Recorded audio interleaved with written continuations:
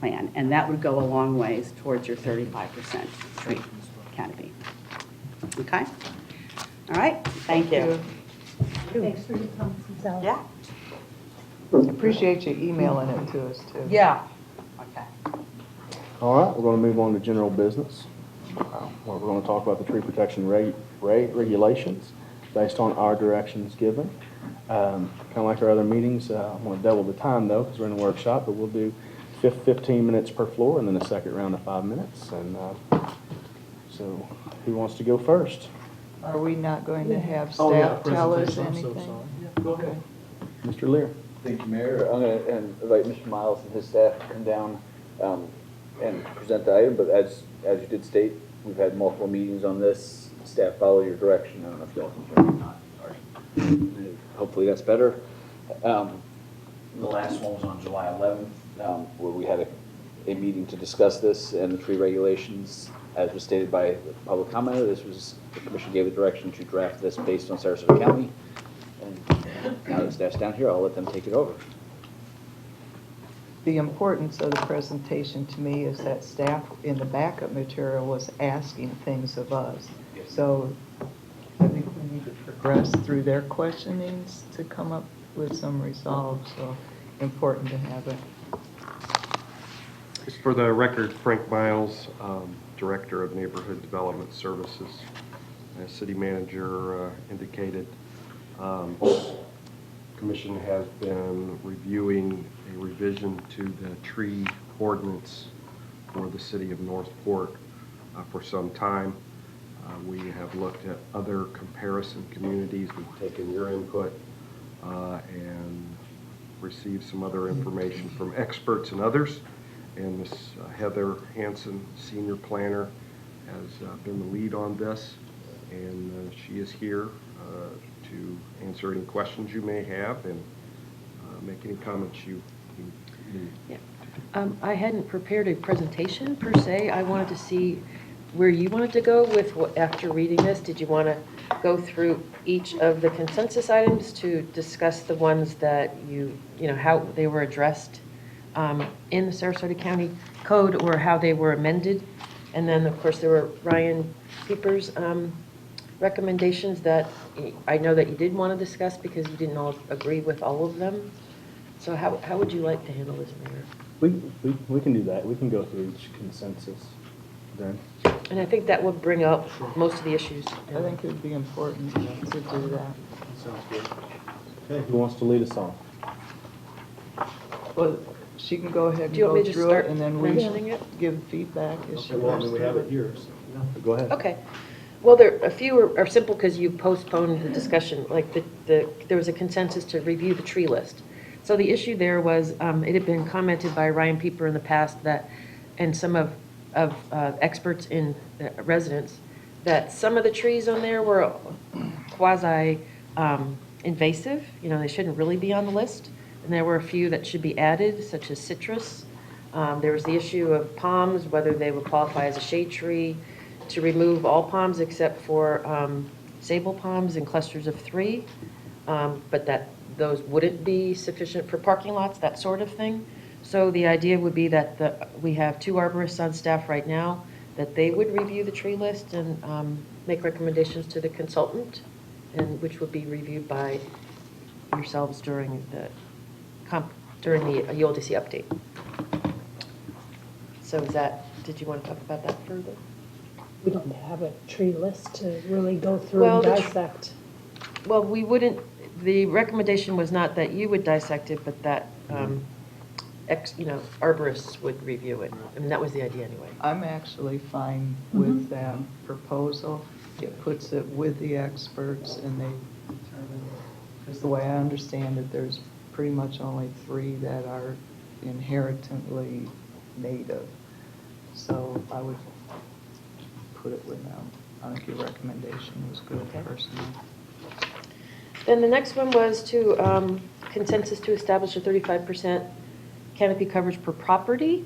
So the Sarasota County one does do that. There's one mention in a general statement that they would end up being 35% coverage citywide, but also elsewhere when it's about a particular lot and being developed and trees on a particular lot, it keeps referencing that it's 35% canopy coverage. It does not, there was the issue of whether it's at maturity versus sometimes sooner than that. I mean, that's up for discussion, I suppose, but so far it's been assumed that at maturity, because To me, that's the only way you can articulate that is with maturity.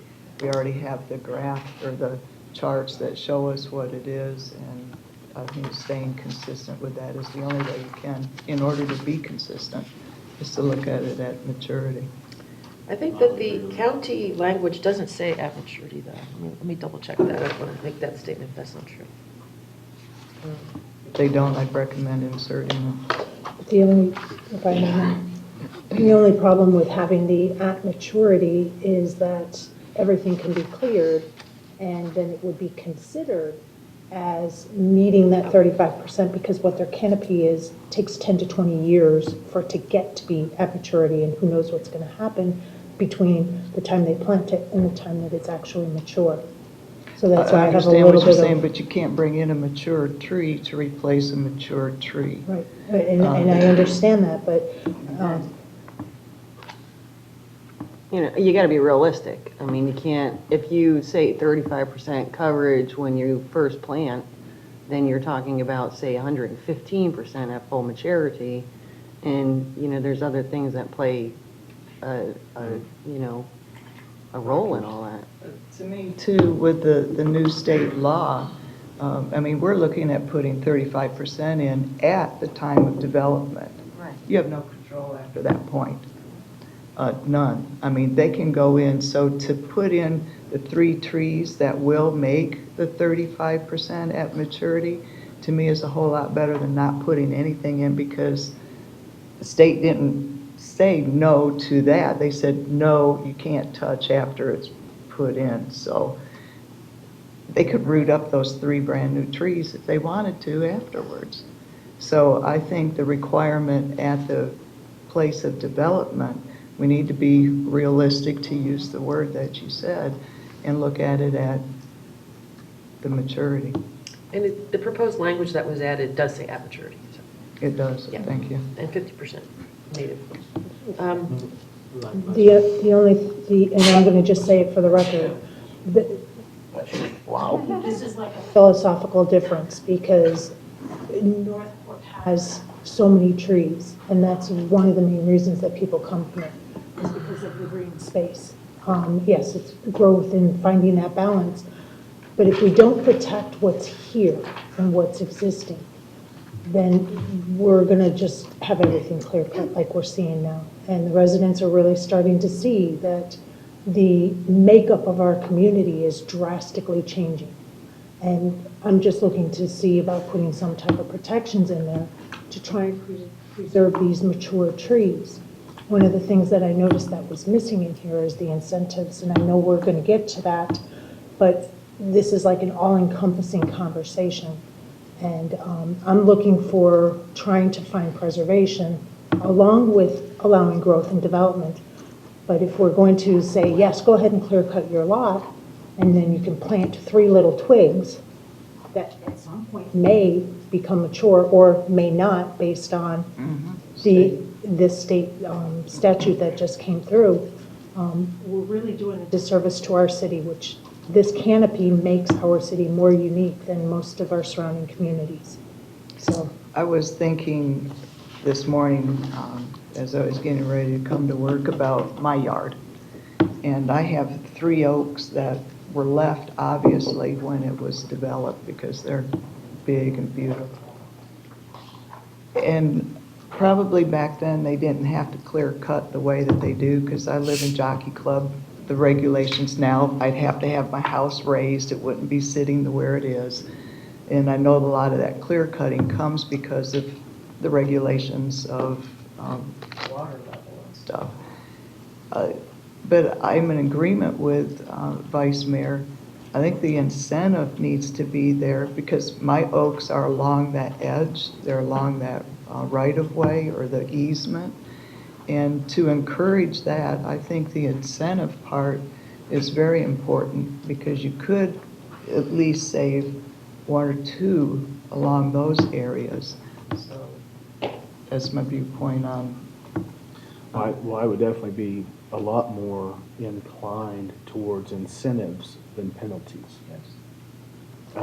Because, again, as I've stated 100 times, you know, my yard is my yard. And, you know, if I'm incentivized to do certain things, I might be more inclined to do it. I'm more on the opt-in side than the force-in side when it comes to my personal property. You know, there are folks out there that, I mean, who is to regulate what my phobias are or anything like that? You know, I don't have any towards it, but there are folks that do, you know, and who is to regulate that? So I am inclined toward having hefty incentives for those who want to do such, but I'm not inclined to continue with penalties, heavy penalties for those that sometimes are forced to do specific things, because like you said, you know, whether it's the EPA or, you know, the floodplain or what have you. I wouldn't call them penalties, it's the mitigation. You know, if you don't want to have a tree on your property, that's your prerogative, but there's a price tag There's a associated. It's a price tag. It's a price tag of, Penalty. well. That's exactly what that is, that's a Different penalty. words. tax fee. So, but Had to use that word, didn't you? Maybe what it is too, is it's an incentive. to not have to pay the money. So I just wanted to throw that out there as far as this at maturity thing.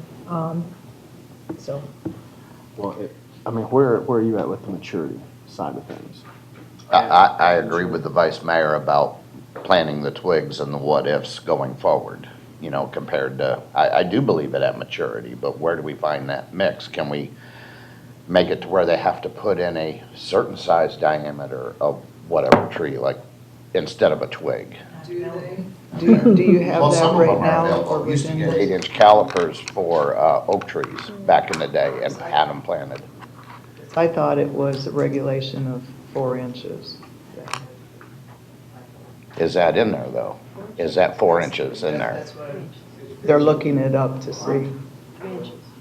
How much? 3 inches. Well, one of the issues is with available stock, so Right. I know this came up in discussion before, but I keep hearing that, you know, especially when there's a lot of development going on in West Villages and elsewhere, just there's not enough stock. The draft language in front of you says at least 2 inches. It's on line 691. I wouldn't agree with the 2 inches. If you can't find it, what do you do? If you can't find it bigger than 2, because of, like they said, there's just not enough stock, is there? But is that on every tree out there in the market or just one variety? They can subsidize other trees to come up with. On my property, I want a specific oak tree, and I don't want a different tree. What if I don't want a pine? Because I don't like the way the needles fall on my yard. You're going to force me to do that because I can't find the same? Not force you, it would be eligible to do, but if you want that specific thing, just like if you want it off of eBay, you gotta wait till that sale goes through and then you get it. So you can still get it down the road. There's a provision in the draft language for when nursery stock is limited. Now, this is after a man-made or natural disaster, but you could certainly modify it to say something different, that the applicant may bond for the trees to be planted at a later date. So if the stock wasn't available, you know, you can require that that be set aside for when it does become available. Because I just don't think you can force people to do something when it's not there to do. And you can't really, sorry, but I just don't think the intention of the Constitution of the United States of my property gives anyone the right to say you have to use this tree because you can't find the right diameter of this other tree. Right, I think we got off of that subject. We're looking at the specific tree. You want the oak tree, let's talk about getting that oak tree in place on limited supplies or low stock. That's what we're talking about here. Saying that you have the opportunity to bond into a later date. 299 to 300. To me, that's the answer. Right. And- I got no and- issues with that point of it whatsoever. If you want a particular tree, I'm in agreement, you shouldn't have to plant an alternative tree. But you could have Because that option. by the bonding in, when it's available, it comes in. You know, I know there's gonna have to be a check, you know, later, so there is more staff time going into that development. But if you needed 3 trees, let's say, and one of them couldn't be purchased because of the diameter, you shouldn't have to put in a 4th one to substitute until that one comes available, because then you got 4. When they're all planted, you end Oh, up no, with no, I'm 4. not saying that. So I wouldn't say you have to have a different variety. But I think what the option is that she's offering takes care of that. And as far as the 2-inch, if we want to change that to a 3, we can. And offer the bonding or whatever. Exactly. Vice Mayor. Yeah, and I can appreciate that there may not be enough stock, especially with all the building that's going on. They can't grow the trees fast enough, hence why you need to keep the trees that are there. But the problem that I'm having with reading the language on 299, it says the applicant, and we can add instead of the man-made or natural disaster to just be not available, that the applicant may bond for trees and plant at a later date. So my definition of a later date might be different than staff's, might be different than the builders, might be different than the homeowners. Or different Later than the date, trees. the different date may never even come. So how long of a time frame? Who's going to take and manage those bonds? I mean, this is sounding like an unintended consequence of language that we really need to look at more closely. But how do you determine time on a tree? You know what I mean? So what is that All date? right, then why not allow the smaller? I mean, if you That's my can't, point. if you can't get a 3-inch oak and One- there is a 1 or one a have the 2-inch, then you, Then you have the opportunity. Yeah. Yes, sir. How about if we just put in upon availability? If there's a big rush of oak trees out there and the city knows about it, it's like they're available, get on it. Developers may never want to, developers may never want to But plant if they're it. available, they have to do it. Mr. Carson. If that's what they opted to do, they're gonna follow through. I'm sorry. I just wanted to finish Here's the my statement. unintended consequence, though, that I see the legal problem is that if you're going to say, okay, yeah, you're required to plan it, they get their CO, and then the new law kicks in, there might be some litigious issues with that that are unintended. You know what I'm saying? Is that, okay, we got your promise, we don't have anything that really holds you accountable, but after the fact, when the CO takes place, how do we hold them accountable for something no longer we have regulation over because now it's a state issue? That could be a problem. to me, it's too much time after the fact. I would rather, instead of bonding them for a tree to come in at a certain size, I would rather substitute what size they have at that point in time, get the CO, be done with it. If they don't have the 3, then they can drop to the 2. Exactly. You could also do where they substitute 2 that equal that total PDH. So if your minimum requirement is 3 or 4, and that's not available, they could plant a 2 and a 1. They don't have an increased survivability, because a 2 or a 1, one of them may survive, the other one may die. That way then they're both in the ground.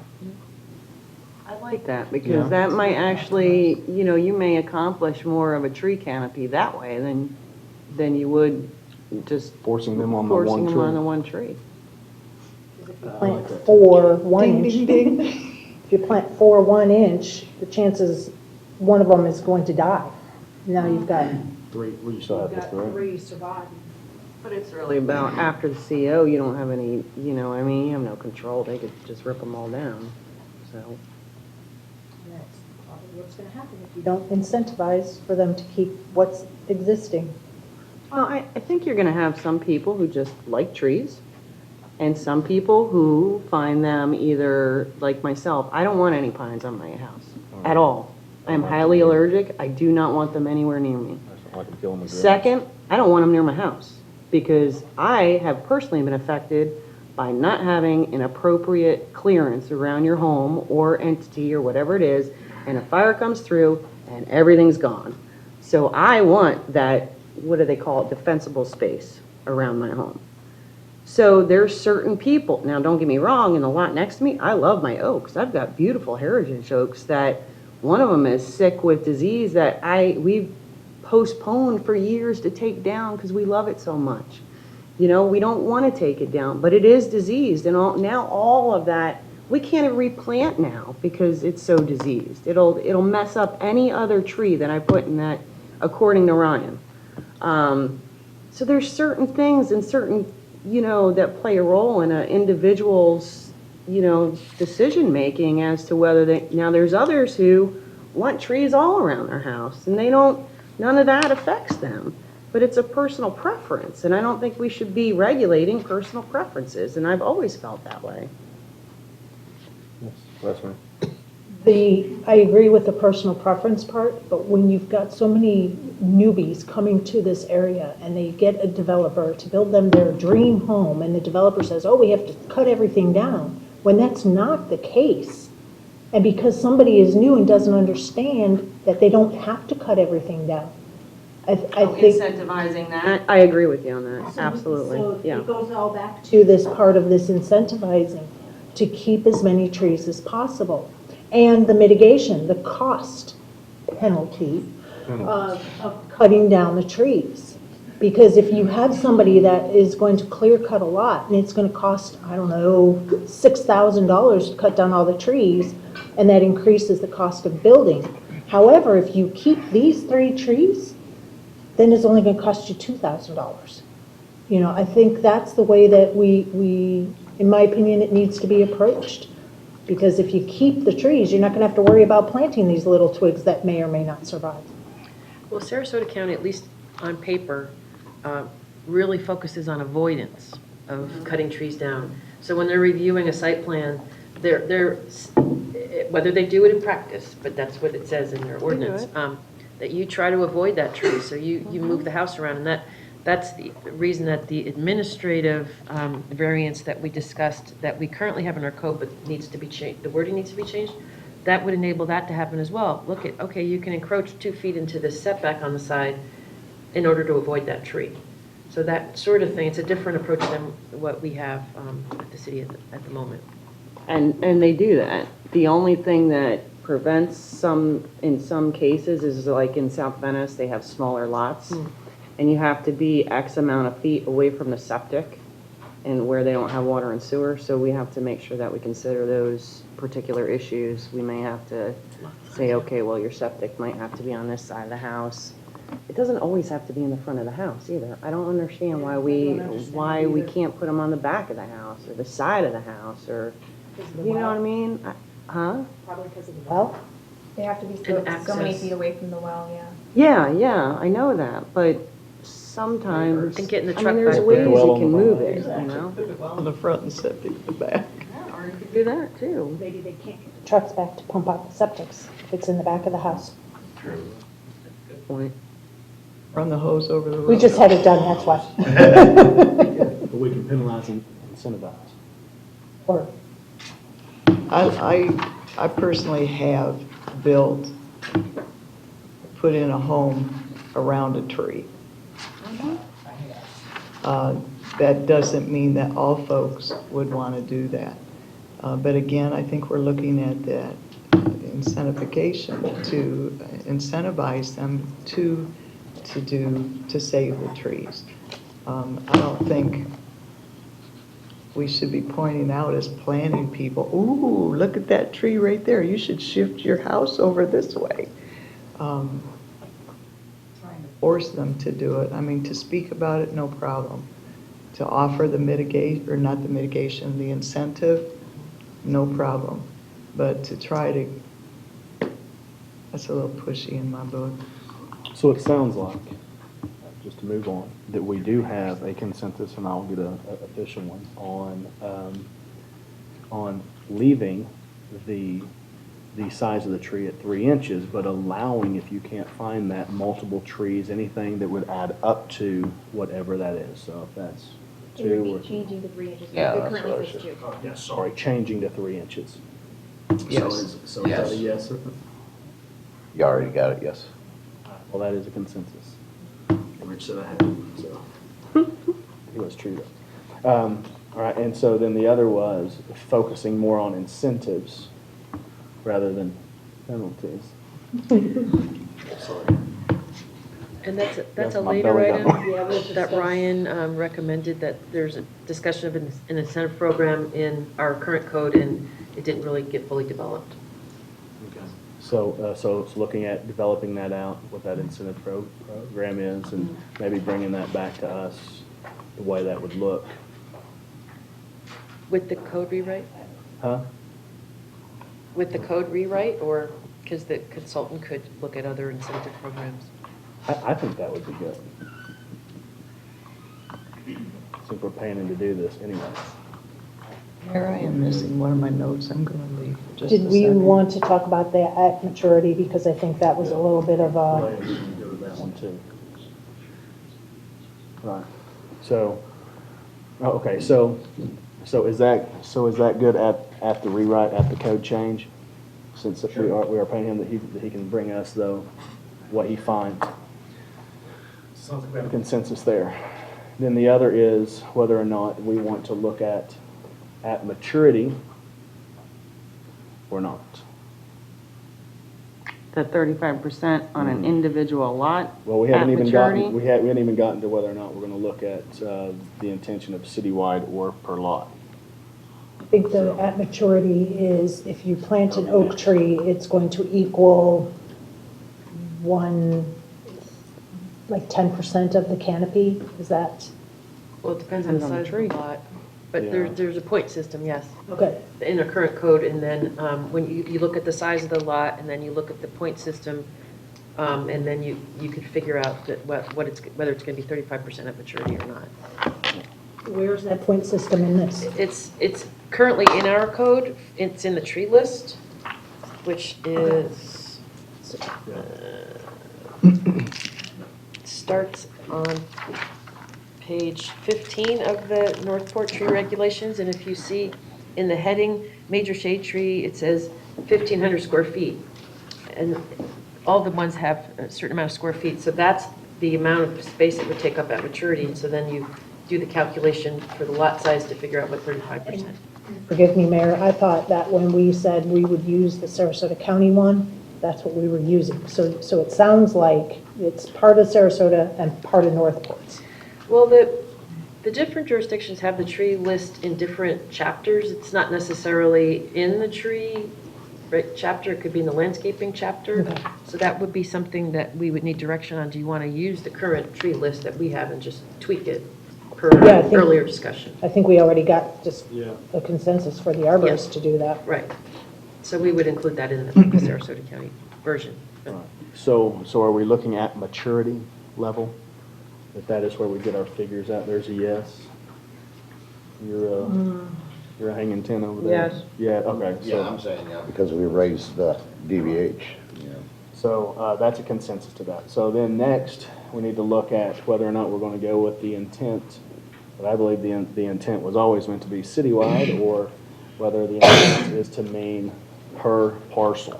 I thought we did that with per parcel. Yeah, in the last Yeah. meeting. Why is it in here? Because that's the consensus that we gave. Oh, I got you. All right, so I guess we're good? So it's per parcel? It's per parcel.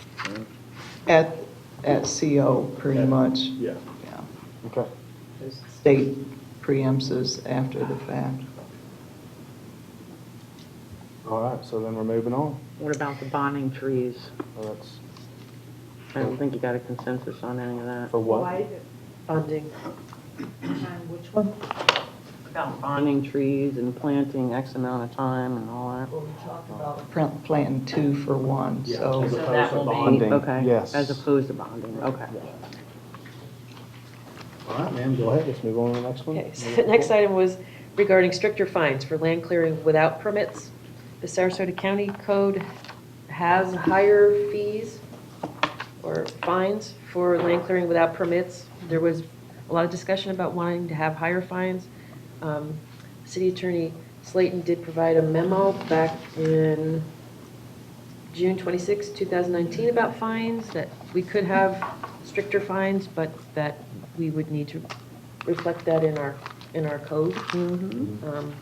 And so I don't know if you got a sense of what Sarasota County is charging, if that was enough more, so to speak, or if you wanted to raise that, but Commissioner Dell. Yeah, I'm all for, if you're gonna clear cut a lot and be one of those weekend warriors, you're gonna pay dearly for that decision. We are trying to keep things under control, and if you're going to do these backhanded things, word will get around those first couple of times that people do these backhanded things, not to do it. And this is the way that we can do the permitting process the correct way. If they're gonna do the clearing without a permit, they should be penalized, absolutely, to the fullest extent possible. I am a full agreement that if you're breaking the law, you're breaking the law. You need to make the crime unworthy of what you're doing. So I don't see that as a penalty. I see that as breaking the law. And that's a little bit different. If we have code that says something, and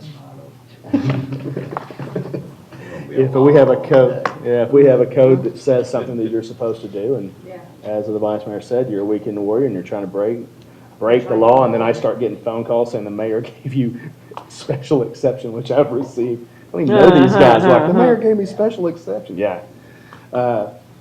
Demand. I don't get special exception. But going into that further, I did like what the county uses. It was a more strict. It needs to be greater than just the cost of doing business. So Exactly. they, I agree with that. I agree with the fines that the county had. If you could, I'm trying to find it in the actual code as to what that is, because I'm not seeing it. In the Sarasota County. Mhm. It's on starts on line 799. Mhm. The fees, so first they have the option of replanting a tree of twice the size and type on the property. So they basically would have to plant twice as many. Or in lieu of replanting, they can mitigate the violation by paying $200 per diameter inch, except heritage trees are $500 per DBH. See, I'm inclined to say, yeah, that is part of the penalty, but just to clear cut is a huge penalty, like $1,000 or $5,000 just to clear cut without a permit at all. Because if you're going to do this, this is the penalty. And then there are other repercussions because of you doing that. Because these trees that they may have to replant 2 for 1, they may not survive. And once CO comes, they can rip them out. You know, we have to look at trying to stop this clear cutting and weekend warrior stuff without the permits. I understand what you're saying, but that's kind of the reason why there's this being done. To me, if you're being the police saying, oh, you went out and you were a weekend warrior, so we're going to do this to you. And then you're going to have to pay all these others. But if you catch them doing it, they have those stiffer penalties. That's why those stiffer penalties are there, is because they violated the regulation. To punish them twice for the same thing, I don't think that's right. But there's no monetary penalty, it's just replanting the twice as No. many trees. No, and how are they going to plant twice as many trees when they're going to build there? That's my point. So they can't, they're going to end up paying. That's my point. If There's you no want to penalty strike, monetary. if you want to strike the part that says plant double trees, strike it. Hit them in the pocketbook. But they're paying this far higher amount because they are disobeying the regulation. And just, Commissioner Luke, I'm not seeing the monetary part She in just the read it to you. $7.99. She just read it to you. Yeah, it starts in 799. It starts- So yeah. you have 816 is 500 on 816. That's a lot of money. I'm not seeing Or $500 in the 816. code. It's on 816. $7.99. Yeah, it starts on 799, but it's on 816, or wherever 816 is. 813 and 810 are the two. Yeah. One for non-heritage trees and one for heritage trees. Oh, that's printing violations, yeah. Yeah, it's That's a lot of money when you go DBH. good. Yeah. Because the trees are gone, how are you going to really determine what DBH was? And that's why I'm saying that is the penalty, is hitting them there. To hit them there because they disobeyed and then hit them again, to me, that's unjust. It'll stop it real quick. That's the whole purpose of it, is to try and stop them real quick from doing it. You I can't. don't know if it's gonna double stop them, jeopardy it's those just gonna increase the cost of your homes in the area, that's what it's gonna do. It's gonna stop growth, it's gonna stop building, it's gonna stop. Well, what any it'll, kind of- well, I will That's tell what's you. gonna happen well, if you keep nailing them on each side of the coin. Well, I will, yeah. That's what Commissioner Luke's saying. You Right. can't nail But them what'll here hap- and here. Right, but what'll happen is, if my builder doesn't get his permit and this fine hits, that builder's paying it, I'm not paying that. That's not coming out of my Well, pocket. ultimately, you pay it. Well, no, ultimately, I'm gonna sue that sucker and he'll pay Yeah, it, or else well, he that won't would do be it. nice, yeah, You know, because that's the way the law works. right. But, Which I uh, agree with, don't yeah. get me wrong, I agree on that side, but you just, but in the same token, you can't just But you can't. do it on all double. sides, or Right. else. Commissioner Emmerich. The one thing that I was thinking of, and we're talking about unpermitted clear cutting, stuff that happens over the weekend. So we're not gonna know what DBH is out there to begin with to get the fines. I agree wholeheartedly with Vice Mayor, because we don't have that input. They can come in, clear it tomorrow, and then pull their permits 6 months from now, but the land's already cleared. We didn't expect that because it's not permitted. So I also agree where there should be a separate fine, because you're not permitted, you're out there clearing property. I do believe there should be a separate fine, but I also agree with Commissioner Luke to where you can't get them twice. So you would cut out the doubling of the trees, leave it as a single regulation like it normally is, but then impose a fine of, let's say, $1,000, $5,000, whatever the number comes up to, for doing it without being permitted, going in on the weekend under the cuff, being sly, and you know they're doing it intentionally, rather than going through the permit process. It will nip it in the bud. I believe so. I believe they've got something in there that if you cannot determine what the DBH is of these, they go in and not only just cut the trees, but they tear them out, they they plow the dirt so you can't see any evidence. I think there is an overall charge to them, which our is current- what you're talking Our about. current code has an overall charge. The Sarasota County Code, I was just pointing out to Heather, has language that if they clear the land of stumps, the city's calculation of the number of trees removed and estimation of DVH through aerial photography and other evidence is entitled to a rebuttable presumption of correctness due to spoliation of the evidence of removal. So we would, So what is The that? hell does that mean? What is that fine? you'd still calculate the fines the same way, Oh, based off but of based off the of. DBH. But are these aerial photography being done every single year for updates? We have aerials every single year, yes. Okay, Sarasota I mean, at County least you can keep the progression of the trees, because it was 5 years old, the tree's bigger. Yeah. You know. Vice Mayor? How do you tell on an 80 by 120 lot that there were 20 oak trees and 5 pine trees and, I don't know, 2 elms, and what the DBH is? All you see from aerial is just the canopy. You don't see what individuals there were. Well, you can infer it by the canopy. There's a relationship between the canopy and the size of the trunk. It's just not perfect science, because they could have pruned it. It could be not, there's lots of other factors, but. But it's a good, Most people aren't out in the middle of the jungle pruning trees, Right, true. you know? Right. So, it's a pretty good guesstimate, is what you're saying. Well, that's what we have. and It's just not a perfect science, so it's a guesstimate. a reminder of this memo back from June that City Attorney Slate put together. And the summary on the front page says, with a majority vote +1, the City Commission may authorize the Code Enforcement Hearings Officer to assess the following fines for violating the city's tree protection regulations. This is currently a maximum of $1,000 per day for the first violation, $5,000 per day for repeat violation, and then this would be a clear-cut situation. Upon finding a violation to be irreparable or irreversible in nature, a maximum fine not to exceed $15,000 per violation. And if I may add to that, then I think the that works ordinance. for me. Sorry, I'm sorry, Mayor. I'm sorry. If I may add to that, then in the ordinance, we would also need to define what constitutes a violation. Is it anything over 10,000 acres, or is each 10,000 acres its own violation? 10,000 For square feet. example, I'm sorry, square feet. It's a lot of acres. I know, I was That would take a lot longer than the weekend. Well, that is a weekend warrior. Yeah, jeez. In addition to establishing up to the 15,000 per violation, you can also, or should also, in the code define what constitutes one violation. Like, is it one tree or is it acreage, like you're saying? Well, for clear cutting, that's. Yeah, oh, for that's clear more cutting, than yeah, one with tree. the tree, In yeah. our current code, it says something like over 10,000 square feet, but it's not really clear. We've been prosecuting them as each individual. 10,000 is a violation, but it could be worded better. So I'd encourage you to consider that as well. But I think that states Yeah. and provides what you were talking about. That's the way I'm in agreement with what you were talking about, using that and then making the legal wording correct and proper. If we, I'm all for taking out this replanting on line 802, because it's nearly impossible to even have that come to fruition. That's pipe dream right there.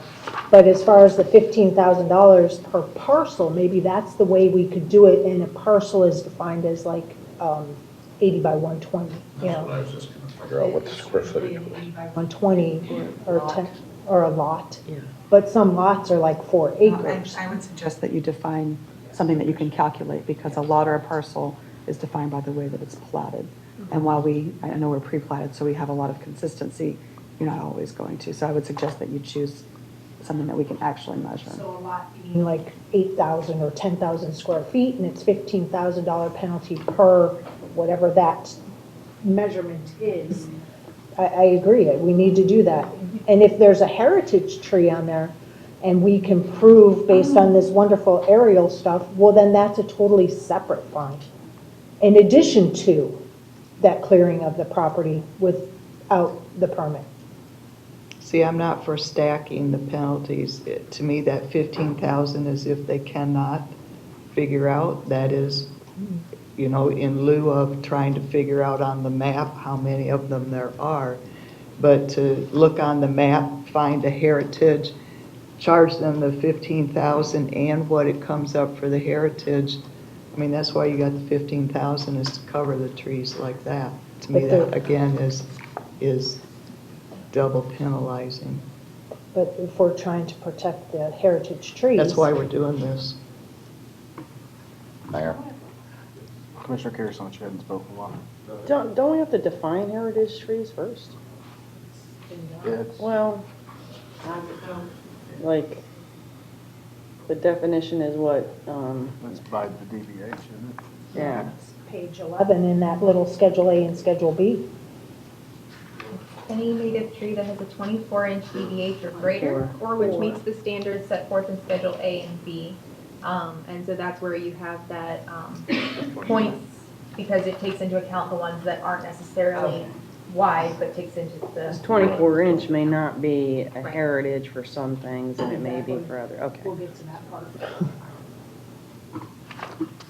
Mayor, the one thing that I just wanted to add, with your normal 80 by 120 comes out to 9,600 square feet. So that falls under that 10,000 cusp. So they would not even be impacted to clear cut a regular lot. So we do need to change the square footage to include those. Those lots are 80 by 125 though. Some are, I some don't aren't. know what the standard is when they laid it out. I don't know if the majority, but most of the calculations I see coming from staff is 80 by 120, which sets it just over that 10,000 mark. But the 80 by 120 sets it under the 125, sets it just over. Right, now I had a corner lot and it was 100 by 120. So I know they differ in size, but we got to make sure that they're all incorporated, because I think we have a lot more 80 by 120s out there than we do, 80 by 125s. If we just had it be like 9,000 square feet instead no of idea. 10,000, that brings in a whole lot more parcels into this mix of protection. That's all. I agree. So that, in my opinion, we need to get a consensus to change that wording on the square footage. There's a lot of places that say 10,000 square feet, and that's not. Commissioner Luke, you have anything on that?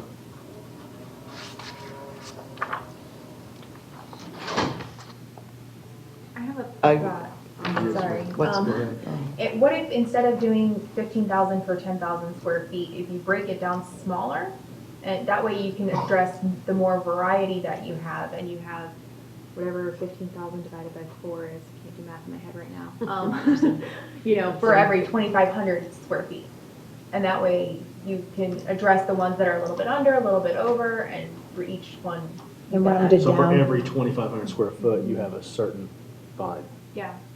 That works Yeah, okay. that's- If you've got the 10,000, then it equals the The 15, yep. 15,000. Yeah, that makes good sense. Round it down. That way then if it's, you know, if somebody's got a parcel that's 10,200, it would be 10,000 you would have each. I think fairly, it probably is the best that way because you've got people who have 1.5 acres or 1.5 lots or whatever. So I think that probably equates it the best. Commissioner Carrison, anything on Yeah, it boils down to 2,500. I like that. Idea. Good job, Nicole. that? Thank So we have a you. consensus for that? $2,500. No, it's $3,750 per 2,500 square Yeah. feet. Square footage. It would be $3,750 per 2,500 square feet. That's dividing those numbers we talked about into 4. Yeah. The math I couldn't do in my head. I can copy it. Vice Mayor, you good with that? Oh, absolutely. So we have a consensus on And that. that's for But that's- cutting without a permit. Thank you, I just want that clarified. That was right. what? Okay. What was that? Yeah.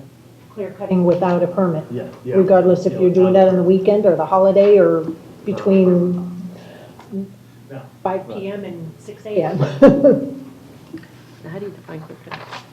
Well, that was what I was about to say. So if I get in there and I want to just clear out some underbrush with my loppers, that should not apply, right? No, right now, hand clearing like that does not require a permit. Right. But we But we that should shouldn't. define clear cutting because That's what I was going to say. there was, I remember thinking about, it's like clearing all trees within a certain area. I thought that there was something. The county one or the city one? I thought it was using machinery or something was in the city one. But what defines clear cutting? Is it, 2 trees, 3 trees, a certain area that's cleared? It's not one tree. Well, 'cause could that's we just one define tree. that by the 2,500 feet?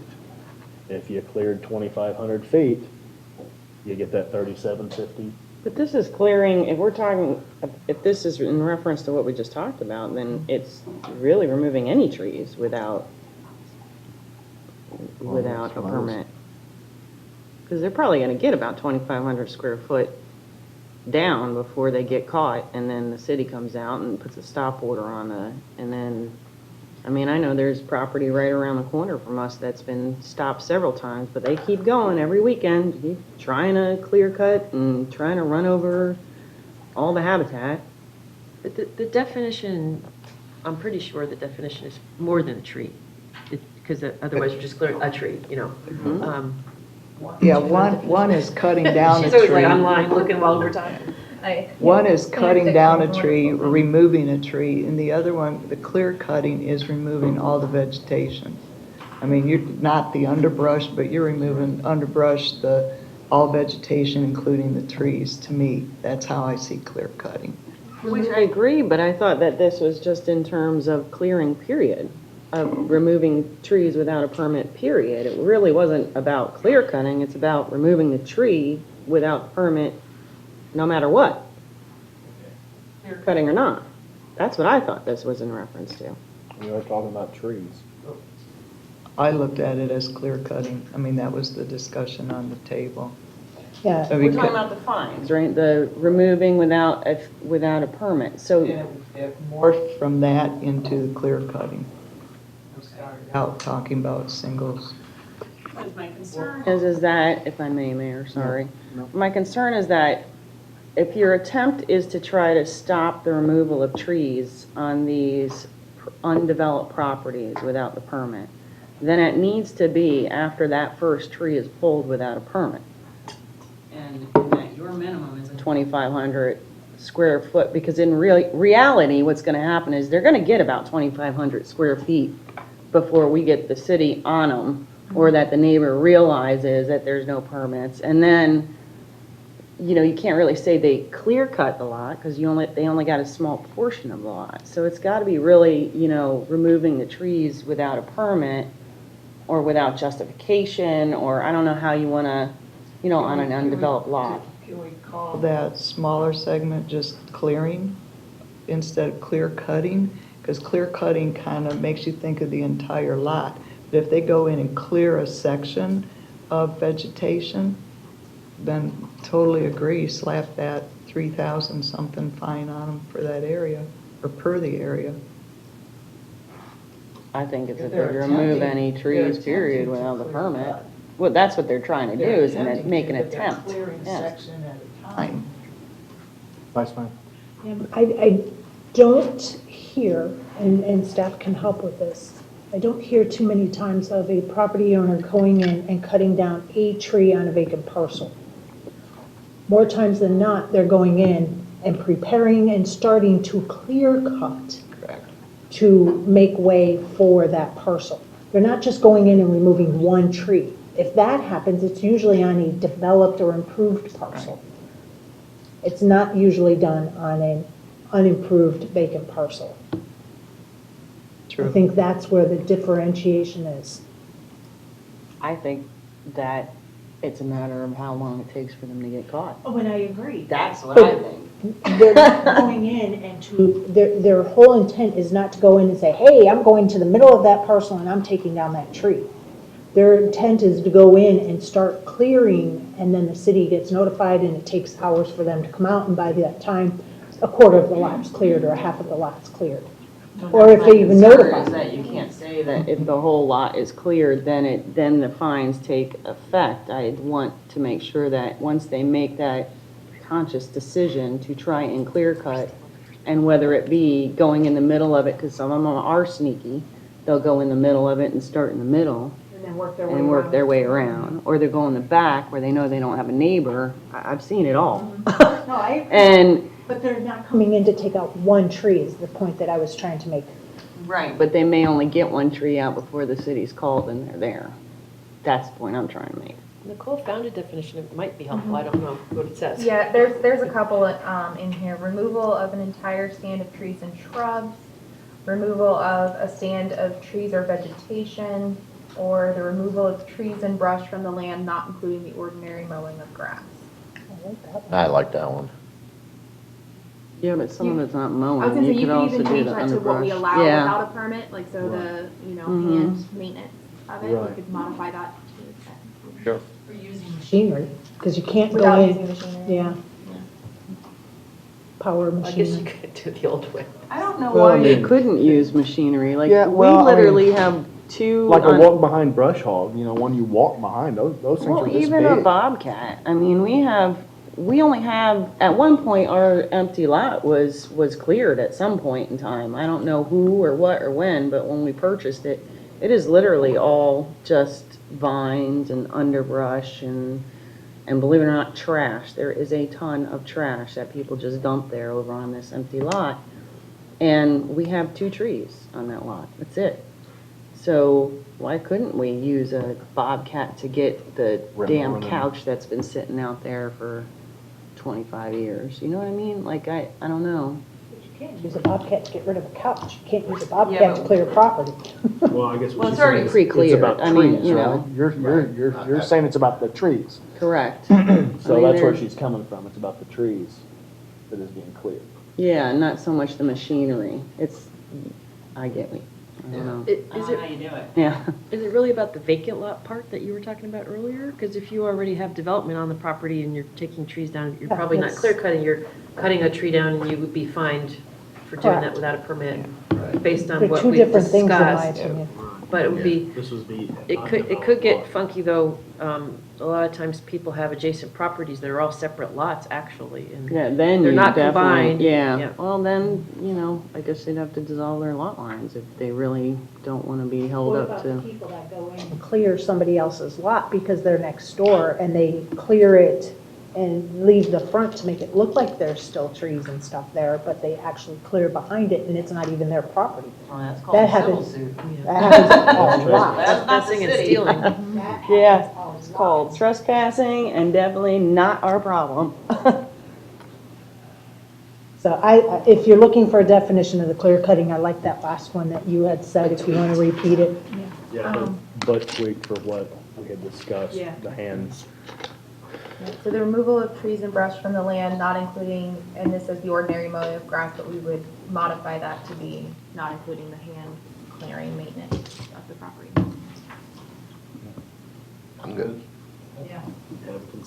And then that goes with the $3,750 per 2,500 square feet? Yes. Okay. Then about the, now we're looking at planting, For planting right away with right away use permit as well as a maintenance permit. Which the consensus was to not go there. Yeah. Thank you. So we did go there and removed language that talked about, since the county does allow that, remove language that addressed that. Was that all removed? Because, well, didn't see anything in here about right away, except towards the end, there was something. If you look at 710. line 470, it's still all very much there. It says trees located within rights of way regardless of tree permit is required. Well, we struggled with, we could get direction from you on what to tell the consultant, but we struggled with some cases where there's like in West Villages, they own the right of way and they're doing work in it. So we wanted to make sure we weren't precluding anything in the right of way. But there, Or maybe we can differentiate between drainage right of way, which would then include the swales. And that would leave the other right of ways to allow the trees. I think the purpose of us not wanting the right of ways to have trees in them was to prevent the drainage flow. So Right. maybe we could use language to mention right of ways with drainage, right of ways without drainage. With drainage is not allowed. Without drainage, then whatever language. I think that's a good way to do it, because there are other sections of the code that require street trees, so we want to make sure we don't create any Correct. inconsistencies there. But yeah, you'd be looking at only putting street trees on streets that have like a curb and gutter system and not with swales. Right. How did we do that then on Southford? That's all swale there. Yeah, I'm not sure on that. No. Oh, well, on Salford, Alice isn't here. That's all swale. So we have to be careful with that too. Well, she wasn't going to put that definition in, she was just giving an example of where there's enough room for the street trees plus Yeah, the. the only reason why I mentioned it is because she had said that without curb and gutter, you can't plant it in right away, and that's when I went to That's Southford. saying, and I kind of corrected Julie, but that's based on recent conversations that I've had with Public Works. Julie? For the record, Juliana Belia, Public Works Director. Nicole and I have been talking briefly with respect to planting trees in areas that have an open swale drainage system. We cannot have any trees in an open swale drainage system. We have, however, come up with a spacing criteria on closed drainage systems, basically Miami curb and gutter systems, because you can't have the trees impeding the drainage area. With respect to street trees, we're going to have to work very closely on that as well, whether they be put in the medians, along the sides, whatever, at the top of the banks, because the difficulty that you encounter when you start putting trees along streets is now you have to be very careful what types of trees you plant, because you don't want the root systems growing up under and then breaking up your pavement, breaking up your sidewalks. The other difficulty is you have to be very careful with your line of sight. We have issues throughout the city. You have garbage trucks hitting them, you have accidents that occur and with vehicles, so we have to be very careful, and we will work very closely with Nicole and her staff on this issue. So it's mainly the types of trees and where you plant them, but definitely no trees and then open swales of the city. Can I ask a question? Okay, so first of all, the whole roots tearing up infrastructure, I just don't get this. Why do they do it every day up north? Like, there's always oaks planted right next to a sidewalk. There's, I mean, Root barriers. Root barrier. They have what's called a root barrier. It's very expensive. Right. We can put those requirements in our codes. That's another way of doing it. I mean, It's very expensive, and generally, you will get a lot of pushback, but it's something, as a city, we could do.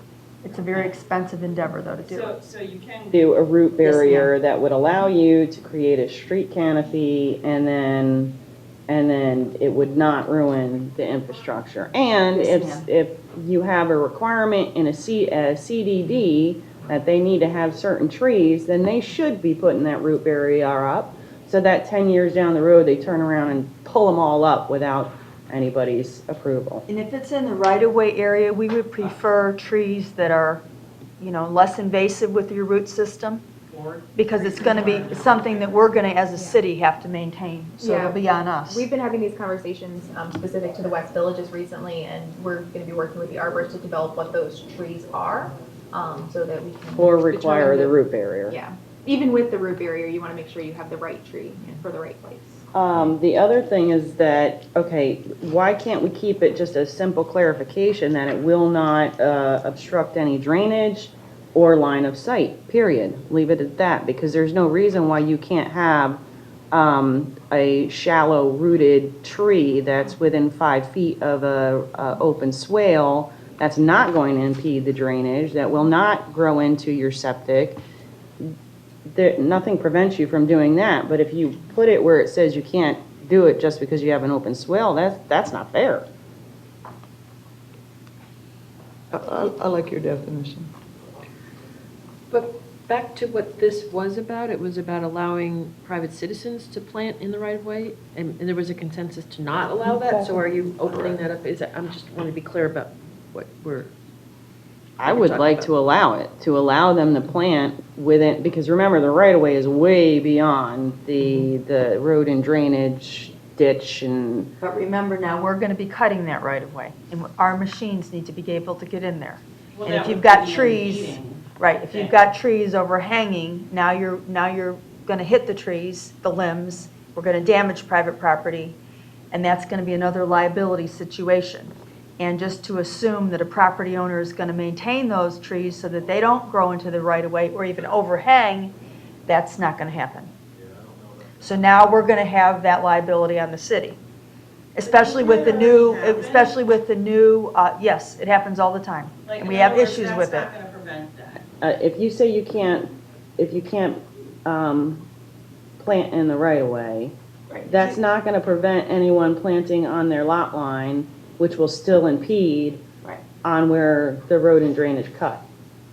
So, I mean, regardless of how you write it, it's not going to change the outcome. As long as it's on private property, then we're going to, right, no, you're right. But what if it's a right-of-way? I guess what I'm trying to make it is that I get that there's certain circumstances where you don't want it planted, where it would impede the drainage and impede the maintaining drainage system, being the mowing and all that. But there are some cases where there's a right-of-way that's 22 feet wide. You're not taking care of all 22 feet. I'm taking care of 15 of it. You're taking care of 5 of it. Why can't I utilize that 10 feet? Because it's actually got a fence in it. You get what I mean? Like, there are certain circumstances that if it's not going to impede the drainage, it's not going to impede the maintenance, it's not going to impede anything that the city does, why can't we allow it? I guess that's what I'm trying to get at. Well, and on some of the larger right-of-ways, generally they're on the larger roads, and you're going to have more of a capacity issue for the water to span. So you might have, now you're still going to be in the area, that right-of-way area of the swale. You know what I mean? So you're going to have the center of the swale, then you're going to have the swale, and then you're going to have the private property line. So on the wider roadways, which are designed, quite honestly, for 4-lane roads, let's use Selford, Cranberry, all that. So you're going to have, then rather the typical local roads, that water is going to be greater in that swale area than on a typical standard lot. So you have to accommodate for that. So if you allow somebody to plant a tree in that right of way, it could be in the way of the water. I just want to tell a personal tale. Until I actually got in this position, I didn't understand the road and drainage, the swales and stuff like that. And you want to talk about a twig, I got one of those from Alice at her tree festival. And I made sure I planted it on my property not on the right-of-way, but close enough so that when it does get to its maturity, it will have the same appearance as a street tree. It definitely will. It will be overhanging the sidewalk and stuff. So I understand where road and drainage comes from in trying to deliver the service that we just voted on, trying to keep that right-of-way clear. And I think there are alternatives that we as citizens can do to kind of accomplish the same thing without. That's the other thing. One day, we will have a plan to where there'll be sidewalks throughout the city. And those sidewalks are going to go in those open right-of-way areas. That will be an amenity we are going to have. Mr. Emmerich? What if we wanted to go down this road, why don't we allow that, but under permitting? This way they'd have to go and ask the city if it's a viable location, and then they pull a permit and everything's okay. But if they're into the road and drainage easement too much, you can always say no. And because of those reasons. Find what that is and what. We should stick with saying no, not in the right of ways. The It's the other issue city, it's the you have- city's right of way. The other issue you have, if I may, is, so you have a homeowner, they go in, they beautifully landscape their property, they're diligent about maintenance and so forth, they sell the home. Next person comes in, doesn't bother with it, growing over, problematic, and then, it's very complicated. I would be with the vice mayor. We took a consensus on this before, and I appreciate the conversation, but it is ultimately the city's right of way. Well, but can the city plant in its own right of way if it chooses, if it doesn't impede drainage or any of that? Street trees. Yeah, I would think so. The street trees yes. is an example. Yeah. Can. Yes, we can. It would be our responsibility And to it's our maintain them responsibility for to make 100 sure it doesn't years. get in the drainage and all that.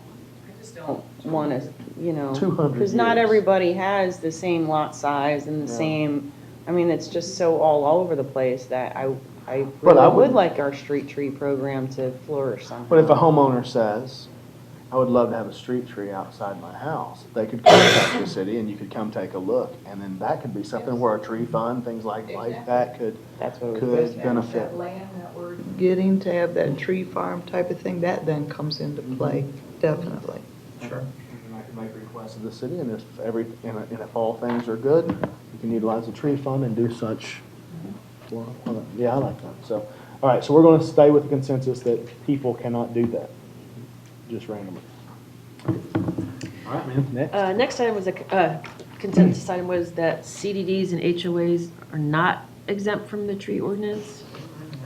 So language was added, but we'll make sure the consultant looks at it thoroughly to see that it's caught in every location that it needs to be caught, but. Because this was a definite change, wasn't it? Because right now, they have a smaller percentage than the 35 because their lot lines are some of them 7.5 feet apart. So Yeah. this is definitely, It was an interpretation of our Yeah, it was code an in the past interpretation. It that wasn't- staff thought that treated them like they were a government entity and were exempt, and so this is clarifying that they're not. oh, okay, all right, thank you. Because they've always had the requirement, but Somehow, some way along the line, and I think that root barrier and making sure that you don't run into the same problem that we had in the past where they're allowed to just kind of ruin what they were required to do in the first place. I think we need to do a better job at making sure they can't get out of it in the end.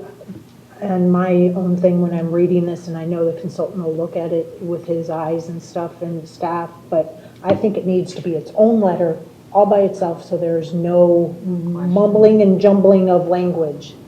If it has its own distinct thing, it stands on its own merit instead of being mumbled and jumbled with other items. That's just my personal preference on that particular language. I think it would logically, or is in the exemption section, like what's exempt, so this would be its own, item under that, yeah. I'm just, because right now it's combined with F and combined with G, and I don't want the language to be Okay. misinterpreted in any way, shape, or form its own We could make a distinct. K that says, none of the exemptions above apply to CDDs, HOAs. Yeah. Or districts. Is that good? Yes, sir. Okay, so Is your consensus? Thank you, Mayor. Okay, the next one I think everyone was excited about and agreed to, and probably we don't need to talk about it too much, but we'll see.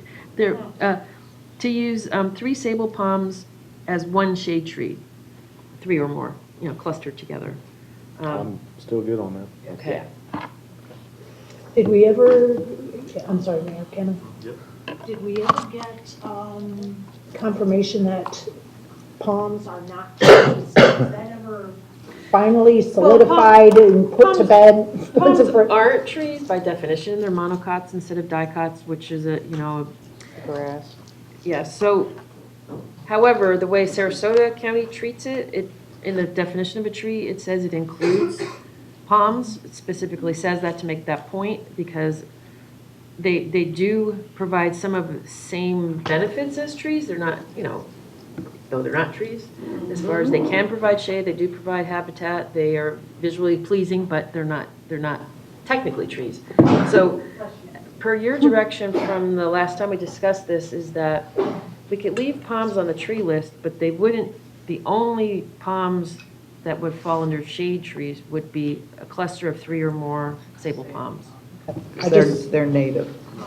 Just wanted to make sure that this was addressed and understood when you're talking with the consultant and stuff, so thank you for that.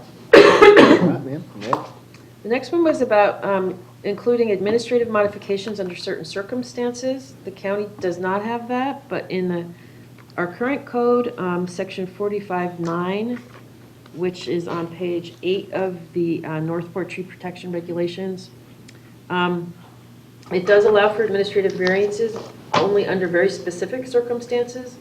And the proposal is to include this, but to tweak it, because of the way it's worded, it's the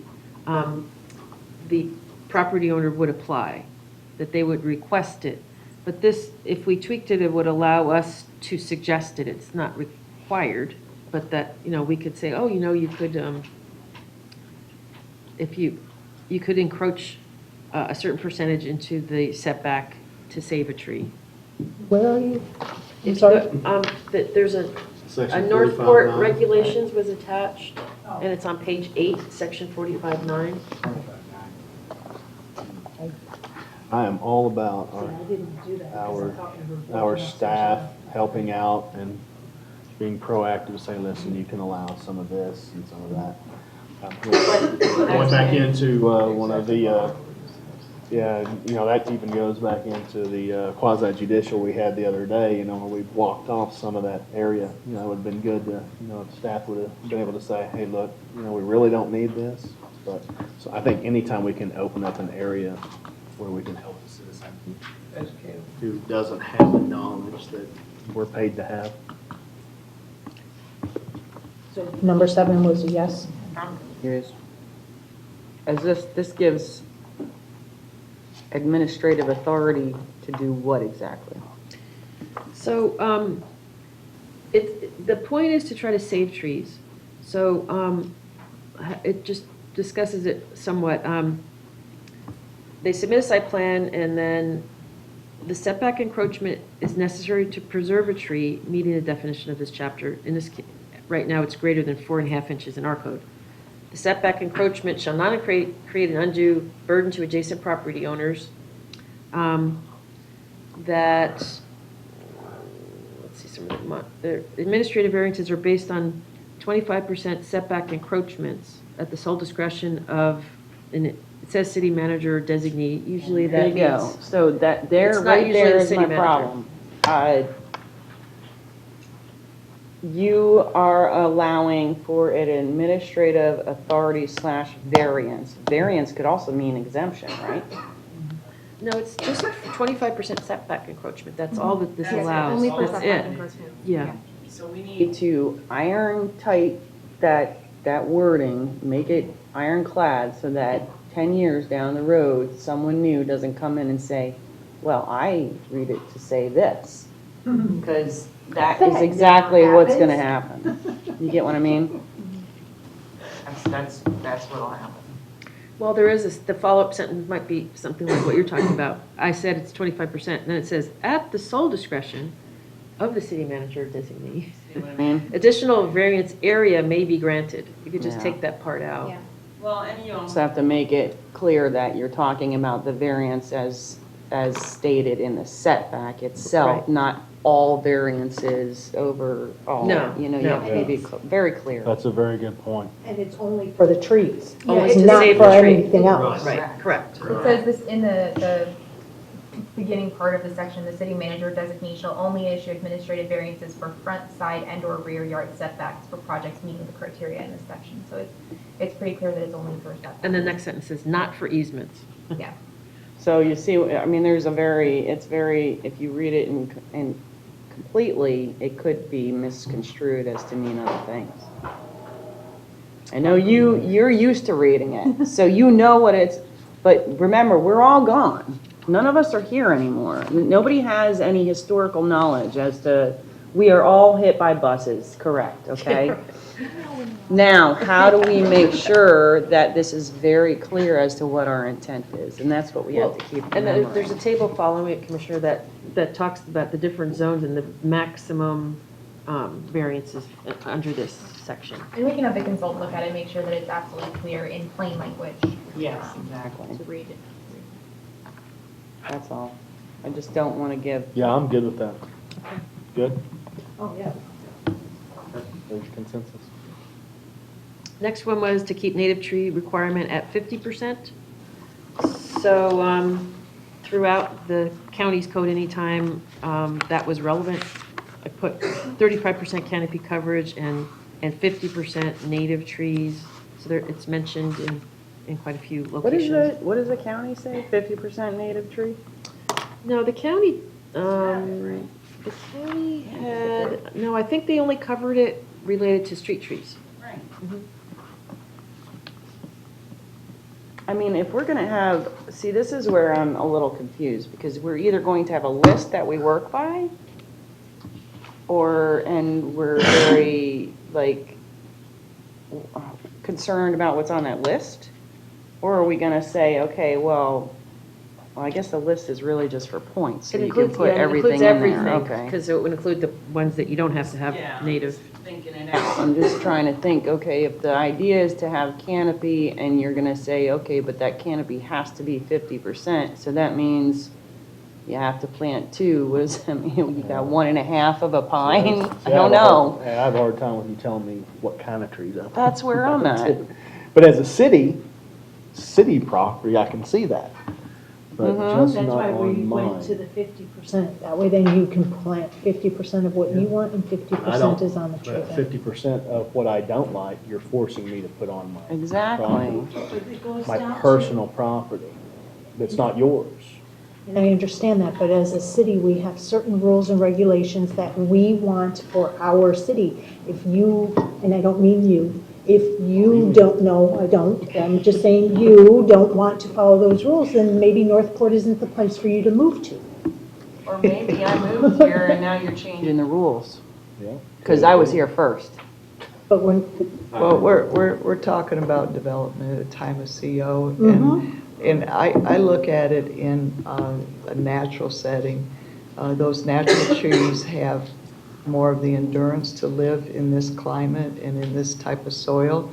So the preservation or the longevity of those, or the odds of them surviving, are probably higher than some of the other that are unique and not designed for this climate and in soil. So I can see why 50% would still keep what is native to this area here, instead of bringing in others that aren't. Well, you know, all right, so if you have a 80 by 120 or 125 foot lawn, you're kind of limited in how much you can put there anyway, especially if you have a pool or if you have this. Now, I recently purchased all the properties around that, and I have created a nice yard back there.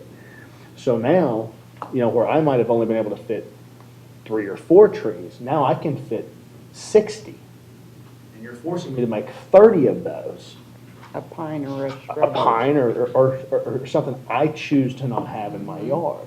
Now granted, I'm not the majority of the population, but I still don't see where 5 people should have a right to specifically tell somebody on property they purchased the mineral rights, they purchased the air rights, and they bought that tree, or they bought the land to say you can and can't, or if you're gonna put up this tree, you have to put up another one just like this. If this is the one you want here, then you gotta put up this one here. You want this sable palm, you gotta put up not sable palm, just throwing out random stuff, but you see what I'm saying? Like, so for every one I want, I have to put up something you want. And to me, that goes against the intent of our right to property, which is from the founding of our country. Pardon my comment on that, Mayor, but your example of your mineral rights, you can't mine in the city, so. No, that's- well, I understand, But but I that's an own it. example of, Yeah. a regulation. No, I just don't think that you should tell me that 50% of those trees that I plant have to be native. If I'm going by the point system, I'm going by the 35% canopy, what type of tree I plant, no. But here's the difference. But You're if telling me you're I highly can't allergic to mine. it. You're not telling me I can only mine, that if I mine one thing, I can't mine the other. If I mine one, I have to mine the other. That I'm is sorry, a I little got so bit excited. different. That is a little bit different, because you're saying, so I guess you could say you can't put trees on your property, which I would disagree with too, but I think that would more go with your argument. Okay. I mean, What's it just started rolling in my head I know, as you I'm said that. The lawyer's coming out in them now, look out. Yeah. The Oh, one- yes, sir. No, the one question that I had on this, everybody's talking about the 50% native. Well, what if we just compromised and said, all right, we got 35% canopy that we want. Let's make 35% of that native. This way it might be 1 out of 3 trees instead of half. I understand, but it is a compromise to where the city has what they want and the property owner has what they I want. personally just think you can't compromise on the founders' rights of our country. And to me, you're really pushing those limits. I understand what you're saying. So, What's really a native tree? What's really a native tree? Why don't we I make it an mean, incentive? that I can probably Change the do. incentive that, if they plant native trees, then there's something. Then you don't pay any property taxes. That's West Villages. But turn it into a positive instead of demanding I it. agree with And that. that education that they are teaching them, they could educate on how the native vegetation and trees helps, and it is more productive within this climate stuff. And then maybe give them some sort of credit or I am something. to go with it. absolutely for any kind of positive reinforcement. Motivation over manipulation. and I wouldn't like even it. say, I wouldn't even limit it to 50%, I would just say native trees in general, because if they choose to, Exactly. Yeah. Yeah. Going, an incentive program of some sort, I like If that. they just choose one tree, that's good. It's better than none. Correct. That's What do I'm you, saying, so. what do you think over there, ladies? Just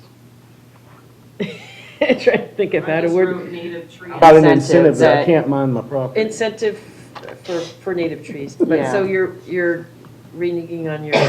Correct, consensus we item. are. Got it. Because all right. that's what we do. Yeah. Yeah, So, no, I didn't yeah, mean it. I I didn't mean thought it in so. a negative way. I was making sure I write this down. Yeah. Yeah, okay, so reversing. Occasionally. Well, I think it's also important, that's why we have these workshops, because we Exactly. talked about having it 50%. Now we're at a workshop and we see it again, Yeah. and it opens up a new kind of conversation. I'm also, I stuck with mine, yeah. Yeah. Okay, so then the next one is, what we talked about earlier, is that if, after a natural disaster was the context that if there's not tree stock available, you can bond for it. But I think we changed that, with the, We changed it for the just general availability from tree stock, Yeah, but do we want to address it for, like, when there's a disaster where really there's nothing available? That's the context of Be the longer language in timeframe. 299 to 300 is when there's some kind of, like a hurricane comes through and takes out pretty much A million everything. trees like it did in. Yeah, with Irma, we had a lot of issues with that. So do we want to address something where if there really just is not tree availability, period? I'm So what good are you with gonna leaving do? it. Yeah. I'm Will good you with bond leaving it? it like it is. But how? How? What do you mean now? How are you gonna bond it if there's no No trees available, and you're going to say, okay, you want your CO, and we're gonna take a bond that you're gonna have to plant trees at a future date. Yeah, that I have a problem with too. How do you do that? Trust me, people want their bonds back. They want their bonds back. They're If it's going only to. A couple $1,000s.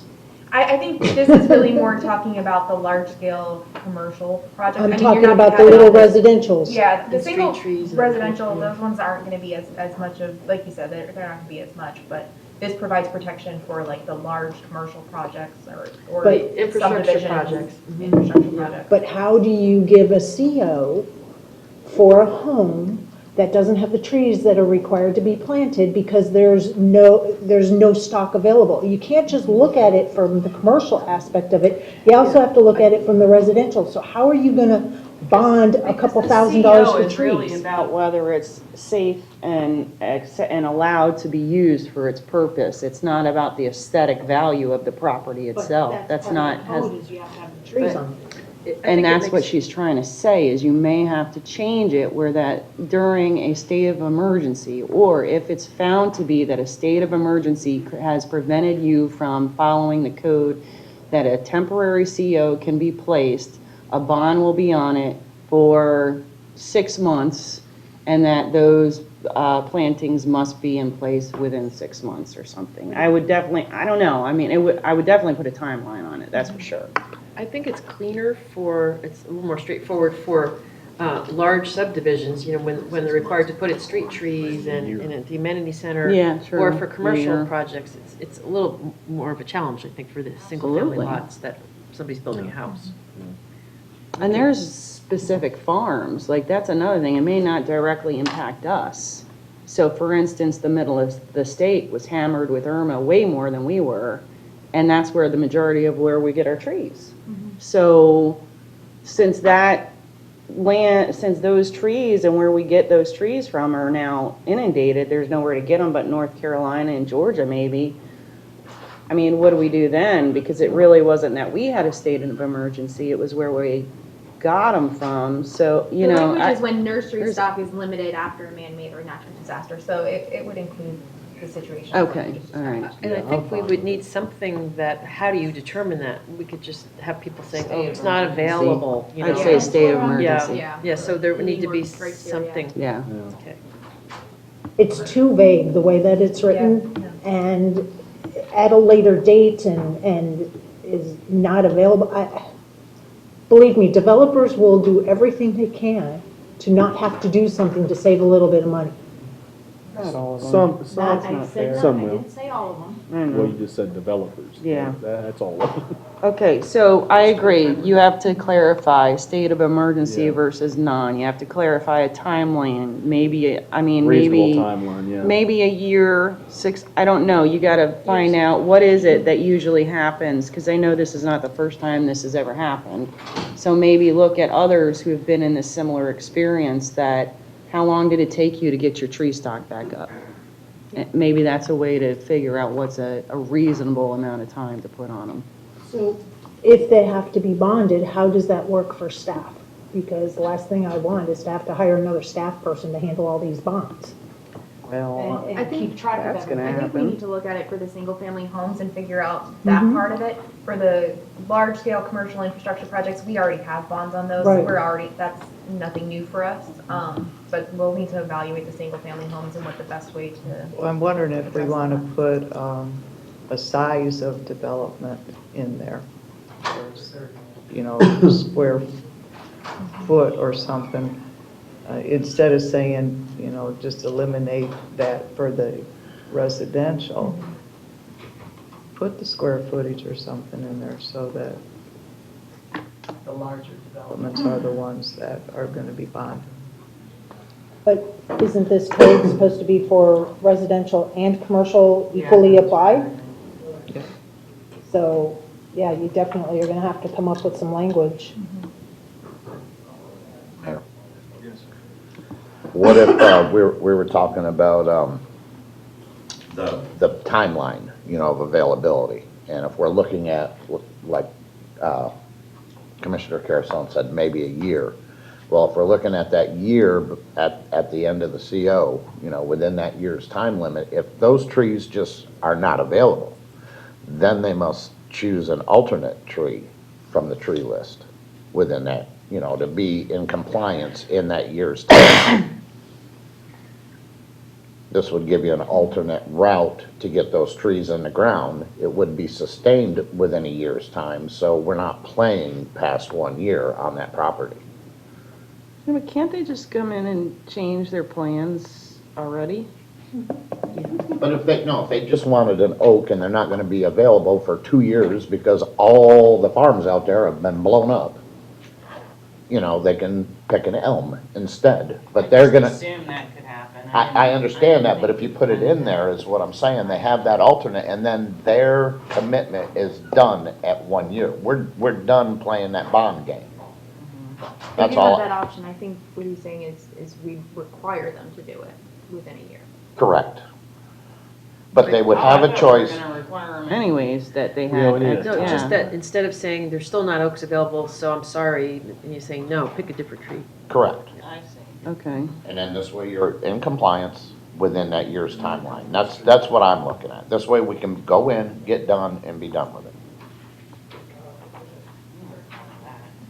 I think we're just gonna have to Or look at then the again, going larger back to the versus get single-family to homes. smaller. Correct. Either way, the variance works, yes. I have the opportunity To get a different tree if I want, or I can just get two smaller trees.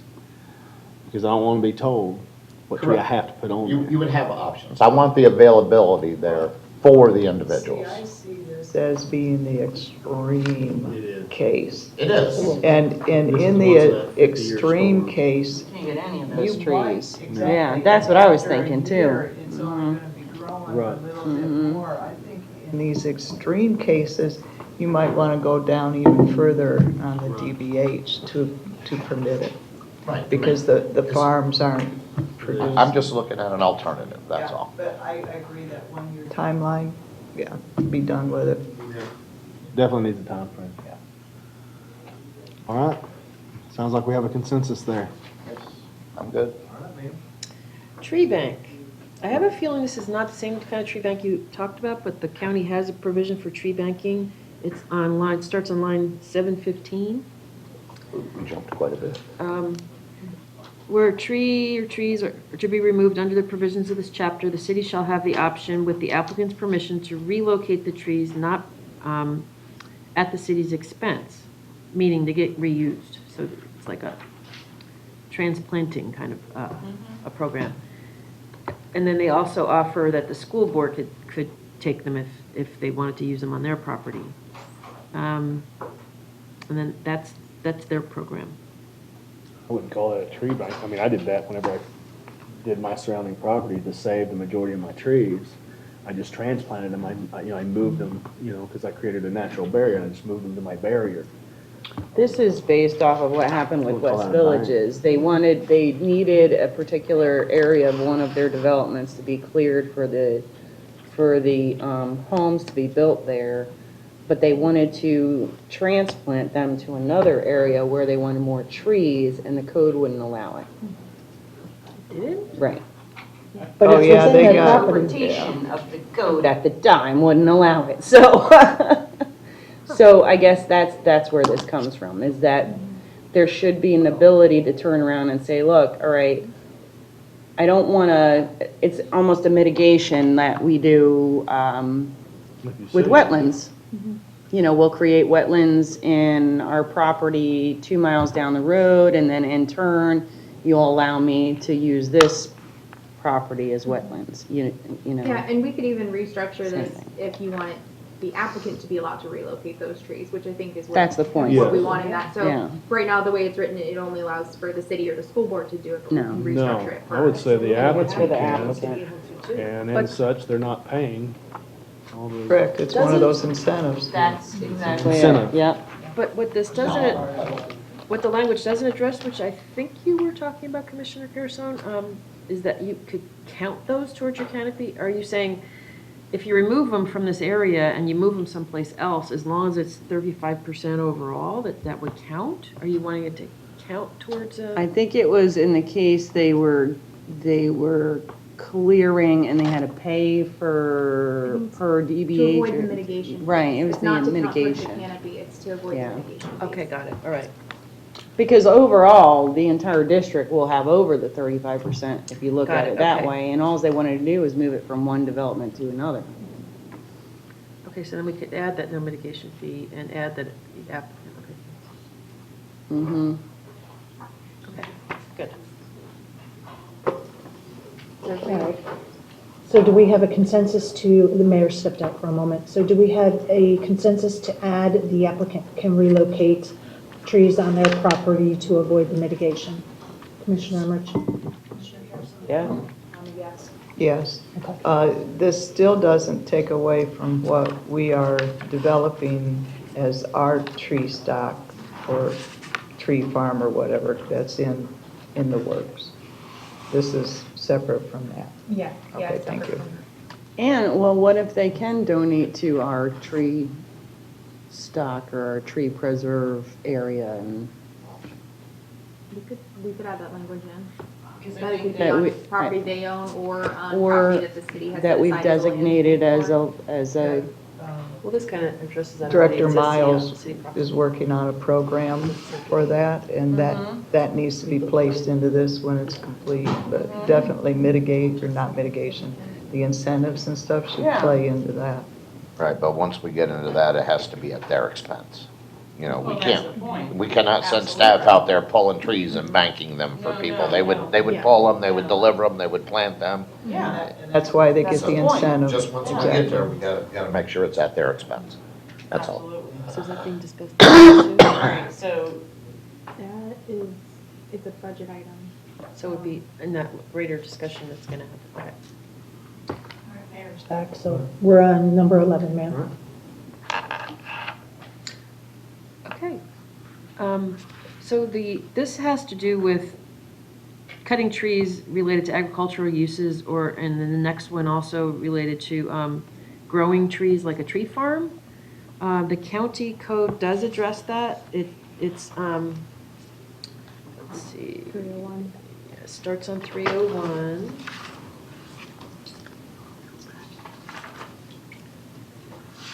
Getting there. It's under exemptions.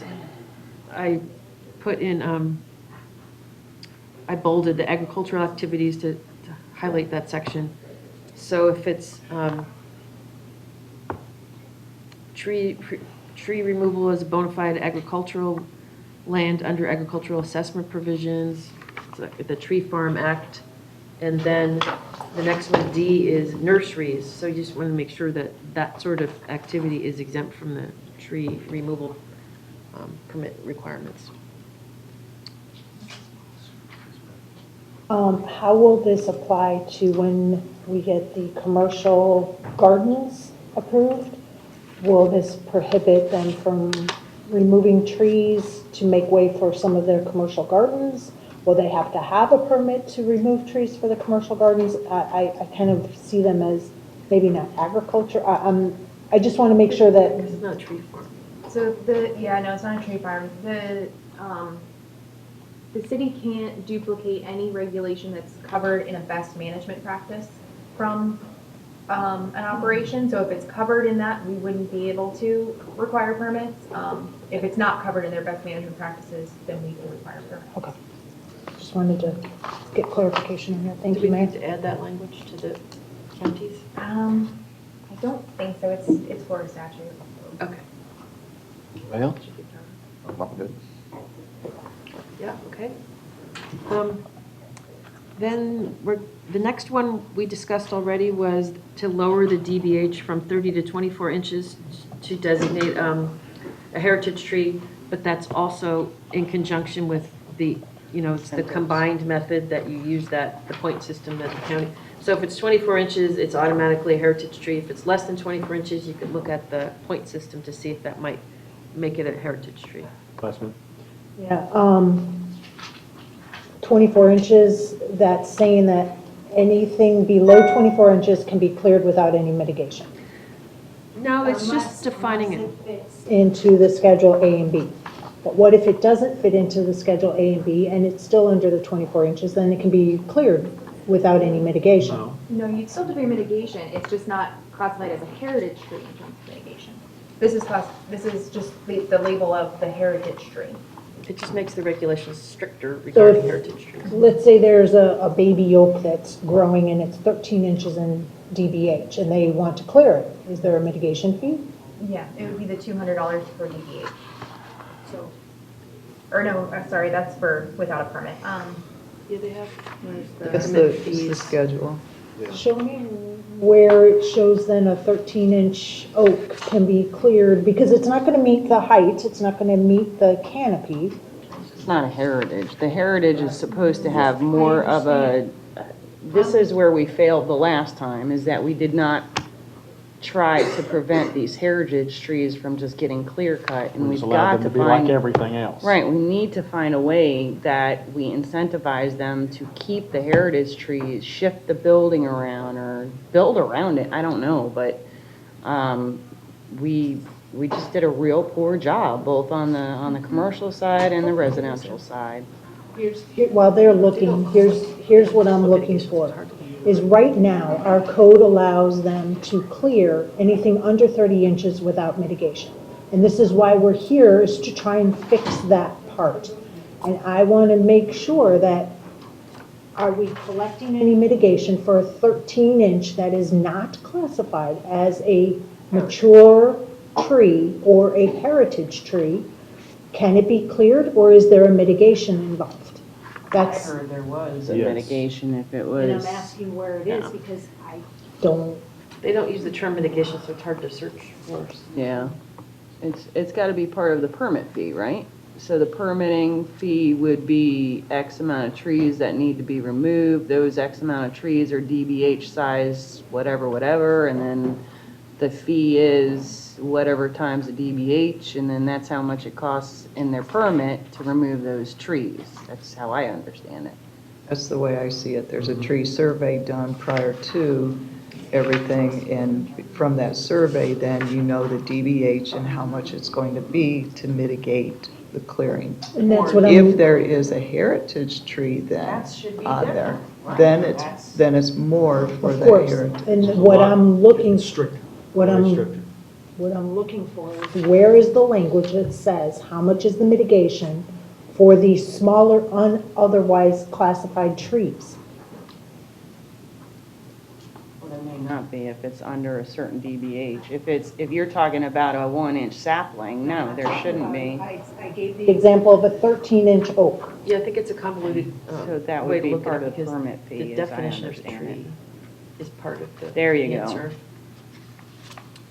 Because a tree is defined. I don't know, I know I need to take a break though. Phone call before noon. It's been 2 hours. The recommendation from Ryan was to define it as 3 inches DBH or greater is a tree. The county currently has it at 4.5 inches. So is this code And- saying anything that's 4 inches or more has to pay a mitigation for being cleared? Well, it's really more of a permit fee. I don't, because they don't use the term mitigation, so that's what we're looking for. It's not, so tree permits. So Ryan's recommendation was 3 inches, And we changed it to, 3. or the 1-inch, 1-inch, 1-inch for plantings. For that, but we're talking about the survey. Yeah. So any tree that's over the 3 inches, where currently we have it 4.5. I think it's because they require replacement, they Just that there require. is no, there are no trees. That's why, yeah. Okay. So the county, That makes sense. there are some exemptions, but the county requires replacement. It's starts on line 632, tree permits with tree removal. In connection with the removal of any tree pursuant to a tree permit, a minimum number of replacement trees shall be required based on the following. That was square footage areas, but then I changed it to be consistent with what you discussed. Trees sufficient to achieve 35% canopy coverage at maturity, 55% of which shall be native species. So they, Because what they're saying is a little bit You more have to. simplified version. That you get exactly the same thing accomplished with the way they handle it than what we're trying to do. right, because they based it on square footage. Yeah. It was a minimum of one tree will be required for each 2,000 square feet of the parcel. If anything, I think you're gonna wind up getting more than 35% coverage with the counties. You are, I figured And it that's out. why I just wanted to utilize the counties, but we're gonna So if, molest it, so. I'm trying to understand how this is gonna work, because it is vastly different than what we've done in the past, okay? So if I get a tree permit, and I can go in to build a house, or build a commercial development, whatever it is, and I have to clear, because I have a permit, what am I paying to clear the property of all the trees, or some of the trees, we'll say some of the trees? What am I going to be paying for the quote-unquote, I don't know what you call it then, mitigation to clear some of these trees? I'm not talking heritage. We put that in as an item to be discussed. It's on section 43, the clear cutting. So for development that requires clearing all trees from any areas greater than 10,000 square feet, an additional fee will be assessed. And we've left that up for discussion as far as what that dollar amount is. And based on our earlier conversations, we may want to lower that to 9,000 square feet. But that would be something that they would pay if they're taking everything out. Can I ask a question about the process, what we do currently? I think we need to understand what the process is so we know where we want to go in the future. So can somebody articulate if somebody, let's use a residential, single-family lot, wants to build. Actually, I need to ask the two processes, because I think the commercial and the residential have different determinations. Personally, what's good for the goose is good for the gander. It should be the same across board. Tree's a tree, whether it's on a residential lot or whether it's on a commercial lot. So what happens? Because I saw a list of what Lowe's had to pay. And there was this survey, and these trees were marked, and there was thousands of dollars that they had to pay after this tree survey. So what do the two do when they want to develop their property? So David J. Rowe, New City Arborist, place Ryan. On a single-family lot, they just apply for a land clear permit, and we request that they save trees. They get mitigated for the heritage trees that are outside of the footprint, but I believe as the language states right now, if it's in the footprint, they can remove all the trees, and it's actually up to them if they want to keep any of the trees. We just require when they go to, well, when we finish that land clear permit, once they're done building the house, the arbor final, that they do have the required trees. Does anybody know how much Yeah, that tree- clear permit is for the residential? Land clear permit, If you don't know, that's fine. Okay, then what does a commercial have to go through? I haven't done too many of those, but But they do have to mitigate the footprint. If it's in the footprint, they still have to mitigate for it, the heritage trees. okay, so they mitigate for heritage trees. Okay, so I'm going to go back to Lowe's and what I saw. I believe I saw different DBH measurements. I don't think every tree that had an X on it was a heritage. So I thought, and maybe I don't get this properly, but I thought from a certain DBH, the 4.5, it was then considered a tree, and there was a mitigation for them. And then the heritage tree charged 100 extra per DBH. That all changed. I'm not aware of that. I think it was 2013, it all changed. Vice Mayor? So if the tree was under 29 3/4 inches, and I'm just using that as the number, anything under that, it got torn out without any mitigation.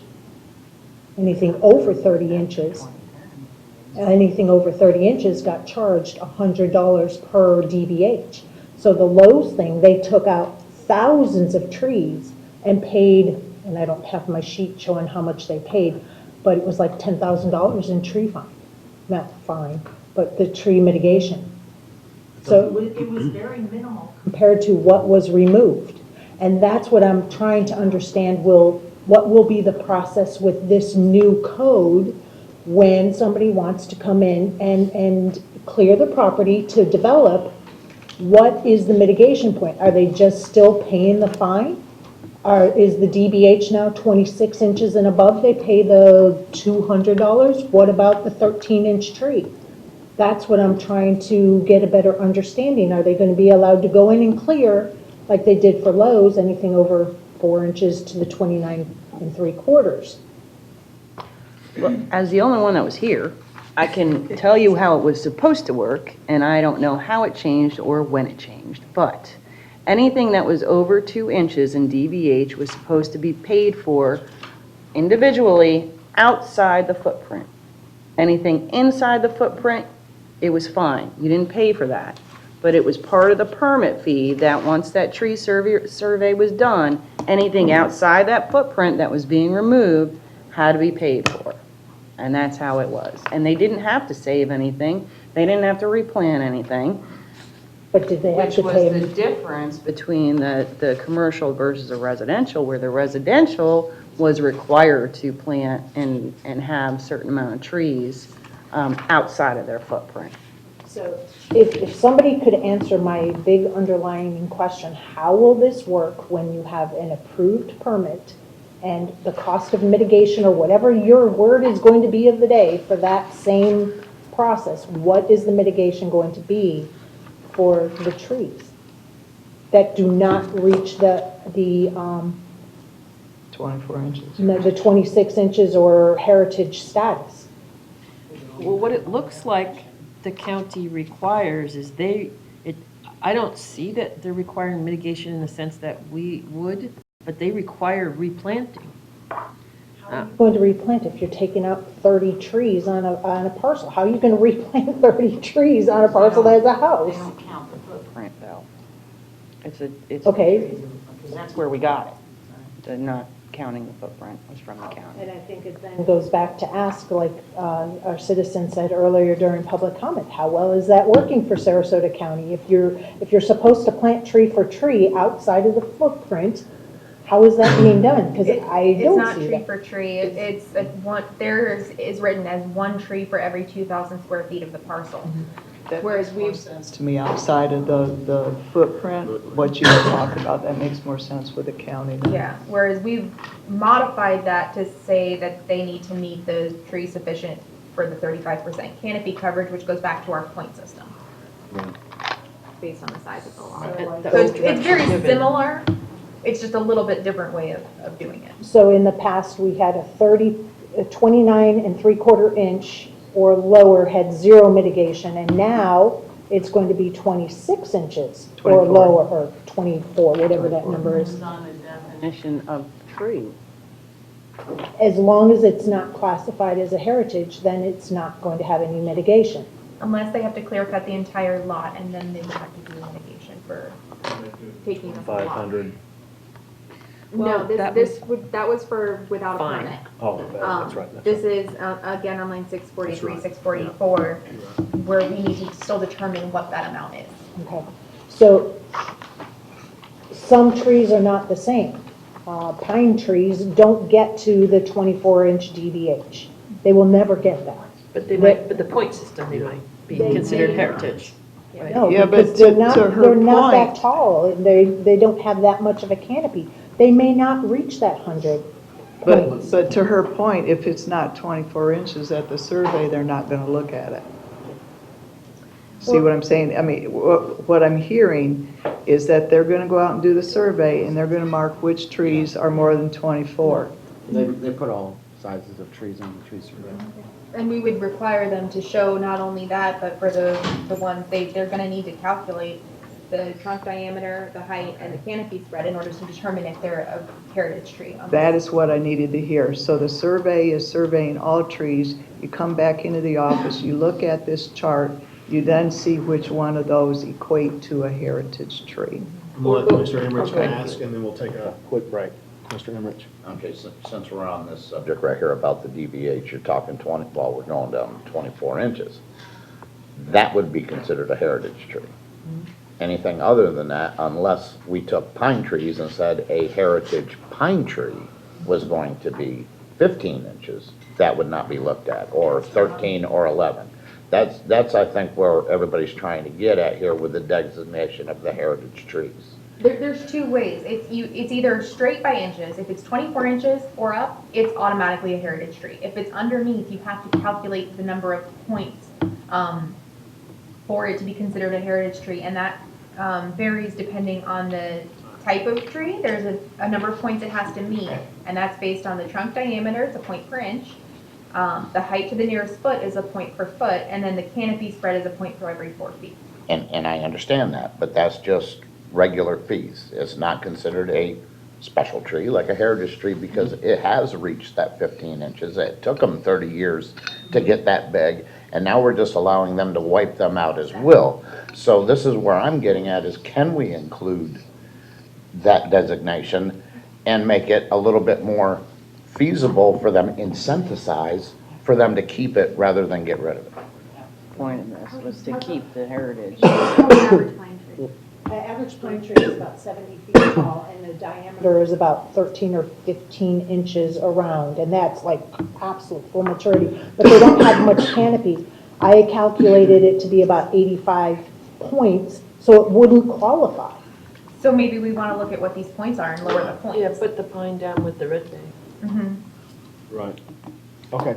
I did have one more question since it was my floor, since we were just talking about the footprints. When we're talking about the footprints, I understand it's the house, but does it include the pool? Does it include the septic? Does it include the well? So now you're adding on a lot more area that's not even mitigated, that's coming out of that property. So you're leaving quite a bit The left. county's ordinance doesn't remove the footprint from what's mitigated. It requires mitigation on the entire lot. And that's the way I would like to see it as That's well. the way this is drafted. That's the way I this would is like to drafted. see it that way and get out of that and not charge them for the footprint. Okay, let's take The break will come back at 11:20. Thank you. So probably should change that to 2,500 square feet to get the fee. Yeah, yeah. Do the same. My fault, my bad. Oh, all right then. I'll let it take you out. I don't that fast.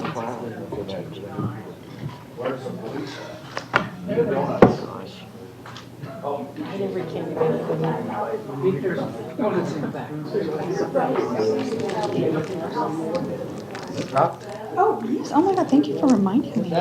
Yes. You little stinker, are you looking for something? Oh, I saw it. I was like, maybe she has a pen. It rolled over here.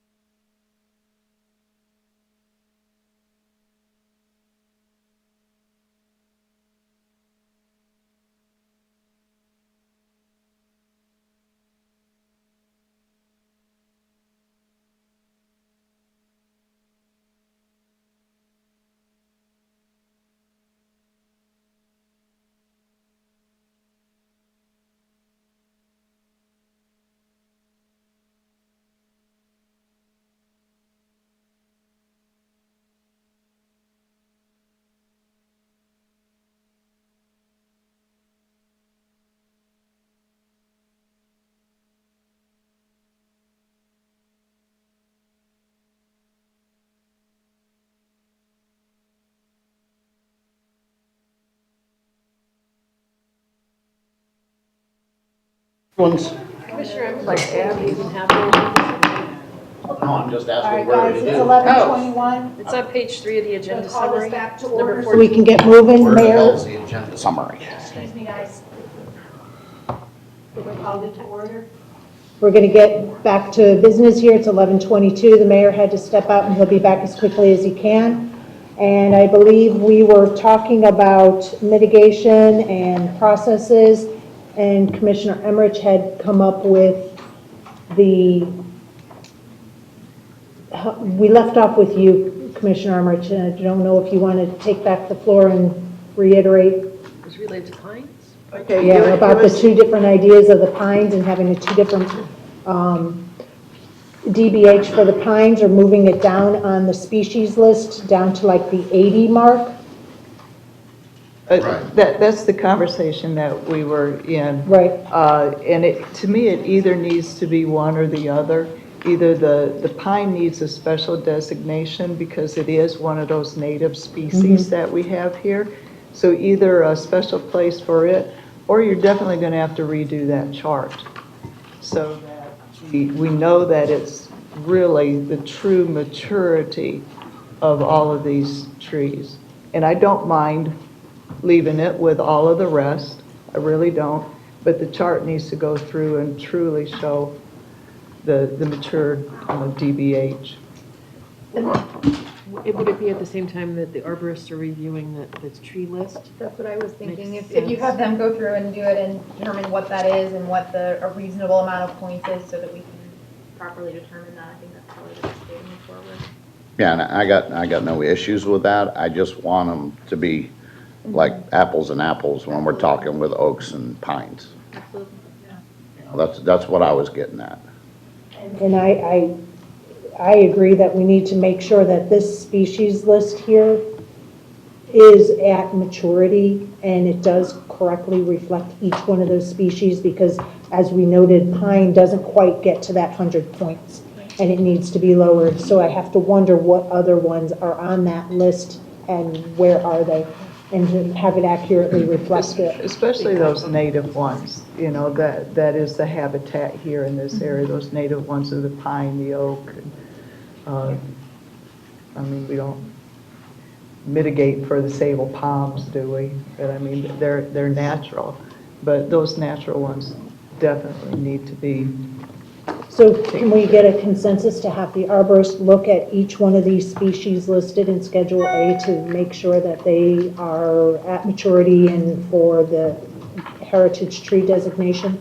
Correct, yes, ma'am. Yes.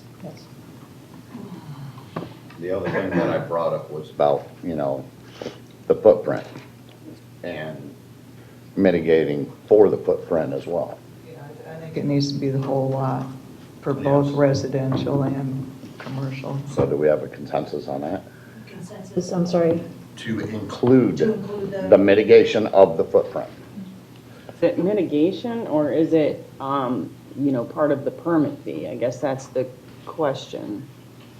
Like mitigation to me means you have the ability to plant somewhere else. You have, there's more of the incentive side of things where the permit fee is, look, I want to clear cut, bottom line, but I'm going to pay for all these that need to be cut down, and I'm going to pay per their size if I don't plan on replacing them.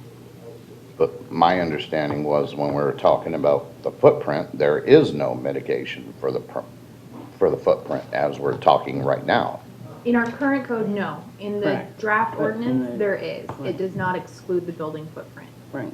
Well, I understand what Commissioner Carazone was talking about because there is a determination made at the time of permitting of whether they're going to try to mitigate or whether they're just going to pay. I mean, and that is where the incentives would come into play.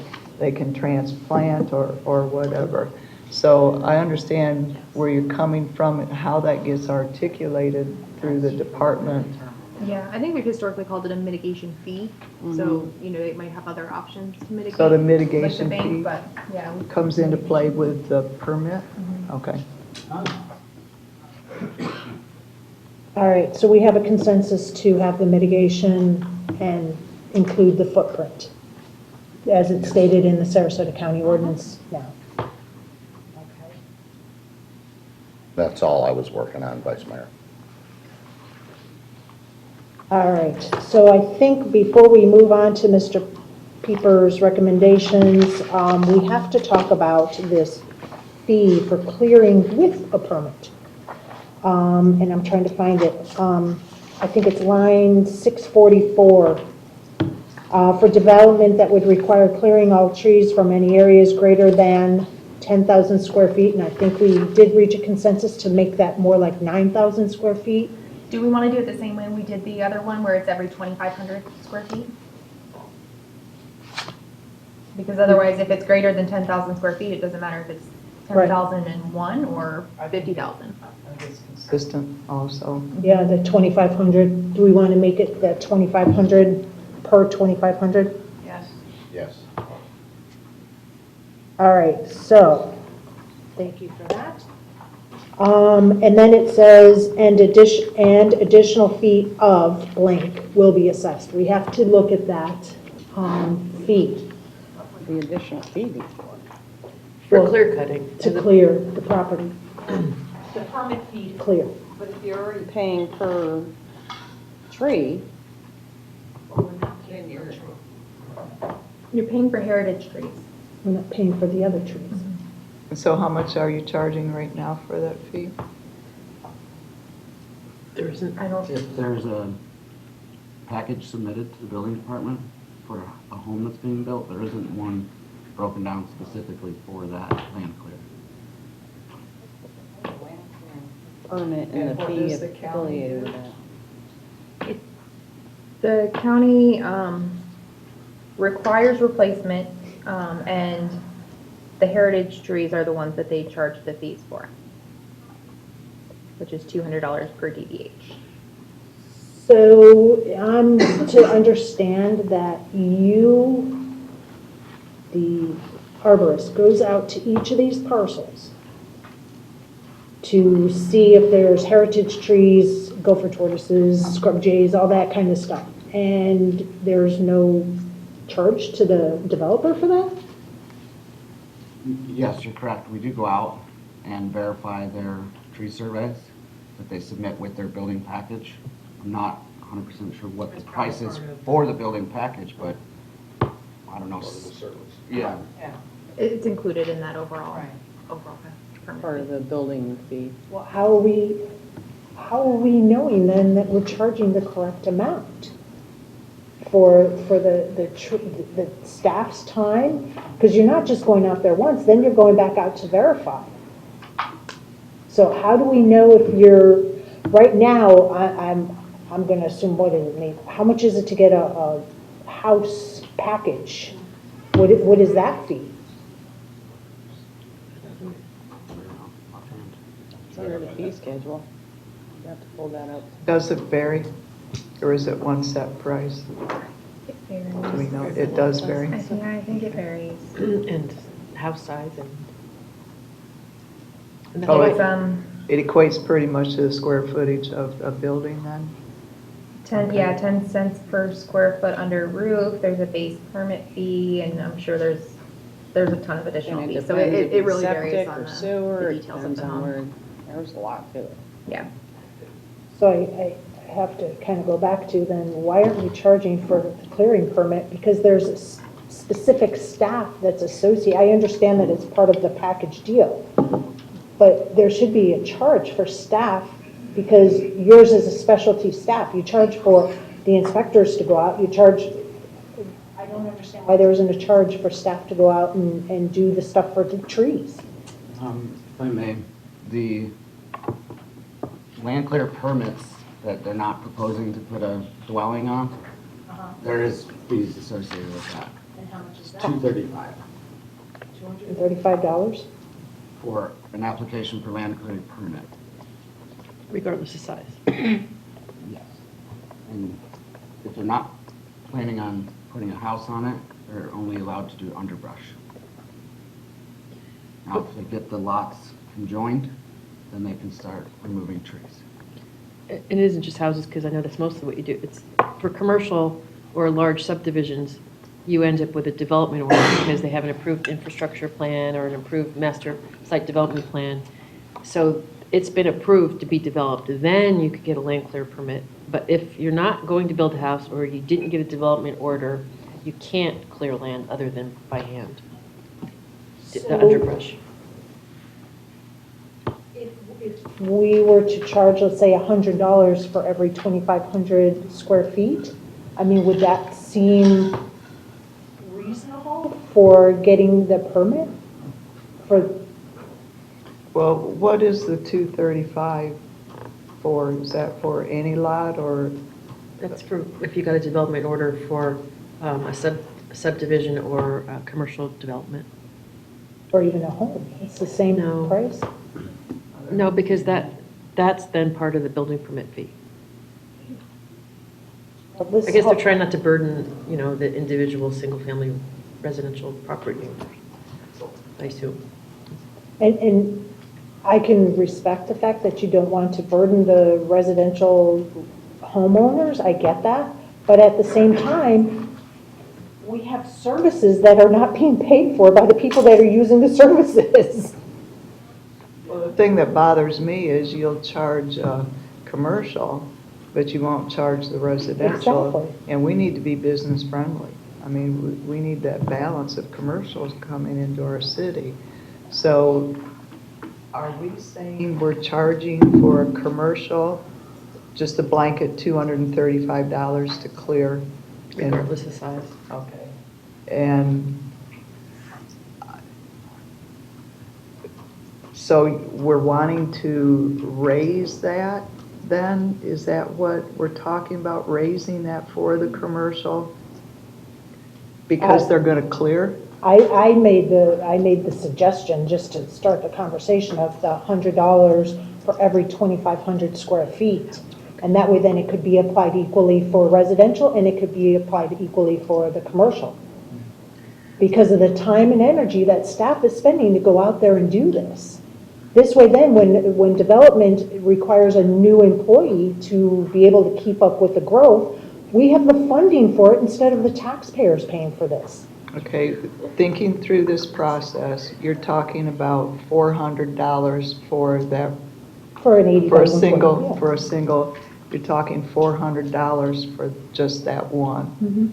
$1,600 if you have an acre, and it just goes on and on from there, just to be able to clear. And then there is the survey done, and the mitigation comes through also. Okay, so what you're talking about is that $400 being added to the mortgage. The 30 years. Yeah. Great. You also have the mitigation fees, if you want to call Because them, we and just then. put that in so that it's in also the footprint. So it is going to be maybe 1,000 more or so added to somebody's mortgage that's going to be put in through the developer. But what mitigation fee is there if it's not a heritage tree? The only time there's a mitigation fee that I'm hearing is if there's a heritage tree. There's no mitigation fee if there is no heritage tree. You're paying just for the permit to clear. Am I understanding this? Well, what's being proposed is that currently there wouldn't be a mitigation fee if they're not heritage trees and you're not clearing more than 2,500 square feet. Because then that would call it clear cutting, and then you'd have an additional fee for that. And the county requires replacement, so I don't know what happens if you can't replace. Usually the codes will say if there's no reasonable way to do it, that you have, then you have to pay a mitigation fee. But So what is that that- mitigation fee if you can't replant like the If code? you can't replant, right. They didn't have one in. Exactly. Yeah. So this is, But, I mean, that's not where our city's wanting to be anyhow. I mean, we were wanting to stay away from that replanting or whatever. This is going to take some thinking, some thought process to totally understand where we're at and where and what we want to accomplish. So just talking. So what we're wanting to do is penalize in order to discourage clear cutting. Is that correct? So these people who are moving into the single-family residence, their developer says, I have to clear cut and take out all the trees, so they're going to be charged a flat fee because it has to be cleared. And then there's going to be a mitigation if they have a heritage tree also. They will be given opportunity to, what's the term, to try to help mitigate. Incentivize. There will be incentives also, so they can try to bring that charge down. Am I understanding where we're going? Is that what everybody, is that the same page everybody's on? I agree 100%, except I look at the $100 for each $2,500 square feet as paying staff to do what staff does. To me, I understand where you're coming from, but they've already told me that that's part of the fee. So I I don't, didn't hear that. It's not part of the single family No. It's not called residential out. permit. It's not I just checked separated. with the zoning staff while we were sitting here, and I was told that it's not accounted for at all in a single. Thank you. Right, it's only commercial, correct? It's only if it's a separate land clearing permit without another permit attached to it. So if they're building a house, they're basically getting your services, the arborist services, at no charge. And the taxpayers are then paying your salary and your expenses. Doesn't make sense, because in the past, you had to get the land clearing permit in order to get the rest of those permits. Yeah, it's part of the permit package. The fees aren't separated out. Well, there is a land clearing permit fee that was in addition to all the others in order to build a house. Not when you're building a house, if it's. It's what it always was before. I don't know what the hell happened. somewhere along the road, but definitely, you don't do a service without being assessed for it. I mean, that's just logical. So yes, that does come into play. I guess to try to figure out how much, we need to figure his wages and what time and expense would go into it. I mean, to just, exactly, just to blanket, say $100 or $400. It was just a I know, number. exactly, you were starting the conversation, but there would have to be, whether it's $25 per, that's, you know, so that it ends up being 100, exactly, exactly.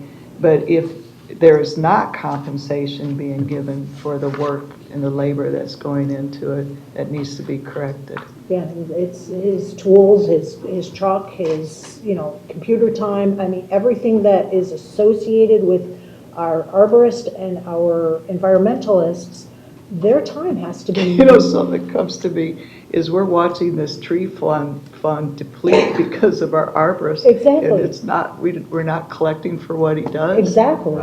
Ding, ding, ding. Yeah, You're it absolutely right. needs to be corrected. Happened. So maybe what we could do is get city manager to give us a memo on what this actual costs, how much, I'm figuring you spend probably 4 hours each house. Look how 'cause you're tan looking. he is. I mean, he's out in the field a lot. That's why. Yeah, because you're not just going It's out got and that looking at the glow trees. going on. You're looking at the plans that are submitted, you're going back and verifying things, you're spending time talking to the citizen, to the developer. All of that has to be encapsulated in the cost. I don't know how many hours you would spend, 5 hours, 6 hours, I don't know. Plus then you gotta add a little bit of time for Mr. Miles, you gotta add a little time for IT, you gotta add a little time for fleet. I mean, there's a whole big thing that needs to be taken into consideration for this service that you're providing.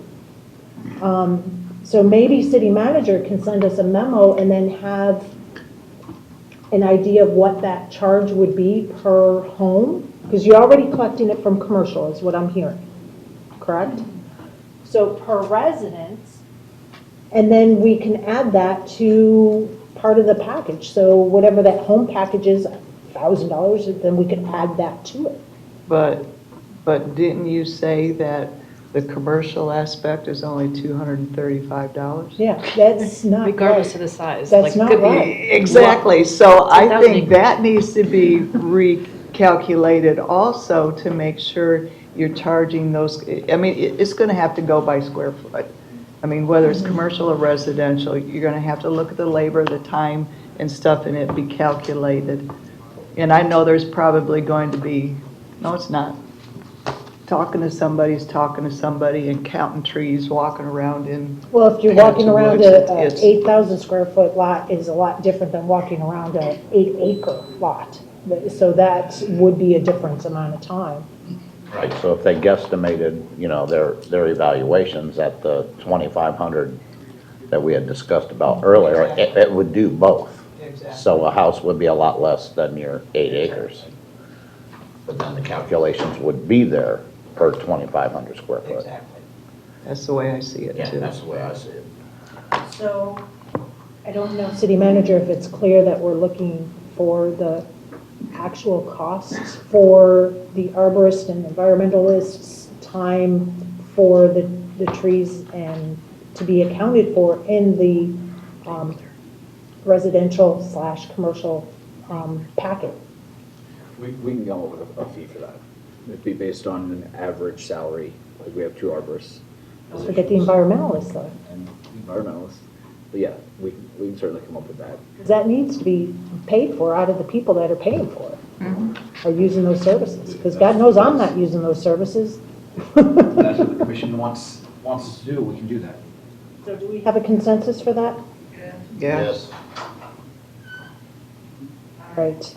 And that way then when we come back, we can kind of keep this as an open item to see if that's a correct amount, if we need to boost it up or lower it down. That way then we can make sure we keep that open. All right. Because I'll add to that, after hearing what I have heard through this discussion, there definitely needs to be a fee for land clearing. And it needs to be to the residential and the commercial. Where we end up at needs to be after this review is done and brought back, but I'm definitely in agreement that there needs to be a fee. And then you look at your heritage and your survey. And the mayor is back, so I will turn it over to him. I'll just give you a quick update. We got a consensus to have the city manager come up with a charge for a land clearing permit, because as of now, it's not being charged for residences, and it's only being charged $235 regardless of size for commercial. So I think that's where we're all caught up, and we were, I think, still talking about the mitigation fee outside of a heritage tree. Did we ever get a consensus on something for that? Talking about heritage trees, weren't we? So far, yeah. Well, right, the heritage is what's mitigated and, you know, give me the term again. With the table, adjusting the table. Exactly, and that We're gonna table, adjust that table. come through. But for the rest of the clearing is where that one charge comes for land clearing. So you've got that charge to clear, and then you've got the mitigation. On top of that. Mitigation For the Heritage heritage, trees. following the chart, and the chart is to be reviewed to make sure it's the proper There DBH may for be maturity. some numbers moved around a little bit. The only thing that seems to be missing in the county code is if they, because they require replanting, a certain number of trees per square foot, and or we can say 35%. What if they can, the site cannot accommodate? It seems that there should be a mitigation fee for that. Correct. Well, I think when Director Miles brings back his proposal for that tree farm or tree property or whatever, I think it could be part of that. Okay. Personally myself. I mean, that should be part of the incentive program, I would think. And if I may, Mayor, the mitigation for a heritage tree, I think I read was 200? I think it was 200 DBH. 200 DBH, I'm sorry, where was that?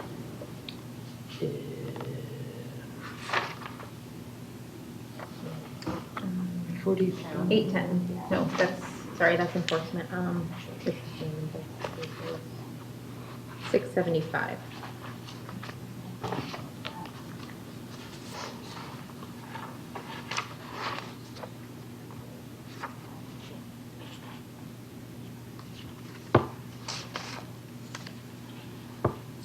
Bob?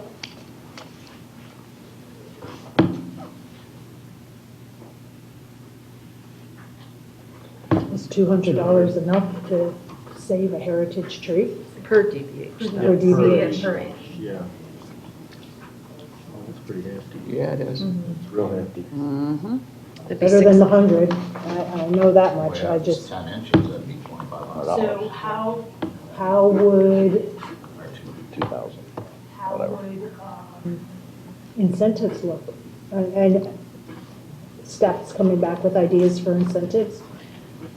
Keep the DBH, The maybe? consultants, I mean, we're at a point where the code rewrite is moving forward, so I know the time, we had to postpone that because the document is so huge, but the consensus was to come back to you before we were gonna meet, and that was supposed to be this meeting, but, so it's up, we just need direction on what. Well, we did. Earlier, we had a consensus to let the consultant come back with some of those guidelines that he finds, and then take a look at those, then, since that's what we're planning to do.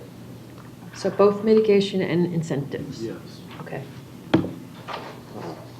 Moving on. Next, ma'am. Oh, well, we're now moving on to Ryan's recommendations. And the first one, we saw some, evidence of that earlier, is that the different departments of the city have their objectives that they're trying to, obtain, whether it's making sure that the pavement on the streets doesn't get broken up by trees, or making sure that leaves aren't falling into the stormwater system in ponds and clogging those up. And we have utilities as well. So his recommendation was to have the departments work together to develop best management practices with the idea of preserving trees and increasing the canopy and the survivability of the trees. Because there are ways that you can do it, like the example was the root barrier. I mean, that's one example. But, so it was added as a recommendation, and this was not a consensus item, because you wanted to make sure that, that was pointed out, which makes sense. It is on page 14, line 613, under the best management practices section. Review and update of city's standard operating procedures. Public Works, Utilities, and Parks and Rec departments shall work together to review their operating procedures and develop best management practices in order to increase the number and survivability of street trees and to enhance native canopy cover on city-owned property. So that is one way. I think that in light of the new law, too, that residents can, with a pretty low bar, remove trees on their property. What's left that the city can control is the city-owned properties, the rights-of-way, parklands, city hall property, police, fire stations. This has not been discussed with any of those departments yet, so they might be hearing it for the first time, but that would be the general idea. But I think it's good. Yeah, I do too. thank you. Good? Yeah. There you go. Next. And the next one is the same thing. It's just, I brought it up in that context. More emphasis should be given to planting and preserving native trees on city-owned property in general. So that's basically what I just said, Yeah. Yes. Good. Can we also maybe add some fruit trees? I mean, it doesn't have to be, like shade trees, but let's start, because I know they did it down at the Garden of Five Senses. There's a whole bunch of fruit trees. Why not plant some fruit trees and stuff too on city properties? I think the concept was that the native trees provide habitat for the native animals. Right, and I get that. That's because they've evolved together, so that's the general idea, but it doesn't mean, We can incorporate both. Okay. I think it would be a very beneficial thing with the fruit trees to be grown on the city's properties along with the native trees and have a nice variety. Through the higher maintenance costs, you'll have rodents. If we're not keeping those things, you'll have rodents. If everything's not picked up. every day, Rodents. rodents. Thank you.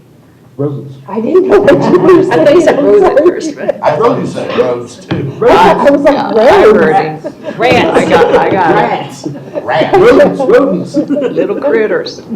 You know, if you're Which is picking very those things true, up, very you true. know. If the people aren't picking it up or whatever, Almost daily, yeah. exactly, the squirrels, the rodents, I mean, whatever, will go in. So But I when you give them think. access, they'll have More more. access to here too, that it'll bring them up to the building and things like that. Exactly. I think where we have it with the Garden of Five Senses makes sense because it's taste. And that's why it was placed there. To put them all over the city, I think you are asking for some. Well, obviously, you're not gonna put them inside of like where maybe the utilities building is because it's gated and stuff like that. I get that. But if I see it's what you an mean. open area, why not invite the public to the open areas as opposed to like road drainage is all gated because of equipment and stuff, and utilities is going to be all gated because of equipment. But this is all open. I was specifically thinking here whenever you were saying it, and I was saying you want to be careful of the rodents. The rodents. The rats. I think that's case by case. I mean, when you go into a park and you're going to be planting something or any other entity, it's case by case in mind. I wouldn't spell it out in here that you had to include fruit trees.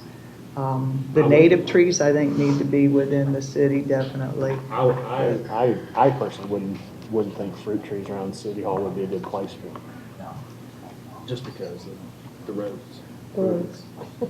I personally And not that think we it's don't great. want them to eat too. You want them to eat to somewhere else. Exactly. Somewhere else, not in my backyard. Next. Next one, we already discussed, changing the DBH that triggers the classification of a heritage tree from 30 inches to 24. So that was already discussed and modified to include the point system. That was already good. The next one, I got clarification because staff couldn't figure out what Ryan meant because it didn't really make sense. He sometimes would do little double negative things. What he had written was require environmental assessment for non-residential lots, which it's already required, so that's why we were trying to figure out what he meant. Right. But what he actually meant was for residential lots. Right now, this gentleman and others go out and go to the site, and there isn't a requirement to have an environmental assessment. So that would save staff time. I don't know how much extra that would cost. If you'd like to at least add to that, or So I'm going to build on my property, there's no environmental assessment? not done by a professional. No, it's our staff go out and check out the site. But we do that, right? Yes. Okay. Right now. Right, yeah, but we already took care of that, that's all. Yeah, but we I need mean, figured out. an Okay. environmental assessment done by a third party. That Ah, gets turned in, now that's that kind of- different, yeah, yeah. okay, yeah, I got you, yeah. If we already have our staff that's going in and doing an evaluation along Part with of the the trees. planting and all that. Yeah, Well, and if they do charge more, you could perhaps like hire more people too, right? Yeah, one of the big ones is protected species on these lots, and, you know, as an arborist, I am going out and looking for gopher tortoise burrows and several other protected species. But requiring this would be beneficial to us, it would speed our job up, and it would take the liability of the staff having to identify where these protected species are. As an arborist, I don't know There if is a that. liability on The city, whenever we go out there Well- and do that. There is a Perception.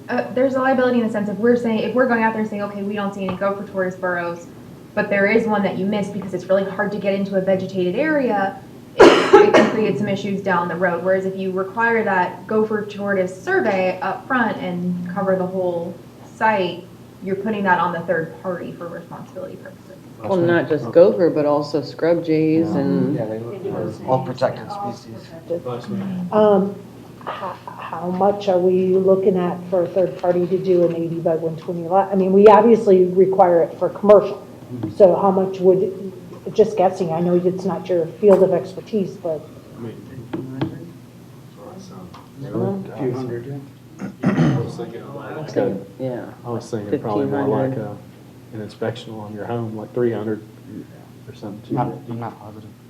Well, there are some jurisdictions that will have, that I've worked for, where the city hires a third party on retainer, and then that fee gets transferred over to the applicant, and it's a little more efficient because that person then I don't know if I should be suggesting this, that person is familiar with the area, is generally the one that does it, you have to go do an RFP. And all those that fees kind are of up front, so whenever they're doing the permitting, they know this is what it costs, and that fee is included in it. Well, it Yeah. can vary though, because even just one lot, if it's, say, a large lot in the Ag Estates and it's heavily wooded or, that could cost a lot more than doing a smaller quarter-acre lot. Well, we already do that kind of similarly with road and drainage, where we have an engineer on hire that does the permitting for, say, culverts and stuff like that. So we've done that type of practice before, so we wouldn't be going out of the realm of what we already do. And then if you're gonna have it where the individuals, see, I just don't know how much that is, and what's the impact? Like, how many individual lots are truly impacted by environmental issues? The gopher tortoises are Those are probably the the big biggest. one. They're The biggest. everywhere. Yeah. They're everywhere. And But we it- can look into those costs and bring them back. We could always put it in as a placeholder and flag it as, we'll bring back the cost of it. And Julie's up here, you know what I'm talking about, right, Julie, where we have an engineer that, We can add that to the review of the fee that you already asked us. For the record, Julie, I believe Public Works Director. This is a very labor-intensive task that both the Neighborhood Development Services staff and my staff, because I have our GIS data analyst who actually has a lot of experience. So they work a lot together. We have hundreds and thousands of gopher tortoises, just for an example, on our properties. So what's been happening is the responsibility and somewhat to the extent of liability is being placed back on city staff to go and locate, for example, gopher tortoise burrows. Well, what happens when we miss one and then we receive a complaint that the land clearer or the builder has impacted a burrow negatively? So now we are involved with Florida Game and Fresh Water and things like that. But we're constantly inspecting, checking, going back. It's a lot. Honestly, it would probably be much more efficient to require the environmental assessment. I think the last time we looked at it for a standard lot, we would have to go back because it's been a few months now, probably $300-400 for the homeowner. That would be an additional cost.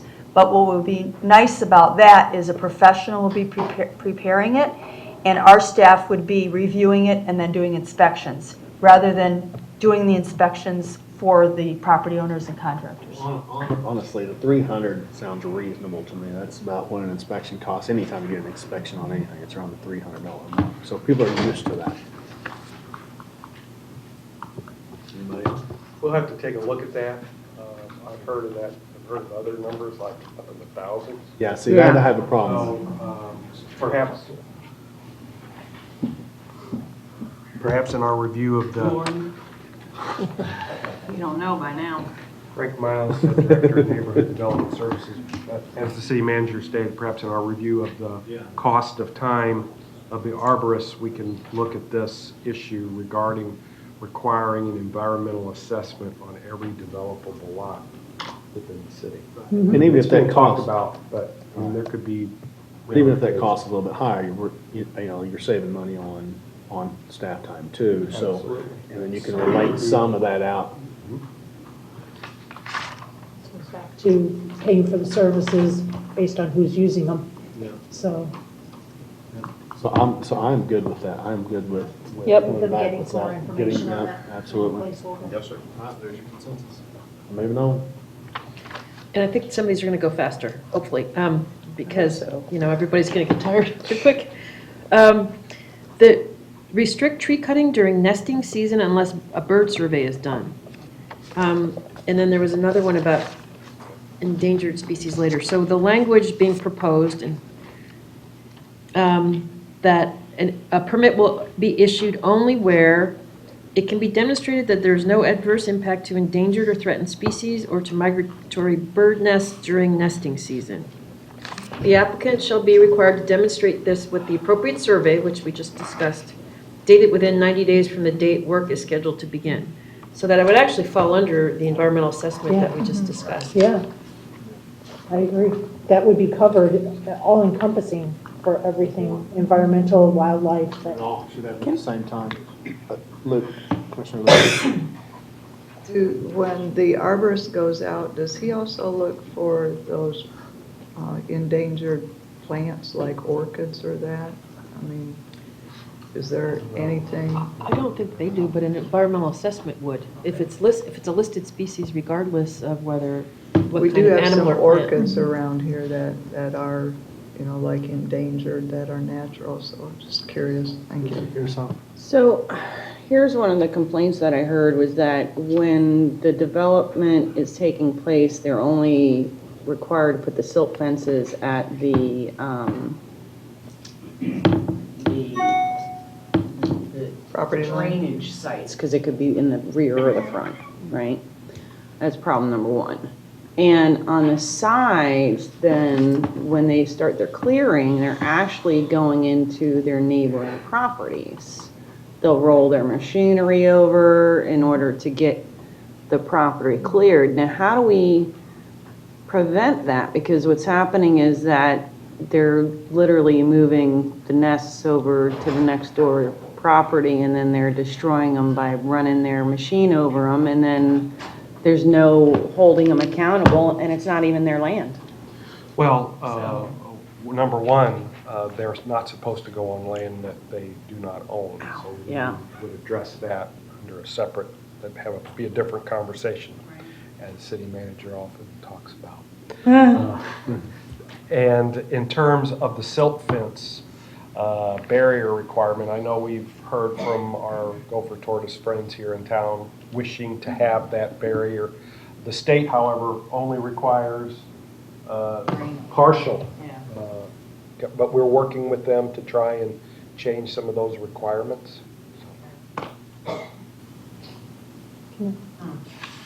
since we're talking about silt fencing, isn't it supposed to stay up for the length of the development? Because I'll tell you what, after 2 weeks, it's done.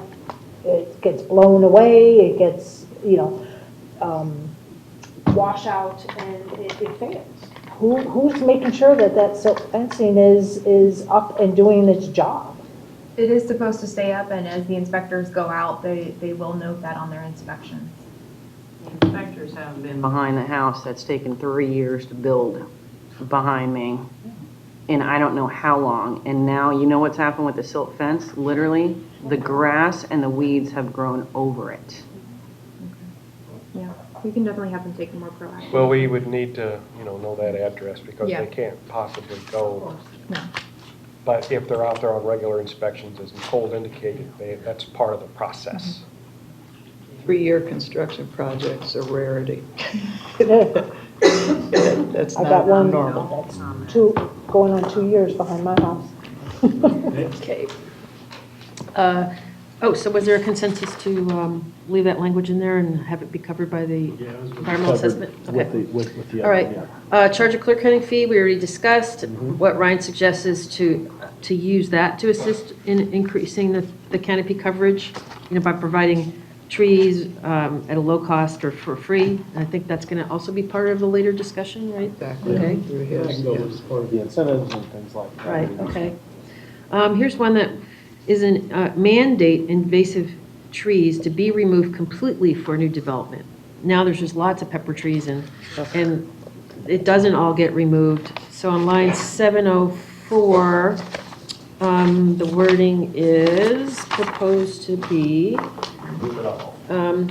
all invasive species shall be removed completely with any land clearing permit and prior to issuance of building permits for other site developments, because sometimes there's not a land clear permit, and the property shall be maintained free of invasive species. Repeat that last clause. And the property shall be maintained free of invasive species. Maybe the wording's not great, but. Yeah, these pepper trees, people go in and they cut them down. And they cut them like at the, and they come right back up twice as bad with a vengeance.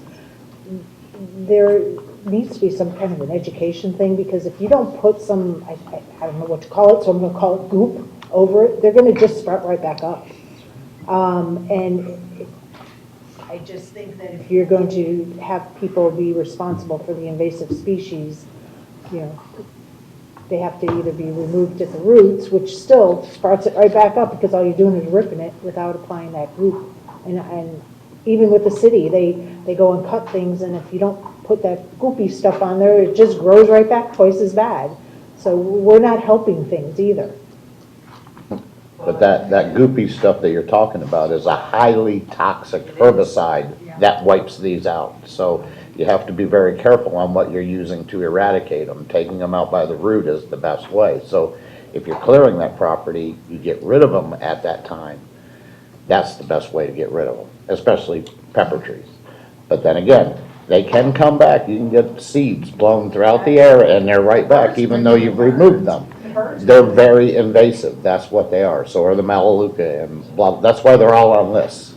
So, I mean, it's tough in my opinion, to maintain the property after it's done. But if you've eradicated it in the building phase, it's a hell of a good start going forward. That's exactly what I was going to say. I agree with having that in for the startup, but the state preempts you from making them tear out a tree.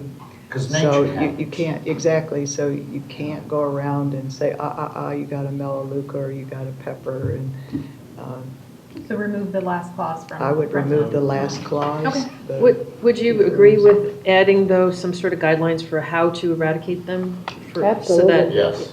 Yeah, and we Best can come up with some management like practices. public outreach, educational materials Absolutely. to do with it as Education well. that comes from you guys Okay. during these times. Be good. All right, next. Okay, next is add clarification for trees that fall directly on lot lines. This is another item where I think it's best if the arborist discuss this, because I'm not really sure how you would handle that and what other jurisdictions are doing. You know, who really is responsible for the tree? What are you allowed to do if the branches are sticking over onto your property? For that, if It's- this, I mean, the state allows me to go Cut it 3 down. foot, yeah. Yeah, I think Cut this down what was really encroaches just like, upon me. it's not clear whose it is. I mean, this was Ryan's, and I didn't get a chance to discuss it with him. Directly, like right down the middle is the lot line, is that what you're saying, right down the middle? Yeah, there are concerns about how to handle trees that fall directly on lot lines. But isn't that our easement? yeah. So, I mean, how would it matter? I mean, they could trim it back if it's on our easement, if it's not infringing on their property. I don't think either one of them owns it. We Well, it's just do. more of who has responsibility. I mean, we could ask the consultant to look at what other jurisdictions are Good, doing. absolutely. Get a more Yeah. definition on that, but I think it's ours. Okay, we already talked about the next one as well, require mitigation for heritage trees and footprint of Yeah, we already buildings did on that one. residential lots. Yes.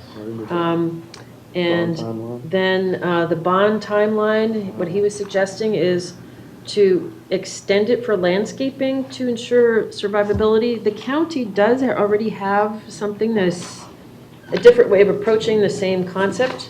So it's really like, do you want Ryan's or you want to keep what the county has? And what the county has is tree survival. This is starts on line 741. All trees relocated or replaced in accordance with the terms of this chapter shall be replaced by current property owner should the tree expire anytime within 7 years after planting, unless a tree has expired due to natural fire, lightning event, or hurricane, et cetera, et cetera. So that is addressing what happens if the tree doesn't survive. What a way to address Ryan's suggestion was require a performance bond for landscaping that is not released for 7 years to ensure survivability. Now there's. I don't know if we can do that, considering the law. I think you better just leave that one Leave what the alone. county has? Yeah. Because it does address it? Okay. With the new law, that's for residential. Do you want to leave something like this in place for commercial? For landscaping, For you're talking landscaping about, and- just for landscaping. I would say yes. Yeah, I have, this one kind of makes me sit back and go, wait a minute, 7 years. We're all gonna be gone, y'all are gonna be gone. Who actually handles this then for 7 years? Oh, it's an implementation nightmare, yes. Exactly. I think that's putting an undue burden on staff to make sure that, hey, we didn't get a bond for this one, or we got a bond for that one, now we have to refund it. I see a logistical nightmare waiting to happen here. Have to hire a tree bond person. Yeah, and you know how I am about this. The landscaping's already part of the bonds we receive on major site development and infrastructure plans, so you just wouldn't be releasing that portion of it for 7 years. Right. It would have an expiration date. We have a spreadsheet that tracks all of the bonds, and so it would basically have a landscape release date on it. What's the longest release date during a process like that for a? I don't think we have anything that holds it automatically for a certain time period. It's when they it's get completed. completion from, and sign off from the engineers and the arbors. I personally don't see how you can. For 7 years, are you paying them interest? I mean, it's- I don't, 7 years is crazy to me. There's so much that could happen in 7 years. I think that's probably why they had that longevity. I don't mind 5 years. A business that's just a startup, it takes you 5 years really to get off the ground. So if they can't make it and they sell their building, turn it over to somebody else, at the end of that 5 year, they go out before they release the bond money. I don't know if this is a good case scenario, but before they release the bond money, they would make sure the landscaping was still intact. I don't know, Yeah, I'm on the fence with it. I I'd like to get more information on the logistical nightmare that I see on the horizon. Because if you have a tropical storm or a hurricane come through, that's, and then you hold. That's exempt. That's So- exempt, So- but, So I don't again, know. this could be something that the consultant can look at too. Yeah. Yeah, You know? and maybe look at a different timeline as well. So let's put Put that on with the consultant also, since we're paying every bill. Consultant, okay. We're moving on to K, which you already discussed about, it's the incentive program, was never fully developed per ULDC section, and it's not addressed in the draft ordinance, but you gave direction for the consultant to address that incentive program in general. The next one, already discussed, and you decided on CDDs are not government, not exempt. The rest, these are a little bit tedious. This has to do, the next one, with permit criteria of what defines a tree. It's currently in our code as 4.5 inches. Ryan suggested 3 inches. I agree I with think Brian. I think we just did that. Yeah. We just do that. Yeah. I think we said 3 inches. Yeah. And then the fee, he suggested increasing the fee, and so that's consistent with what's in the code. Now, the next one is not relevant. He's talking about the language in our current code. There was just adding a word which isn't in the. Tree permits used throughout, he wanted to call it a tree removal permit so that Right. people clarified it, which we can make that change if everyone agrees when we come through. I just meant it's not relevant because he's talking about the current code language as opposed to, yeah. And increasing the N, tree canopy increased mitigation fee from 300 to 400. And is noted, it's not relevant because Sarasota County ordinance does not provide for a means by which a property owner can clear a lot and not replant trees. I suppose it's relevant to that. We're not requiring mitigation for non-heritage trees. And that Yeah. is an option as well, at a size to be decided. So we're gonna decide on the size for letter N?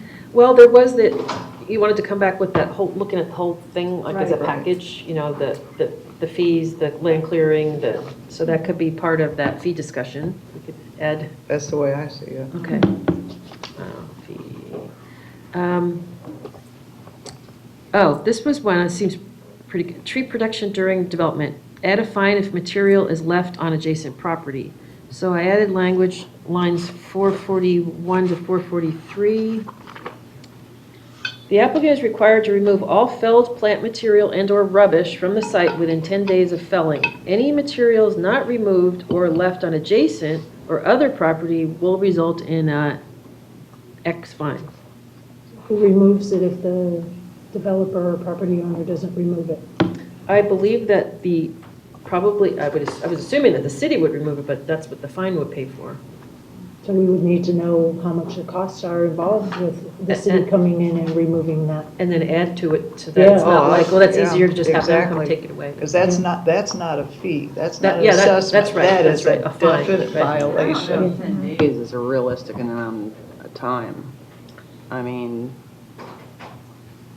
10 days from what? 10 days from the day you started on the property? 10 days may not be good for a 3-acre parcel.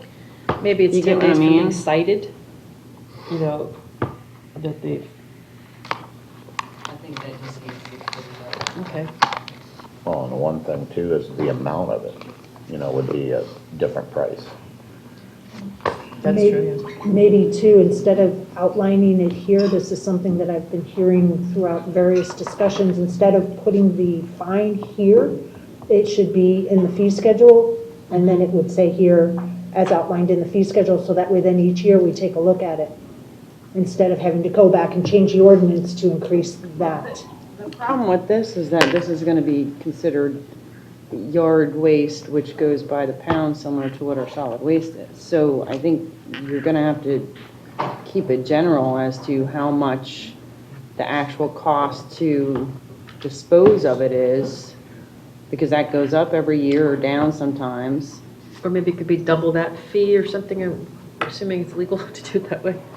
I mean, What if you're. they, instead of a fine, what if they couldn't get their permit to closed out? It says they have to have a final inspection, so maybe we just require compliance, they have to take it off.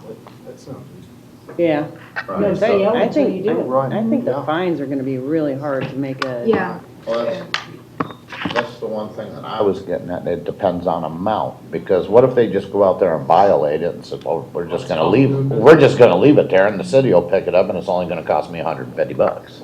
Or they already got it, their money, and they're a subcontractor, now they take off and leave the rest of them holding the bag, because that's gonna happen. Right, so we definitely need to have an amount But I- per I'd like size. her, No CO until it's removed. correct. Your land clearers are a subcontractor. And so if they just, they're gone, the contractor's left holding the bag for the sub. Yeah, and they can't get a CO until it's removed, so that's on Exactly. them to do it. That And leaves that the would city be out of fine. it. I just wanna keep the city out of it, and That's why we have a license board coming up, Yeah. because that one who just left it's gonna be nixed. Yeah, I just like don't that, want no us- Yeah, I CO. like that too, so you have a consensus there. Okay. We're rounding the bend. The next one's a little tedious as well, but then the other ones are easy. Tree replacement, relocation mitigation. So there's one, we already talked about changing 3 inches as the requirement for replacement tree to 2 to 3 inches. That was Ryan's recommendation, recognizing that there's, a lot of times there's not trees that size that are available, but the Sarasota County uses 2 inches as the minimum, so that achieves that as well without Right. changing the And Sarasota we've County chosen one. to just have a number of trees equaling up to the 3.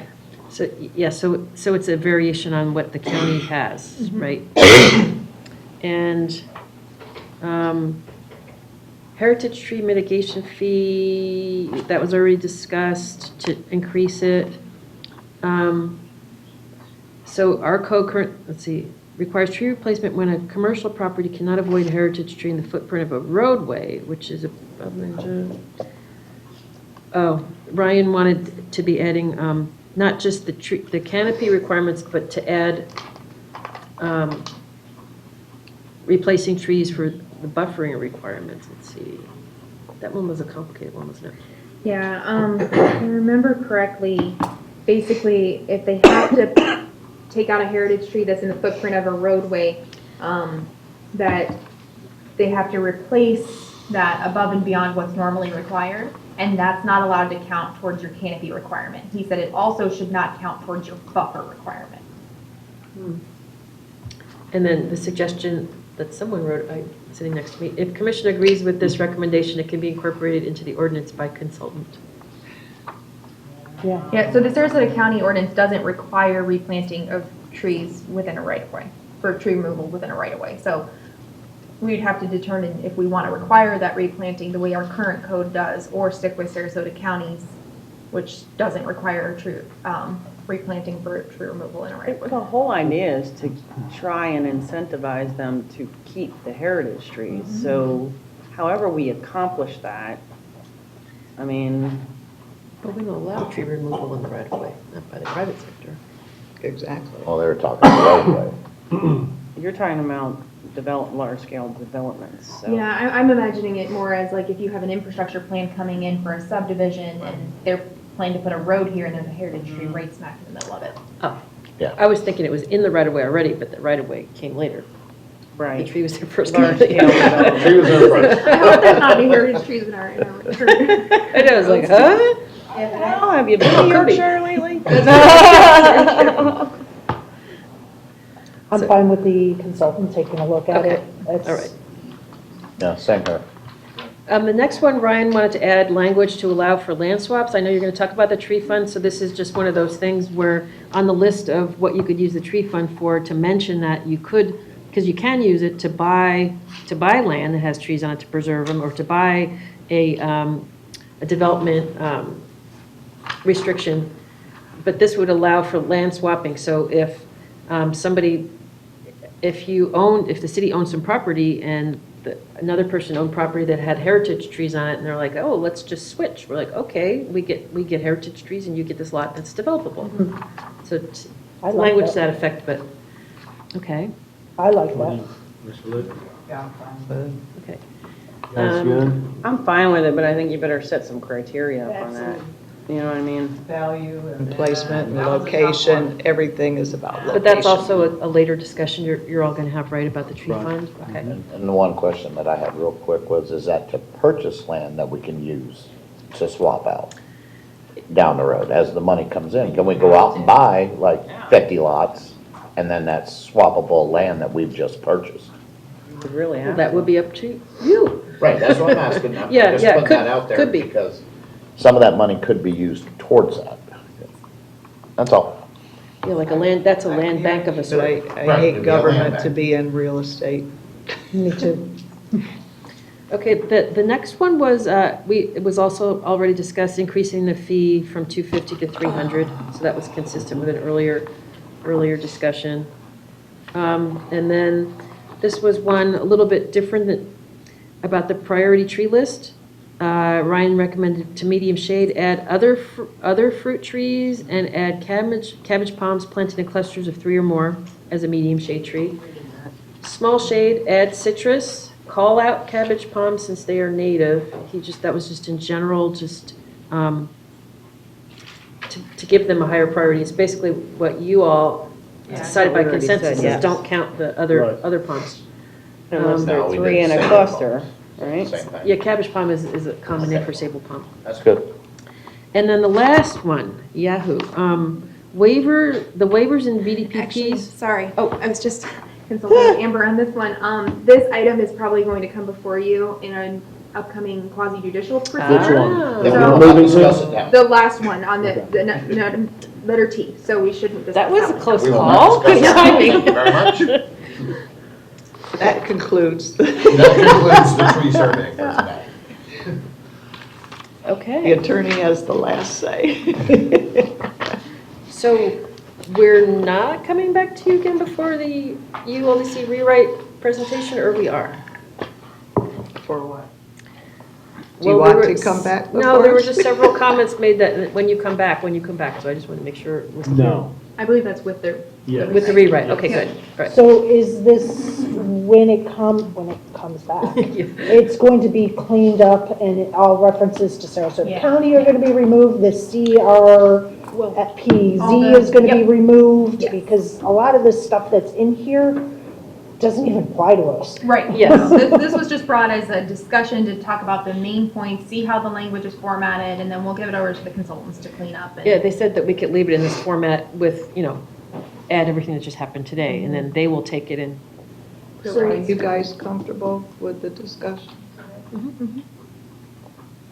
One more question, and I know that the state has a new statute about diseased or dangerous trees and stuff like that.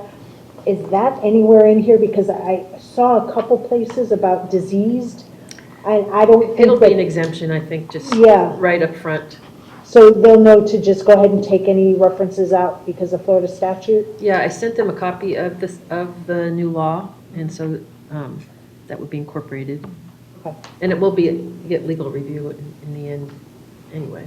All Are we good? I want to take these two public comments. Mr. English and Mr. Hale. Come right up here.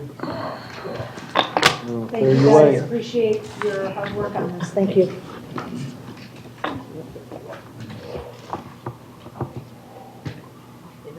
Thank you. Make room for Chuck. Thank you very much. Chuck English, Northport. You guys have been doing excellent, by the way. Really, I mean, and. Had your it's not- reservations, It's not, didn't it's not that you need to hear it from me, but y'all doing really good. I do have two issues. One, I'm stuck on the definition of a tree is 4.5 inches at DBH. No. The definition of a tree by the Arbor Society is 4 inches DBH, okay? So therefore, if it's less than that, you're not planting a tree. You understand? And to split the DBH amongst trees is putting us in the same place we are today, where you're not replacing what's being taken away. And as far as, and I do have a question, is are you still going to utilize non-native palms to mitigate trees? That's a question. I don't believe we did, no. So an example is that these Queen Anne palms, which are a Class 2 invasive species, will no longer be utilized to mitigate trees. About that, because we talked about creating a coverage. We didn't say specifically you can't use X, Y, and Z tree to create that 35% coverage. So I don't know the answer to that yet. We'll find that out. Okay, well, all right. Then that goes back to palms not being trees. Correct. I thought the only thing that we accepted was the sable palms. That was in the discussion, and we said if they wanted to add the other ones, you know, for ornamental type or for the beauty or whatever, they could, but it didn't count. To mitigate because- trees. Right, because they were a grass instead of a tree except for the native one. We were giving it an exception. We're taking up all of Mr. English's time here. Yeah, okay. Sorry. Oh, that's okay. You still not clarified, the issue is that those aren't trees and you're utilizing to mitigate trees and they don't have the same environmental benefit. There was something else. Oh, you've never had environmental surveys done of the lots all these years you've been clearing? Is that what you're telling me? Is that what I'm hearing? Never had environmental surveys? Unreal. The other problem I have is the city itself, as it relates to public land. You're not putting back what you're clearing. The habitat destruction's is as bad as the developers. And if anybody should be the example of what's being done, it should be the city. And as far as pepper trees goes, you better take a look at cocoa plum before you start talking about pepper trees. But they also draw nitrogen from the water, so it depends upon what box you're thinking out of. Thank you. Mr. Hale? Thank you. Thank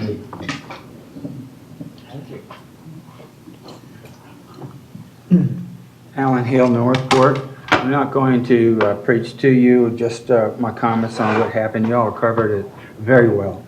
On avoiding clear cutting, with the way I saw it, you have options which are sending around David J. Rowe to talk the owner into not clear cutting. I talked to him and he said that sometimes this works, sometimes it doesn't. The second arborist would be serious fines that really hurt, that we have to consider. We're at a point right now that the builders wouldn't be around if operating in Northport wasn't lucrative for them. So we have to stop treating Northport like it's a cheap date. He's talking about me. And we're not. They have no other places to go except in, can you see them going up to Sarasota? Hope you get a lot that doesn't have sewage coming up out of the front lawn. You know, so we're it. We're the desirable mix of both rural and country, and we have a wildlife here and we live with it. And so we got to start selling ourselves on that. We no longer need to please people. We need to tell people that Northport is a conscientiously environmentally planned community. We really are. Look at us here. We're doing this. This is unheard of elsewhere. And we are unique. I'm telling you, people will want to move. I know I'm a baby boomer. We look for places like that. We like wildlife around them. We don't want to see wildlife surrounded by humans. We like wildlife around us. That's the kind of world we like. And I loved your, oh, she took off. I loved, another option is to, incentives. I love the idea of impact fees. It's a tool. Now is the time to use it. It's, you need money for the coming year. There's so many things you can do with an impact fee. For someone who wants to clear cut, you can say, well, you know, we'll give you some sort of reduction on impact fees. So, yes. Did you? No, I was Okay. moving the hair out of So, my eye. I love that idea. Now is the time to use it. Oh, we need to move the Department of Natural Resources under its own independent department. They can, a lot of the stuff you talk about, handle tree decisions, wildlife surveys. I'm dead set against using consultants as doing wildlife surveys. They are notorious for trying to doctor their returns to please the client. Thank you. Thank you, Mr. Hill. With that, we'll be back here at 1:30. 1:30? Yeah.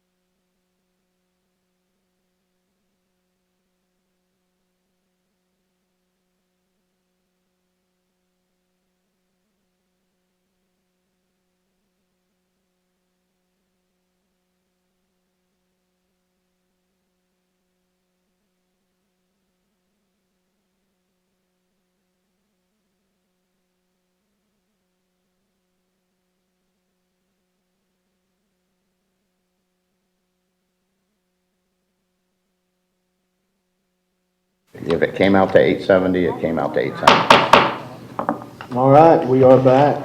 We are on item B, general business. Discussion regarding criteria for redefining the city's neighborhoods and adopted in the comprehensive plan. City manager? Thank you, Mayor. I'm going to invite Mr. Miles up here for this. Yeah, let's go. Trust me, I know. Breathe. Now let back in. Suck it back in. Camera's on. Good afternoon, Mayor, Vice Mayor, and Commission, and City Manager.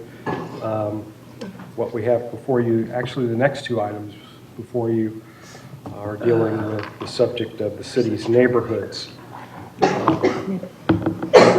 Our planning manager, Nicole Galehouse, has prepared a presentation and a discussion on the Commission's desire to look at the city's neighborhoods as they have been adopted in the comprehensive plan.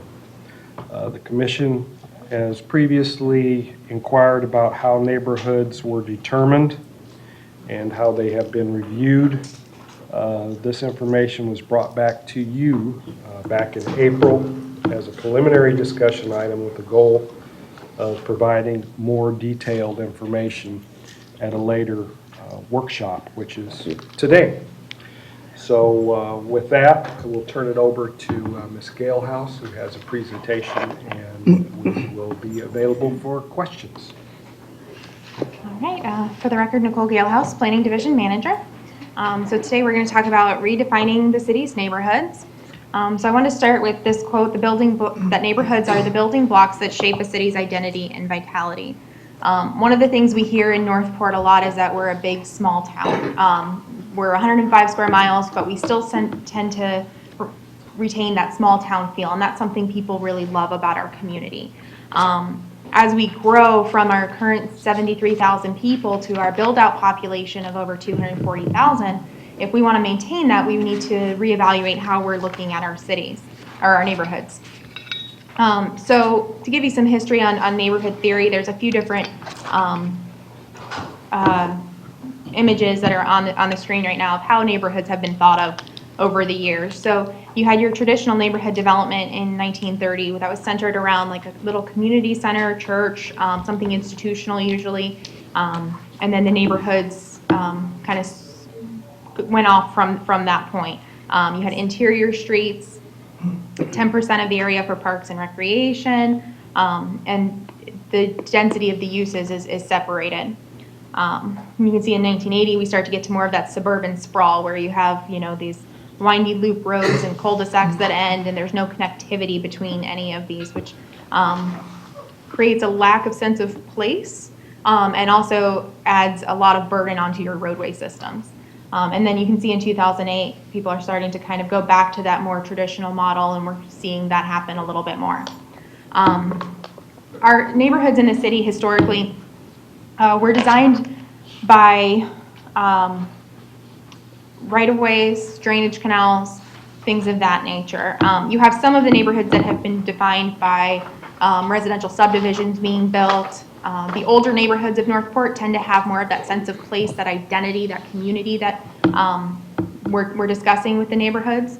But if you look past, maybe Sumter, the neighborhoods are huge. You have a neighborhood that extends from Hillsborough Boulevard up to the Snover Waterway on both sides of the street.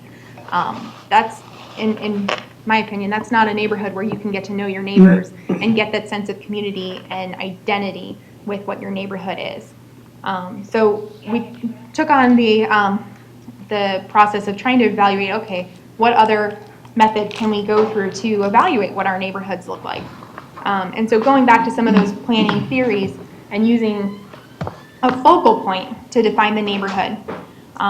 People say that the studies show that most people are willing to walk about a quarter mile to get to something that they need, whether that be a corner market, a school, a church. A quarter mile tends to be the distance people are willing to walk for those things. So we pulled those amenities and did a quarter mile buffer around them. This is a quarter mile buffer strictly. It's not a walking distance. So in further analysis, I'd like to get into more of that detail, but it was just a little more GIS detail that I wasn't able to do for this. So when you look at this quarter mile, the areas that are highlighted are activity centers, parks, schools, and neighborhood commercial zoning districts or commercial zoning districts that are within the neighborhoods. Excluded out are your residential subdivisions because those are clearly defined by their subdivision, and any non-residential neighborhoods.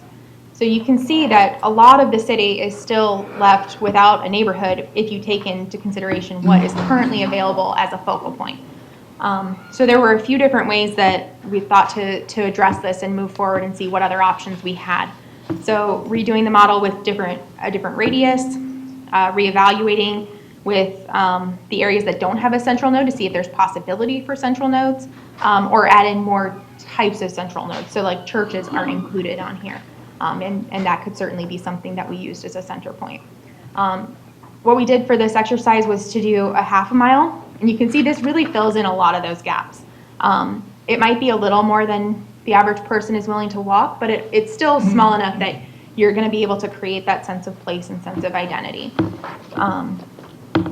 And you know, we have to be realistic. We're 105 square miles, so you're not going to have everyone's not going to have what they need in a quarter mile. That's not realistic for what our city is. So I think the half a mile is a good working point to start off of. And then of course we would reevaluate that further. So I think we still, moving forward, we'd like to work on coordination with other city departments. Where are there future parks that aren't on the current parks GIS layer that we can add in to say, okay, in the future, when this neighborhood develops, it will have this park as a focal point. Public Works, we're working on the mobility study that will show some connection points. And you know, maybe this neighborhood study will reevaluate what those connection points should be. If you have an area that could be a neighborhood, but they just need a walking bridge over a canal, that might be a really good opportunity to put that in. So working with them, and then utilities, infrastructure availability can encourage development of strong communities and be a key component in defining the neighborhoods as well. And then any other recommendations that are made through this meeting today. We'd use GIS to fine tune the boundaries of the neighborhoods. So again, we'd get into more of that true walking buffer, and then really getting, you know, these are buffers, so they just kind of cut through some streets. So you'd want to make sure the neighborhood really makes sense from a logical perspective. And then of course, this would really need to be a community-driven exercise. We'd want to get out in the public, find out what people think a neighborhood is, what does a neighborhood mean to them, what can we do to make their sense of place and their identity with their neighborhood stronger. Our older Northport neighbors, as we talked about with the revitalization plan, they know their neighborhoods. They know they're in Highland Ridge or, you know, Jockey Club. Yeah. Or, yep. They know their neighborhoods. But most of the city does not. I've looked at this neighborhood map. He only knows because he started reading it. I've looked at this neighborhood map, you know, several dozen times, and I don't know that I could tell you off the top of my head what neighborhood I live in. So I think, you know, we'd want the community to drive that for us. And then we would bring the amendment through as a comprehensive plan amendment. So I'm here today to talk to you about the methodology and what changes you'd like to see made to it and what we can do to reevaluate these. Commissioner Kirsten. So when you did this, which in case I haven't told you lately, Nicole, you're freaking brilliant, all right? So you have done a wonderful job. You really have. And it's so tough because this is one of the largest cities in the area, and to try to define neighborhoods, it's just tough. But with that said, did you look at like the different zoning areas, like that something was commercial general or neighborhood commercial, and maybe utilize that as a focus point? Because the reason I say that is that back in the day, why those neighborhood commercials were zoned the way they were was because we wanted to make a walkable community. And so that's why you have the Price and Salford or Price and Cranberry intersection, was to take that as a focus point and allow for the neighbors in that area to be able to walk to whatever necessities were in those commercial neighborhood areas. So maybe, I don't know if you took that into consideration? Those or- are included on here. They're like the one that has no color or anything in the middle. Which side? The, Purple dudes. yeah, the one with the purple or the blue. I'm looking at the blue One. So you're saying the ones that Yeah, have so like you- little, But the easiest one to find is the one at Cranberry and Price because it's just like a perfect square. But they're all on here. okay. And then, And I did use the planned community development areas as well, because if you're within walking distance to that, you're within walking distance to, potentially a lot of different amenities. that was gonna be my second question, was that this would help with anything that's not developed at this point, but yet has enough space to maybe ask that the developer create a neighborhood pocket park to bring that neighborhood to whatever it is that they're doing, if that makes sense. Yeah, for residential subdivisions, absolutely. It's so difficult, the position GDC put us in with all the platted lots, and I'm constantly racking my brain going, how can I fix this? Like, so, yeah. Right. Yeah, I've contemplated it. Mr. Emmerich? And the one thing that I noticed in your slide was you went from the quarter mile to a half mile, and since you mentioned Highland Ridge, I will mention it again. From one end to the other is probably a half mile to maybe even up to a mile from, and I've driven it, but I haven't really looked to see how big it was. But that's a nice size area. We have a park, we have a pond, right adjacent to it, there's a boat ramp. There's a lot of different activities in that area, and it's not too large that you can't walk from one side to the other side. So I think by going from the quarter mile to the half mile is a good compromise. I think you did very well in that, and by looking at it, because it did start overlaying a lot of areas, and it filled in. So I think going forward, that's what I would be in favor of. Commissioner Lee? Yeah, I like the half mile also. When we get talking about these neighborhoods and the development of the city, I mean, Commissioner Carazone sat here during that era. What concepts they came up with, it's almost mind-boggling, because some of this stuff is what you would find in urban area, not small town.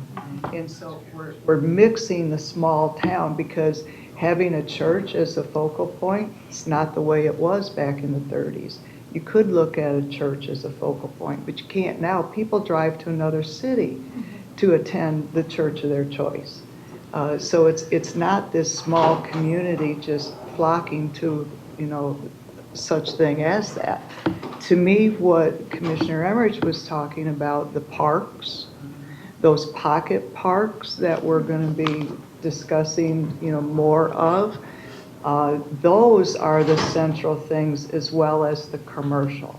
Yeah. And what, these things that you've got labeled, which is our neighborhood commercials, are definitely where the center needs to be. Now, how they develop, I mean, that was them thinking in the past. Now here we are, where commercial's not the same anymore of what it was. I was going through this list on the next topic.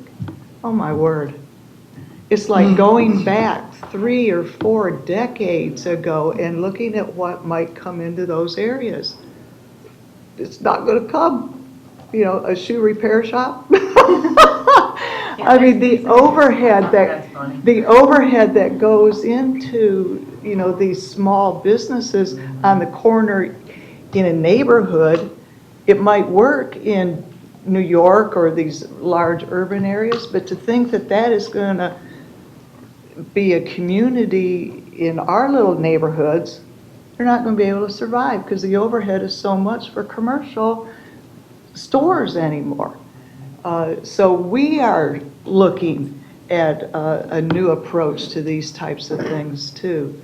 But to condense the icing on top of that great news, I like the half mile thing. I think you make a great point. And I think the part that is missing, that we wanted to address back then, that we never really could get enough approval for, because there was a huge neighborhood outcry over it all, is the connections.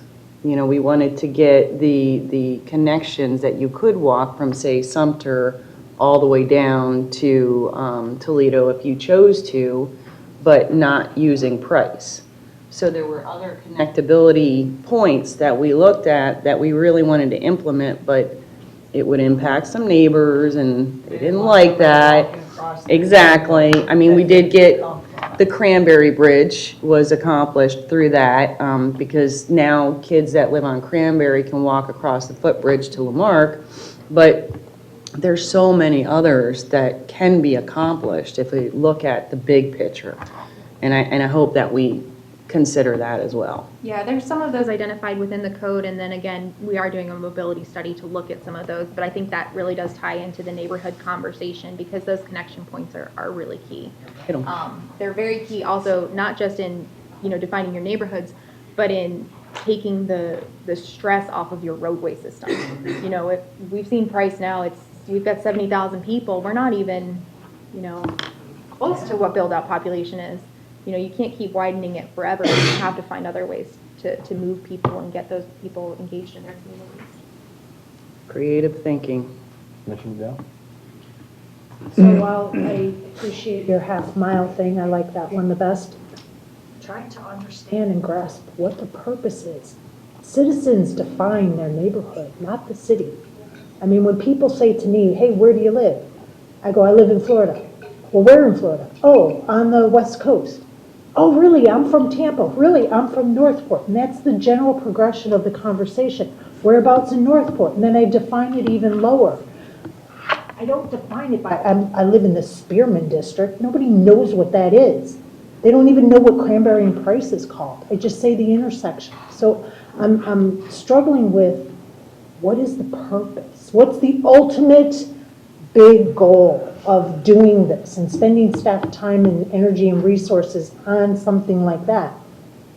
So I think it's twofold. And I'll agree with you. If I tell somebody, where in Northport I live, I say I live off of North Cranberry. That's what I say. That knows that. But you also have a lot of people who, identify with Jockey Club. They identify with Highland Ridge. And so you have that sense of identity because those places have been clearly defined that way. And so the exercise looks to define neighborhoods as one part. The other part, as I mentioned before, is if you can define those neighborhoods and get a park within walking distance, get a corner store within walking distance, you take that pressure off the roadway systems. Not everyone's going to walk to it. Not everyone's going to bike to it. But if you get even some people off of it, or to do that, to take that alternate mode of transportation, you help our roadway system. Because, we don't have the east-west capacity to move people at build-out. We have to figure out other ways to do that. One of the reasons we got off of it too is, and it's a little bit different, but when we started going to activity centers, 1, 2, and 6, and 5, and we forgot that we have the Mediterranean district, we have the Panacea, and so we started, and I think over the years we've lost a little bit of what you're talking about because if we would have really developed that and in our verbiage, every time we mention activity center such and such, we talk about it as this is the Mediterranean district. I believe that by now we would be at a place where people would have a little more sense of self, saying, well, where are you? Well, I'm over in Panacea, and I think we would have that, and so this would make more sense today because we would have already ingrained in ourselves names instead of numbers, if that kind of makes sense. Yeah, absolutely. We're trying to make a shift in our planning lingo because we do the numbers, and we're trying to make a shift actively, and it's difficult to change. Well, I think most of us have, even throughout our strategic planning, have been saying we got to get off these numbers, get back to what the intention was, because words have meaning. Numbers don't really have emotion behind them, but words do. And another point on Vice Mayor's question about why would the city be doing that? Defining these neighborhoods brings this down to a smaller scale, and it's better to manage from the city's perspective. I mean, you've got, instead of dealing with 104 square miles, you're actually getting into these various neighborhoods, and it's much easier to manage, and folks like to identify with, in general, with where they live, and it's just kind of a standard I'm in approach. agreement with everything that's been stated, but I'll have to state that I am in agreement with her too. As I heard it being talked about, the presentation, I'm like, this is a long strategy plan. This is going to be something that we're going to go at in a slower time frame, not pouring, like it's a priority, pouring tons of hours and time into it, but something that's developed over the years. But I think too, if you look, because it was a long strategic plan in the past to have these districts. And the problem is sometimes when things get too far out, we forget the purpose behind what we're doing. And it's easy just to give a number. And so, I think, if looking at this, obviously, we let the market somewhat dictate how long that plan is. But if that plan is 5 years, let it be 5 years. If it's 15, let it be 15. But let's not artificially say we're going to make this a 30-year plan, because then we're going to end up right where we are today with no definitions. Mayor. Yeah. Go ahead, Pete. No, you said Vice Mayor. You can go first. So I'm looking at these redefining neighborhoods, and there's so many on this list. I know you have numbered up to 73. Some of these, nobody knows where they are. And I go back to the point of the citizens defined what their neighborhood is called. Like Talon Bay neighborhood, that's called Talon Bay, but in the comp plan, it's called Border View. When I looked at the comp plan maps, it's called Border View. Everybody knows where Island Walk is. Everybody knows where Jockey Club is. Everybody knows where Cranberry and Price is. So Talon Bay's not listed as Border View. It's listed as Talon Bay. when you go into the comp plan maps, in the comp plan book, it is listed as Border View. The map that's in my presentation is the neighborhood map from the comp plan that's currently adopted. It's an outdated Yeah. comp plan, We'll but have I'm to just, fix that. There's only one or two that I don't know. I know mean, all the Fabian and Spearman, I don't know where those are. I have never in the 30 years heard it referred to as that area. That's where you would say, North I'm Port over in Boulevard. Cypress Falls. Where's that? Well, that's in Panacea, so I'm Cypress Falls, Panacea. And that's how it defines down. And I will say, you and I may not know where those are, but those residents know what that neighborhood is. When we did the revitalization plan and we met with those residents in that neighborhood, we asked them that question. We asked them if they knew where their neighborhoods were. And it wasn't just the obvious ones of Highland Ridge and Jockey Club that knew that. It was the other neighborhoods. And I was honestly very surprised at that because I didn't think they all would. But they do identify it. But I do agree that citizens will drive what their neighborhood named is. And that's why I think it needs to be a very community-driven process. You have to get out in the community and Going out and trying to change the name of Island Walk. Hey, we don't like that name of the community.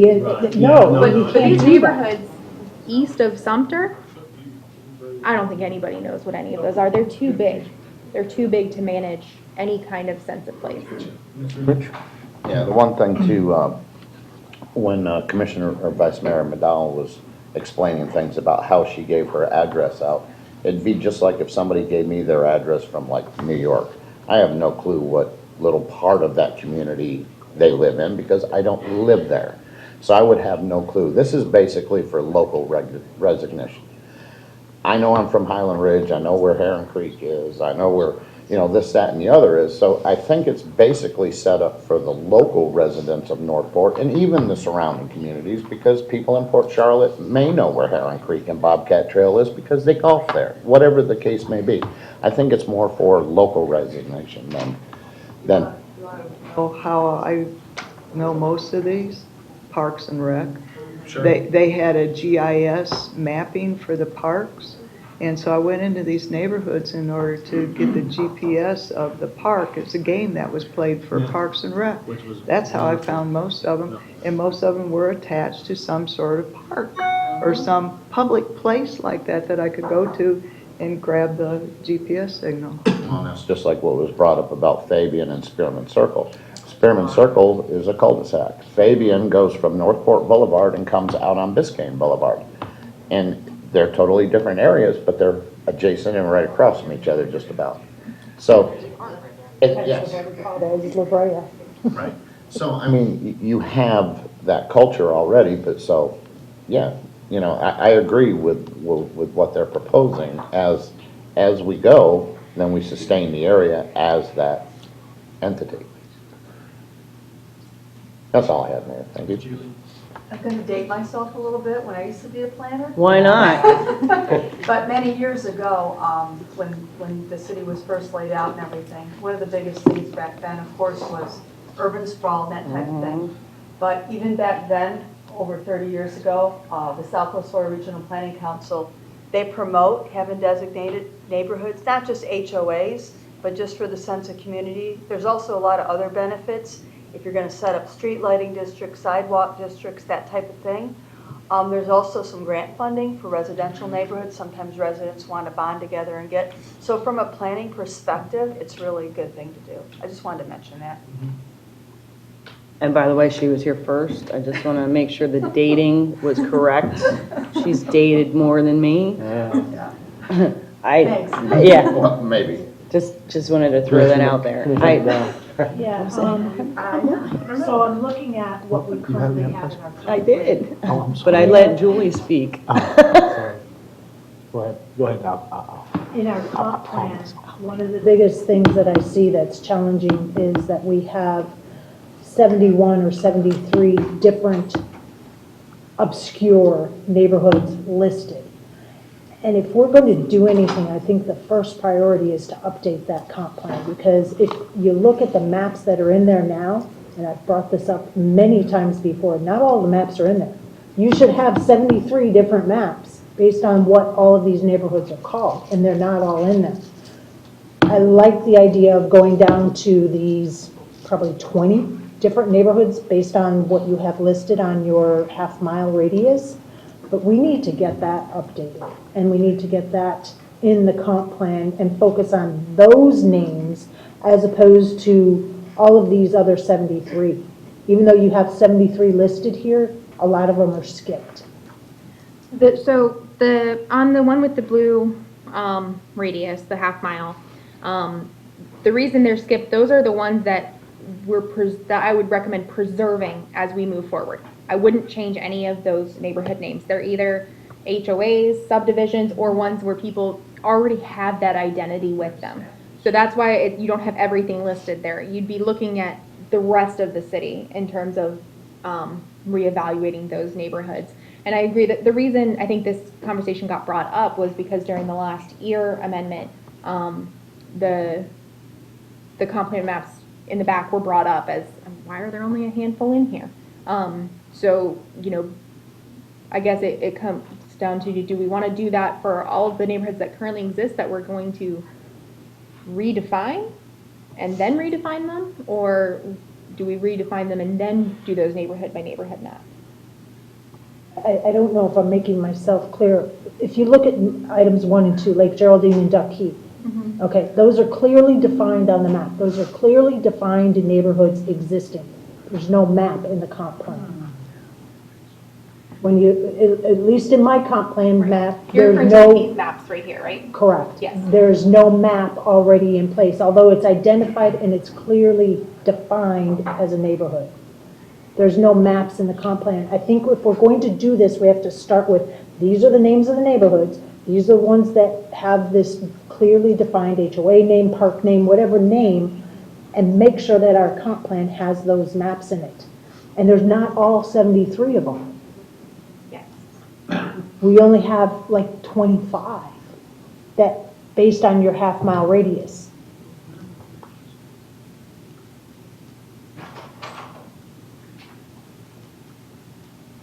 Is that considered a comp change? Yes, Or it's a just comp because you're adding Any maps to changes to it? the text of the goals, objectives, and policies is it? Includes maps? Yeah. So there used to be maps of all the neighborhoods in the comp plan. But the only problem is when I left in 2010, we didn't have this many neighborhoods. So I don't know how we went from like 26 to 72. I have no clue. But that's one thing that may be the reason why they're not included, is that other than the year that we did in 16, when was the last time we did a major comprehensive plan amendment? 2010, probably. I believe so. So the neighborhood map was updated in 2016 to add in any of the new neighborhoods. But I believe the last time it had been amended prior to that was not, I did the mapping for that, and so I didn't add a lot, is what I'm saying. I think I'm looking through the maps that are in the back of the comp plan, and they're not all there. I don't know why they're not all there. I can't speak to those. And I definitely think that when we move forward, we would want those to all be there. Or we would make a policy decision that we don't want them all there. But I think, you would want those to be clearly defined. Because I get the whole half mile thing. I just wonder if maybe 70 something is too many. But in the same token, I want to speak to prior, why are we doing this? It's pretty much a known fact that if you find any healthy community, it's about making your neighbors connect with each other. And that was kind of the key design to the activity centers and the walkability features of the city.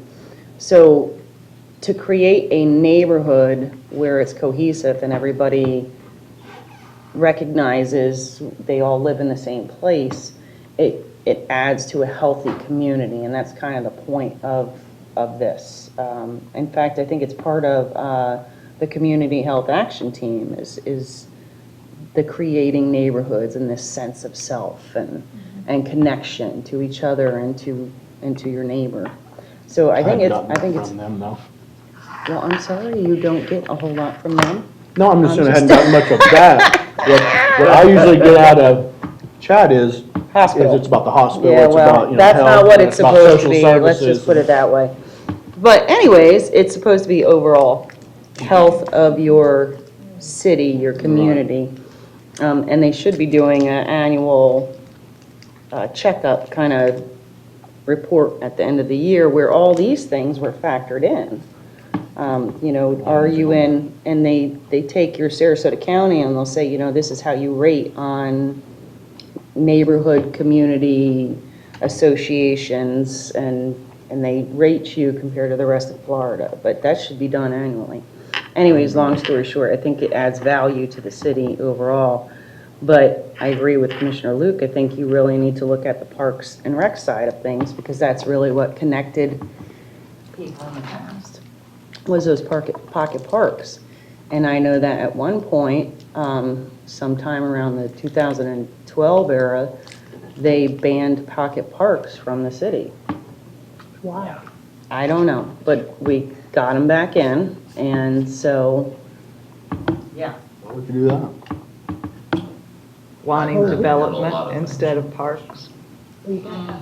There was a loss of the value to parks and more of an emphasis put upon development.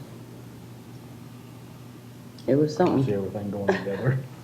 See, and there's like really no pocket parks on the east end of town except for Atwater Park. And that is why that end of town doesn't really have that identity that other areas have in the older part of town, because they do have those parks.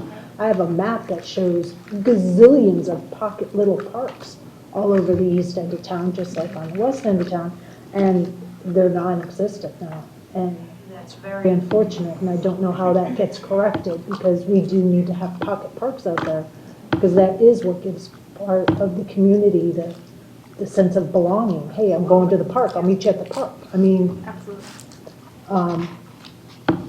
20 minutes in a wooded type area a week.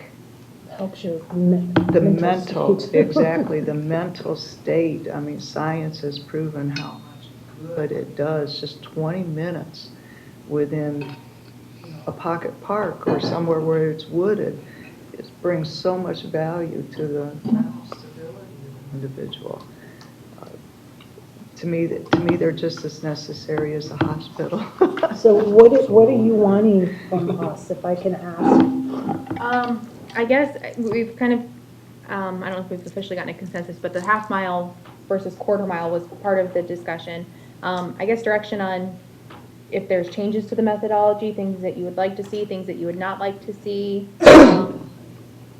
I'd like to see that pocket park plan come back that we had prior to 2010, that where it expanded all those parks on the east end and tried to create, yeah.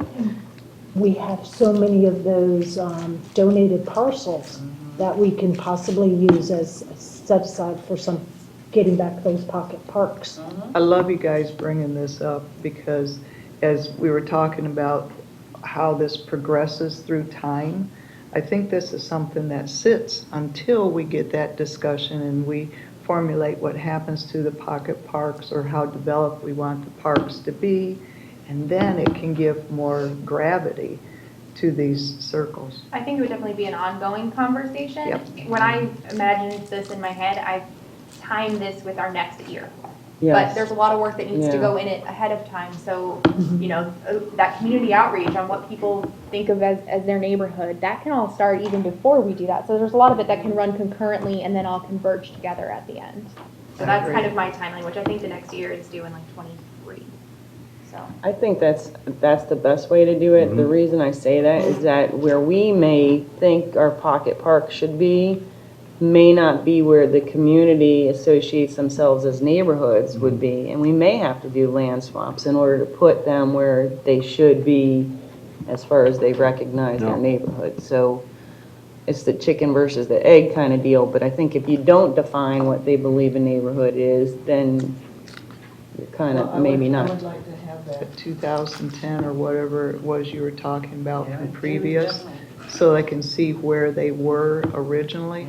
So if Vice Mayor or whoever has it could forward it to all the commissioners, I'd appreciate it to see what we're looking at from past time, going into these meetings with. They got it in the garage. And I think also the more you can combine these amenities, I think the better off and stronger your neighborhoods are going to be also. So if you can put a park next to your neighborhood commercial area, then you have more of that interaction between that, or next to a school. You have some areas where you'll see it. That Glen Allen is a perfect example. You've got the school, the park, and a neighborhood commercial property across the street. Like that's the perfect focal point for a neighborhood. So the more you can combine those through the process, I think the better off it would be. Well, another point as well is to always remember those 5 or 6, I think, of those original neighborhoods that we looked at with that grant, with the potential for redevelopment. Those are the old core areas of Northport, which they need attention. Absolutely. So that needs to be part, of the conversation. I don't know if we've got a coming. That's a great point. Meeting on that, so. Yeah. It's, you've got infrastructure It's weaving. there that's deteriorating, you've got Revitalization appearance program. issues, you've got some other things that's got to be part of this. Sure. All weaving together. So maybe, Mayor, maybe we can get a consensus to have the city manager give us a map, and I think we've asked for this before, the city-owned properties on a map, so we can open it up and really see where city-owned properties are in conjunction with like a school or a. We just need an updated map, Yeah. because we have one, but it needs to be updated. I don't even know if I ever got one. It might be very old. There's a whole, there was actually consensus to bring an agenda item forward, which staff has been greatly working on, to identify all the city-owned lots, which departments need or want them, and bring forward, are we going to dispose of any of them? Do you want to dispose of any of them? Do we want to save them?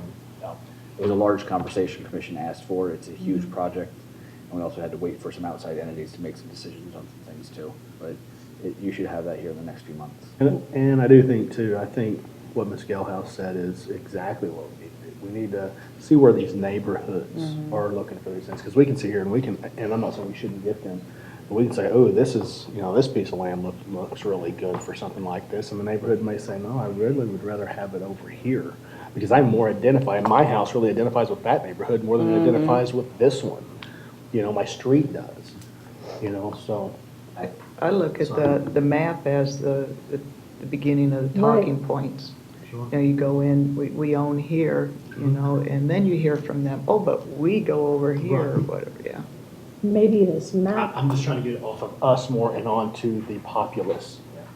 maybe this map shouldn't just be the city properties that the city owns, but then also have, there's a school here.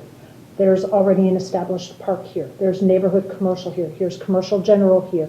That way then we can really have a big picture overview and then maybe have an outline of that half-mile radius like you have shadowed here to really give a huge picture of what we're going to be talking about in December, January, February on this whole conversation. I feel like we did this, like, once before, like 2007 or something. We all sat in the Mullen Center and had the maps, like she's saying, that had all the different things. It was kind of like an assessment, like what is it that you want to see, but what isn't here, and We need to have the canals outlined too, so that way then we're not going, hey, we can walk a car. No, you can't, there's a canal there. depends on what time of year it is too. It's easy to do overlays on a computer. To produce a handheld printed map with overlays is a little more difficult. I'm sure Miss Nita's up for the I think challenge. we can print it big enough, I think. Yeah, I mean, it doesn't have to be, Table size. but just, large enough that you can fold it. We've gotten those maps before, where you fold them up and, In my office. I don't know if you need a consensus, Mayor, to do that. But, I mean, I think I think everybody's. she knows Yeah, what I she's think- doing. I don't. Right, you're right. I just wanted to make sure that when we're getting all these maps, I just want to Yeah. make, because we do have a tendency to say, oh, once we get them, then we start making decisions. And I really think it needs to be put on the Has to be the neighborhoods. neighborhood, yep. So when we get those, I just wanted to reemphasize, that it's going with what Ms. Galehouse said, that we're getting those for us, but so that they can see those things and they can make these decisions. Well, I'm just gonna put it out, I'm a little concerned about getting these maps when we have to have a conversation in December where that may shift somewhat. So personally, I don't feel comfortable looking at anything right now until we have that conversation about these different, city-owned properties and such.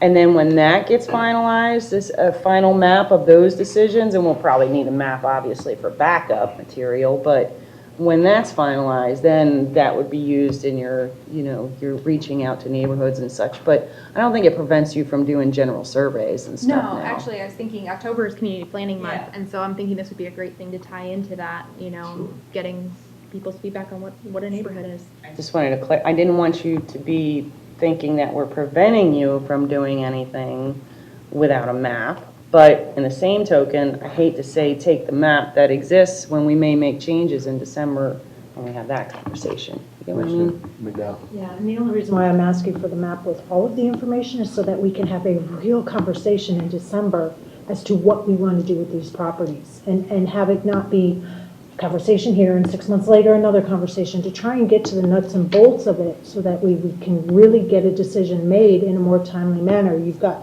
time to talk to the citizens and your community planning thing. We're having this discussion in January or wherever you're going to bring it back. This way we could say, hey, there's a city property here, instead of saying, yeah, sell it, when, wait a minute, it's right next to a commercial property or it's right next to a school. This way we've got a really large conversation that we can have. That's Well, all. we have a consensus to provide some information and then to move forward with Ms. Galhouse's right, with the idea of how to do this. And so there you go. So let's move on to the next one.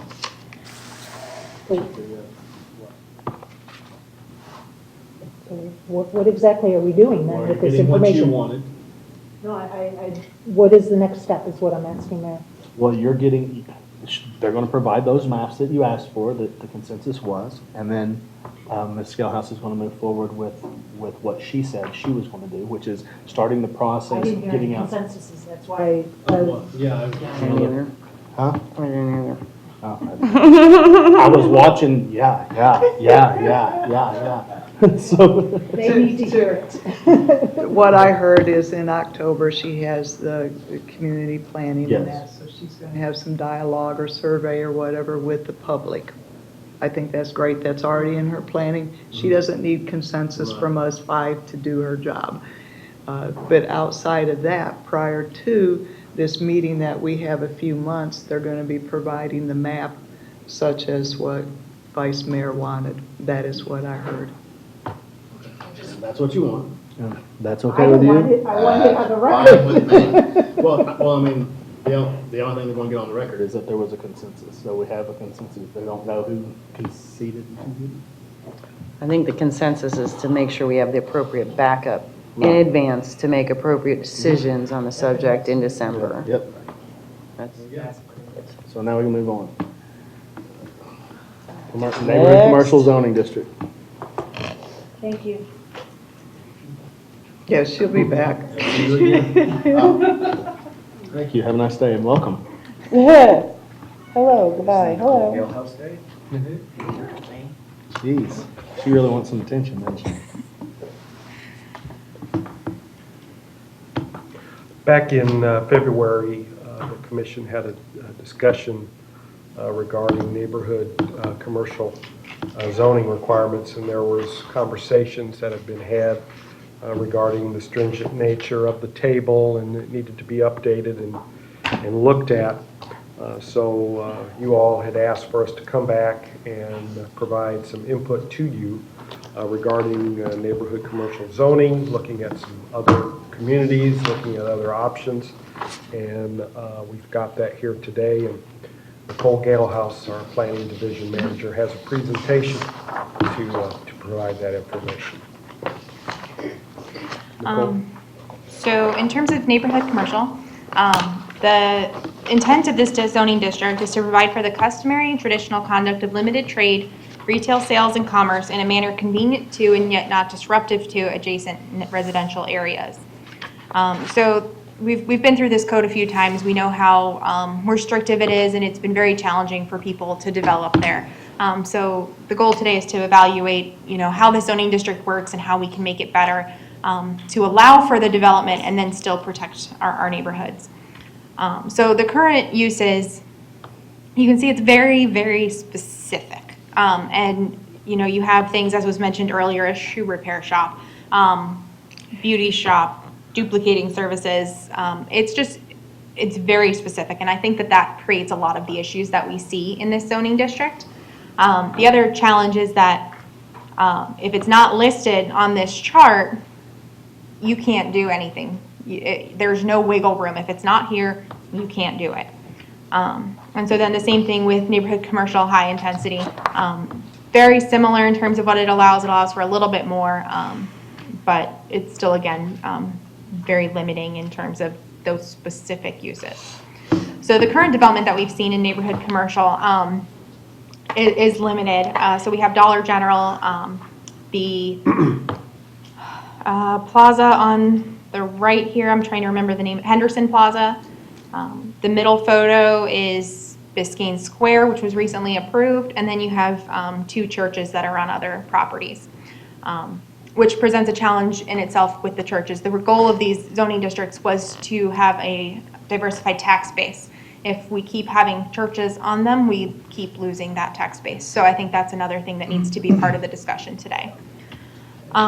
So in terms of inquiries for development, we were asked, who have we turned away for these zoning districts? I would say the primary thing that we just flat out say no to is residential, because that's not the intent of this zoning district. It's intended for accessory, but not for the primary use of the site.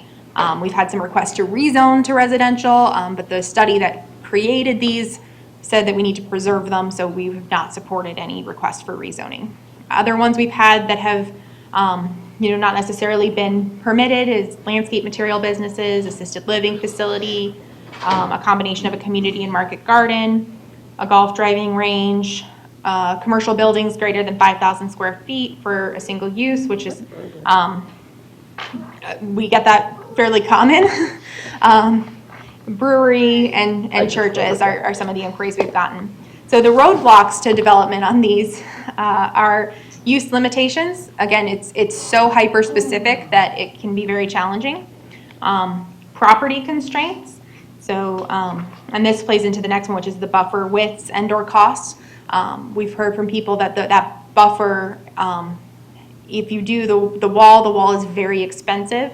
If you do the buffer, it takes up so much of the property that it doesn't leave you enough left to really do much with. So that's been something we've seen. The size limitations in terms of the building, and then the design costs with the design standards that have to be met as well. So looking at what good codes can do. So we see on the left side of these photos, you'll see what is generally developed based on how our code is written now for these communities. And on the right side, if you change how it's written, you can see where it becomes more walkable, it becomes safer for the residents, and presents a more aesthetically pleasing look as well. And so these are a few more examples. Again, the one on the top is what you're going to see in your traditional suburban development. And again, these are just kind of examples of how the code can structure it, not necessarily representative of the density or intensity that we see for Northport. So I want to point that out as well. But all of this is done through the code. So on the left here, you have what you're going to see on most of our neighborhood commercial areas right now, building setback from the street. There's not safety for walking and bicycling. That our MSA was listed as number 4 on the Dangerous by Design list for 2019. That's not a list you want to rank high on. So we really need to focus on that pedestrian and bicycle infrastructure to make it safer for our citizens as well. And that's something that focusing on the form of your building can do. So that's my next point. How do we get there? You focus on form first, with the use being a secondary concern. Because the primary thing that affects residents when they're next to these neighborhoods is how they interact with that space, how that transition is handled. That's the key part. You want to take into consideration noise, sound, and building form. So when you transition out of the heavier uses into the residential, it creates a better working relationship between the two. So some sample codes of how they do this. You can see they focus, again, on the form. They focus on the placement of the building, how many windows it has, what the fenestration of the building is, the percentage of awnings. And then when you get into the use, this one has a little more specific, where it has some uses listed out, but there's another one here where it lists street level uses, or non-residential uses at street level on street facing facades. Residential uses are limited to 20%. It gets into a little more detail in other parts of their code, but it's still very broad as far as what the uses are that are permitted there. So by doing this, you alleviate that constraint of the very specific uses and allow for greater flexibility. You would still leave in prohibited uses. There's still going to be things you don't want in certain areas, but you focus more on the interaction of the building and of the site with the community around it and how that interaction takes place. So I think I would recommend a phased approach in this, because we do have an immediate need to see a different type of development within neighborhood commercial. So I would recommend adjusting the current use table and making minor aesthetic improvements to relieve some of those pressures on development. And then in the long run, redrafting those regulations with reducing the stringency on the use and focusing on form and relationship. And again, this is another one where, because neighborhood commercial is so embedded in our community, you really want community visioning and charrettes to lead this discussion as far as how people want to interact with those zoning districts, because it is when they're that close, it is going to affect their lives, and we want to make sure that that's done in a positive manner. And so I'm here for discussion. Wonderful. One of the reasons I first brought this too was because just because of the how stringent it is. You can what we need to be focusing on first, I think you said it, is kind of a design standard, because you can fit just about anything inside something and it can look like anything you want. And and really not focusing on the specific things you want and don't want in there, but focus on how does this blend and look for the neighborhood. Personally, if you ask me, you shouldn't have more than 3 or 4 things that you don't want and then the rest is kind of open. because they'll fit within whatever that design looks like, whatever that feel is, whether it's Panacea or, the Mediterranean. Yeah, I want to discuss those breweries that you're so I know, against. right? And I want, I am not against it. I am trying, trying so hard. understand that we don't want an Anheuser-Busch plant out there, but if we had a microbrewery with, let's say, a storefront, that's a little bit different. That's a gathering spot, and if that becomes part of a neighborhood, guess what? I may be moving to a new neighborhood, because that would be a draw. Not saying every neighborhood, but hey, we live in Brewery Park 101, or whatever it turns out to be, but I think it's on the rise right now. And I think it would be a benefit for us to look into allowing that coming into our city. It's something we've been heavily evaluating in the ULDC rewrite because we have had a couple that have been interested in coming, and we've had a challenge with our current code finding a place they can easily locate. There's places they can locate, it's just not always straightforward. Right, but I think moving forward, you're working on it, and that's why I wanted to discuss it, because I don't want to, just be totally against it. I want to move towards allowing other businesses coming in, and right now, this is a current business that is on the rise. People are grasping it because they don't have to go out and have their Bud Light, their Coors Light. They can have something new, and it is a treat once in a while, so that's all I wanted to know. I wanted to know why they were so anti-breweries. I think I think too, the market will dictate itself too, You may only have 2 or 3 of those around town. You're not gonna have 50 because they won't be viable all over town. But also if you have that design standard set up, personally, if a Dollar General feels like it's viable and it can fit within one of these fancy little coffee shop plazas you said, and you walk in, it's got a nice awning, they got a couple of, I'm not saying that they would, but I don't know, why they couldn't do something like that. Have a little micro shop, where people can stop by and they can grab a couple of cans of soup and, or what have you. But I just think, whenever we put so much restriction, when we spell out what can go in there more than what can't, here's what we want, here's what we want. And as Commissioner Luke said, with technology, with the change of things, I have a cobbler, and he's about 80 years old, and I don't know how much longer I want to have him. And I'm going to very much miss him for my boots when he's gone. Because he's fantastic. He still uses the little hammer and all those things, and he talks in a strong accent. I don't understand the word he's saying, and sometimes he gets some stuff wrong, but it's okay. He's a good guy, but I don't know how long I'm going to have that, before I'm having to ship my shoes off. So to have these things, and anymore, it's about the experience that people have. It's about getting out and going places. You're seeing that even with the movie theaters. It's the Cinebistros, because people can stay at home and watch a movie. So why do I go to a theater just to watch something when I got an 80-inch screen TV at my house or whatever it is? There's people doing those. These things are getting cost affordable. And so they're having to create these Cinebistros that are experiences. And there's nothing better, as what was mentioned, than when you're out in nature. Well, look at some of these things. You're walking down, streets lined with bushes and plants and flowers and trees and little awnings, and the smell of coffee coming out, the smell of a little bit of Abby's Donuts over here, things like that. Well, I'll sit here, there's donuts right here, I can smell them. I know that's what I said. So, I really think, yes, Commissioner McDowell. Breathing. Because this is very passionate for me. This is why I became a commissioner. This is one of the main reasons that I became a commissioner. Neighborhood commercial is not what you guys are talking about. Neighborhood commercial is a small parcel. They're on average 4 acres. They're not blocks where you can walk for half a mile or a mile across the street to go to the ice cream shop across the street when you just left the little shoe repair guy. That's not what neighborhood commercial is. It's a parcel.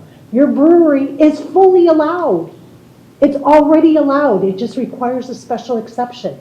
That's it.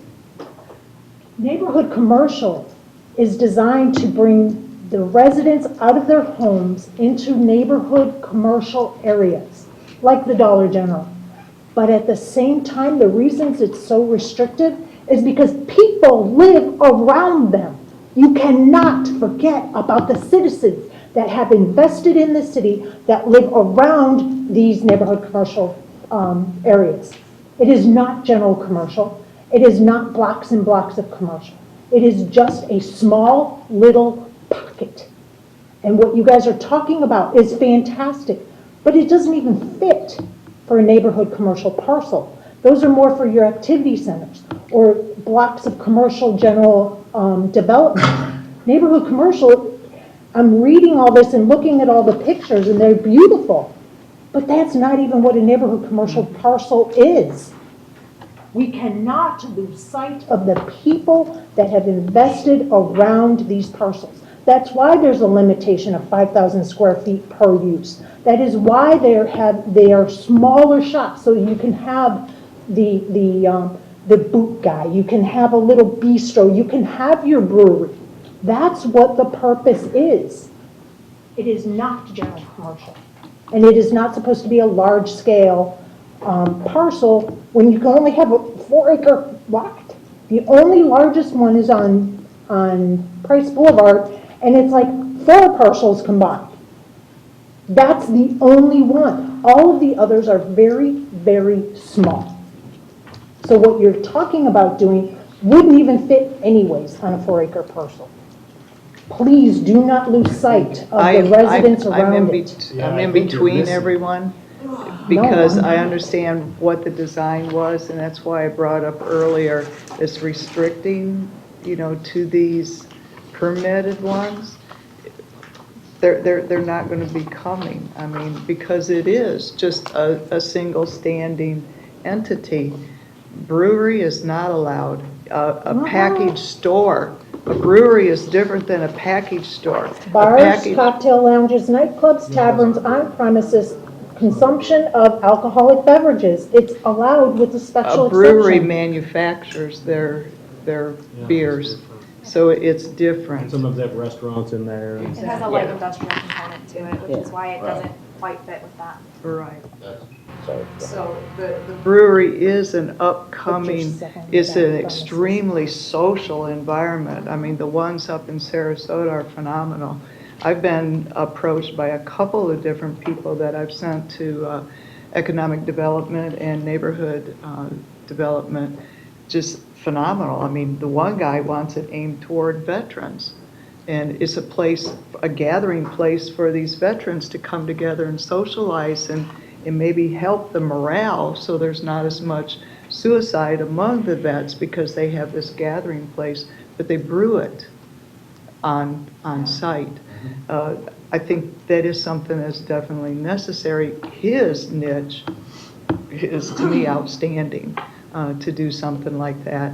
I think there needs to be reevaluation to this because it's not a downtown. It is just a place where the convenience, for these neighborhoods go to, and grasp a little bit of the reality of what it actually is and not what you thought it was to be. But look at it with new eyes. Pocket downtowns. For these little neighborhoods. That's what it was meant to be. That's what it was meant to be. Right, no, but but I'm talking about the neighborhood, I'm talking about the neighborhood commercial, because whenever I hear you talk, Commissioner McDowell, everything I hear is Dollar General, the way a Dollar General is built. Each one of these can be 900 square foot, 1,500 square foot.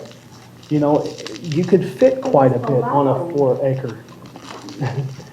No, specific businesses are not allowed. This is what I'm talking about. We need to worry about design and not about what is going in. Worry about the way it looks, not about what is going in. Which neighborhood is it in? That determines the design. Ms. Gilhans. One of the examples I have it's my go-to when I talk about neighborhood commercial, that's a special exception is a daycare. To me, why is a daycare a special exception Amen. in a neighborhood commercial property? Right. And on top of that, the studio. regulations that are on here are going to be very cost prohibitive for daycares. And we have a real need for that use in the city. Yep. It's a real problem right Yep. now. So. Can I weigh in real quick after she's done? Yeah, so, and there are traffic impacts, but that would be evaluated just like it would for anything else, and the necessary improvements would have to be put in if they're needed, or that's what would not allow it. So to me, to require special exception on something like that, or even the veterinary clinic, I mean, some of these things, it just doesn't make sense to be so use specific and restrictive on these properties. Yeah, and I agree that some of these uses needs to be looked at, but we have to look at it with a different optics than general commercial businesses. We have to look at it with the optics that there are residents around it. I can tell you firsthand the problems that Dollar General is creating in this neighborhood because of all the drug use that's happening and them going behind the wall. And it's not just behind the wall, it's in the parking lot, okay?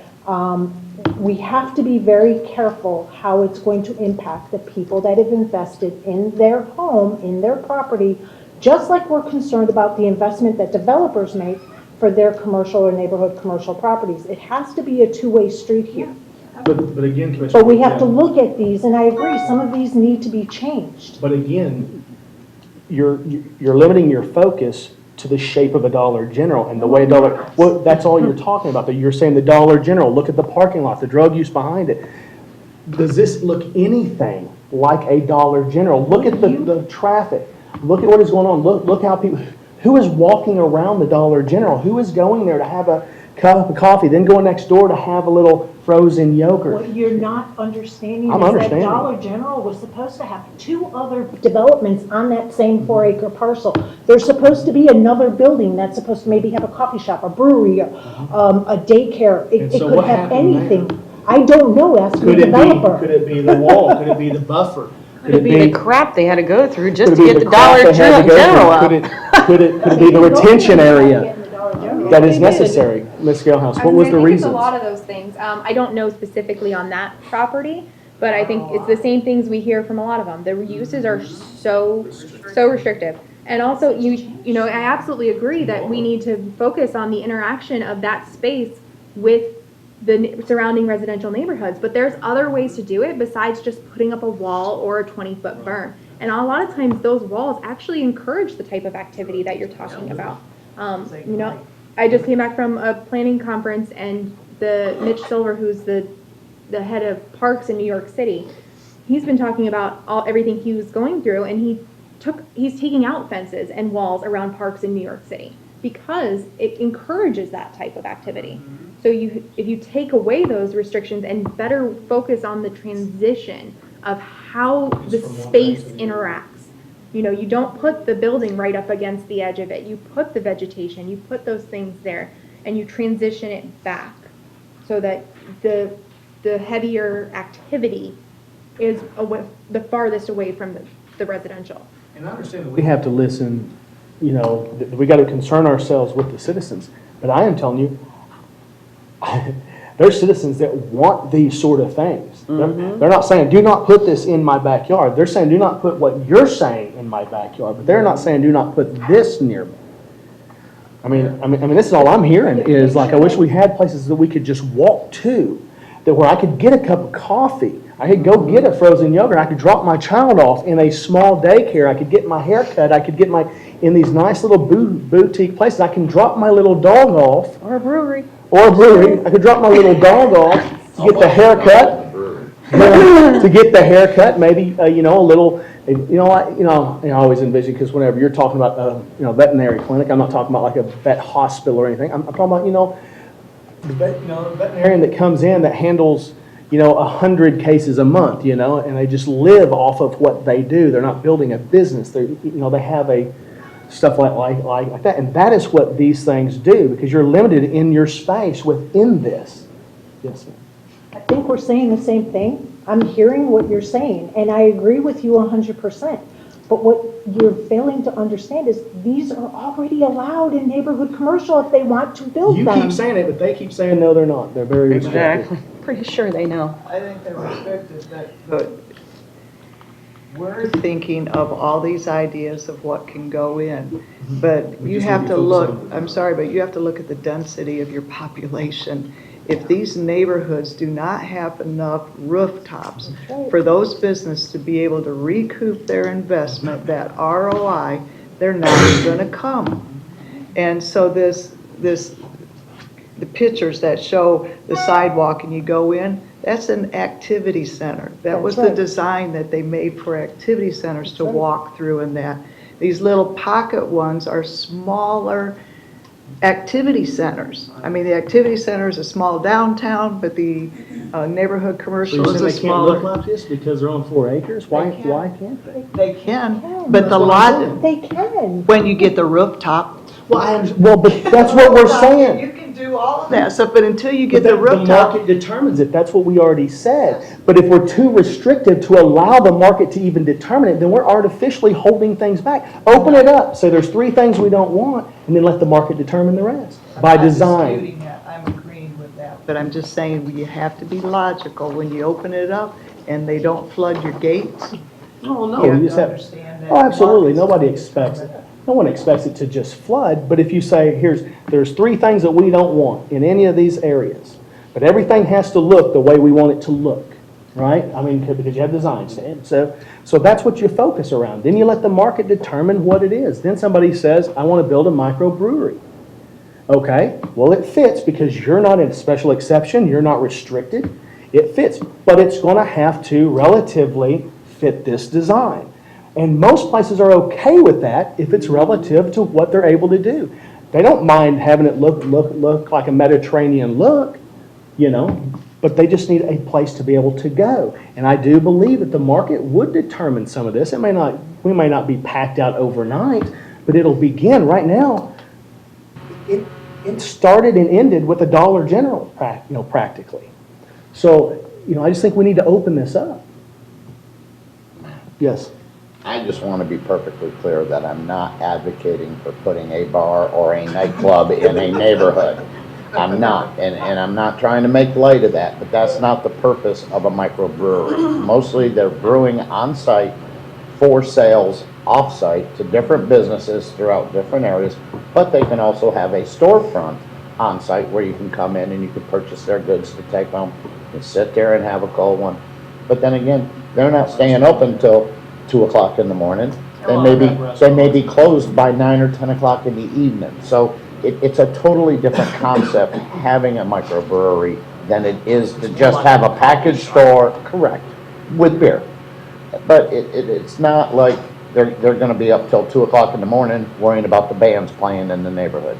And again, if they're looking to purchase this property, they can go canvass the neighborhood and say, wow, do you want this in your neighborhood? If a business is coming in and they feel resistance, guess what? I'm not investing.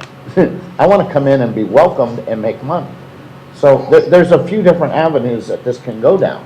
For the record. That's being brought up a lot because we've had some that have wanted to come, but we were too restricted to allow them. Go ahead, Commissioner Carson. Okay, first of all, microbrewery is in a plaza in Venice. It's a very small place. And yes, they serve food. And yes, they have bands and they have a bar on the other side, but that's not the point. The point is that in the past, you always were able to limit those neighborhood commercial pockets by saying you must have appropriate lighting, you must have, be closed by 9:30 PM, you can't have anything delivered before 8 AM, and like, we went through every one of the, now, does that still exist? Do we still, as a commission, get down to that macro level of, okay, you're allowed in that neighborhood commercial, but under these conditions? Neighborhood commercial does have hour restrictions, and I believe there's delivery restrictions. I can't remember if it's specific for neighborhood commercial, but citywide there are delivery restrictions, and those are absolutely things you can regulate in there. One of the things with the microbrewery that we found was the outside portion of it. A lot of them like to have an outside area where you have, cornhole and whatever. They actually end up being, I can't tell you how many times I've seen instances where families are at microbreweries. People bring their kids there. It's a family environment. It's not, people going out and, going to a bar, like you said. But we do have the ability to regulate those things within the neighborhood commercial code. If there's something that's not there that should be, if the outdoor seating needs to face away from the residential. Or not be so close to a main street Yeah, it needs or to be something so like far that. away from Okay. X, Y, Z. So Those we are absolutely still- things we could put in. Is we still have those types of regulations that we can enact, that are already enacted per se, and we can expand upon them if we feel that there's a safety or a violation of the neighborhood acceptance, right? We can still do those things without being in any litigation. Okay. So with that said, then I'm in the same agreement as Commissioner Hanks here, that I think that you should just say no adult entertainment. Yeah, that's all I got, really. Well, Me too. okay. No No gambling? church. I mean, no church. No. Thank you. Yeah. So, So let me play devil's I advocate. think Commissioner Luke was next. Commissioner Luke. Yeah. I had a question. Can they build strip plazas in these? So that if somebody wanted to come in, put a plaza in, they could have the cobbler, the beautician, those types of things that can go in there. The only thing that I want to say about breweries is they are different than the taverns of maybe our upbringings. They're pubs of other countries. It is a different class, as you said. Children, families go into these breweries for this gathering place. The other countries in Europe and stuff don't have the stigma about it. It's not a place you go to get drunk. That's, like No. you're Yeah, always that's not the concerned point. with a It's bar. not- It's a gathering place. It totally different culture and way of viewing it. And they do. They brew it and they will sell it to other outside businesses and stuff too. But it is a gathering place. That's all I want to say. Commissioner McDowell. So when I'm hearing you guys talking about what's not allowed, I have to look at this list and say, obviously, beauty shops, body art shops, those are already allowed. There's some things that are in there for special exception. Some of them I don't understand why it's a special exception, like a health spa. I have no idea. I have no idea. A daycare, no idea. Assisted livings, I can see why that would have a special exception or not permitted, depending on if it's low intensity or high intensity. I kind of get that one because of the density and stuff like that. You go to a restaurant with a drive-through. You want a McDonald's on with side streets and impacting the neighborhood with the traffic? I can see why that would have to be a special exception, because then each one is done on a per parcel look over. You're looking at each one individually and not putting a blanket, yes, we can do this. Some of them have to be looked at with a different lens than the other one across town. An example like a gas station, putting in fuel pumps. Do you want that in a neighborhood? You think you had red shirts here for a Dollar General? Oh, just try and wait and see if you put in a gas station in a neighborhood commercial, I don't get it. Because they're all over the city. No matter, you're not supposed to be bringing traffic to neighborhoods. You're supposed to be dispersing them out. That's the concept, is it's mobile, you walk. there's not. I understand. that. I know, but in order to have a drive-through, you need to have a drive-through. Yeah. You need to have excessive parking. We're not talking about that. We're talking about things that has very, at least I'm thinking, in my mind, it's very low impact. There's very limited I parking. want low impact, but a gas station with fuel pumps open 24 hours a day is not low impact. That belongs in a zoning district of commercial general, not neighborhood commercial. A drive-through McDonald's doesn't belong in a residential neighborhood. It belongs in a commercial general. But what about if it's a drive-through deli? What's wrong with that? Well, a deli is a lot different than like a McDonald's, and Right. it's a lot different than a gas station. Why is it different than a McDonald's? Isn't it that the size of the property is going to dictate what you can put on there? To a large degree, the size of the property is going to have a huge impact on that. And again, the traffic impact analysis still has to be performed and they still have to meet that. So that's going to be a big factor.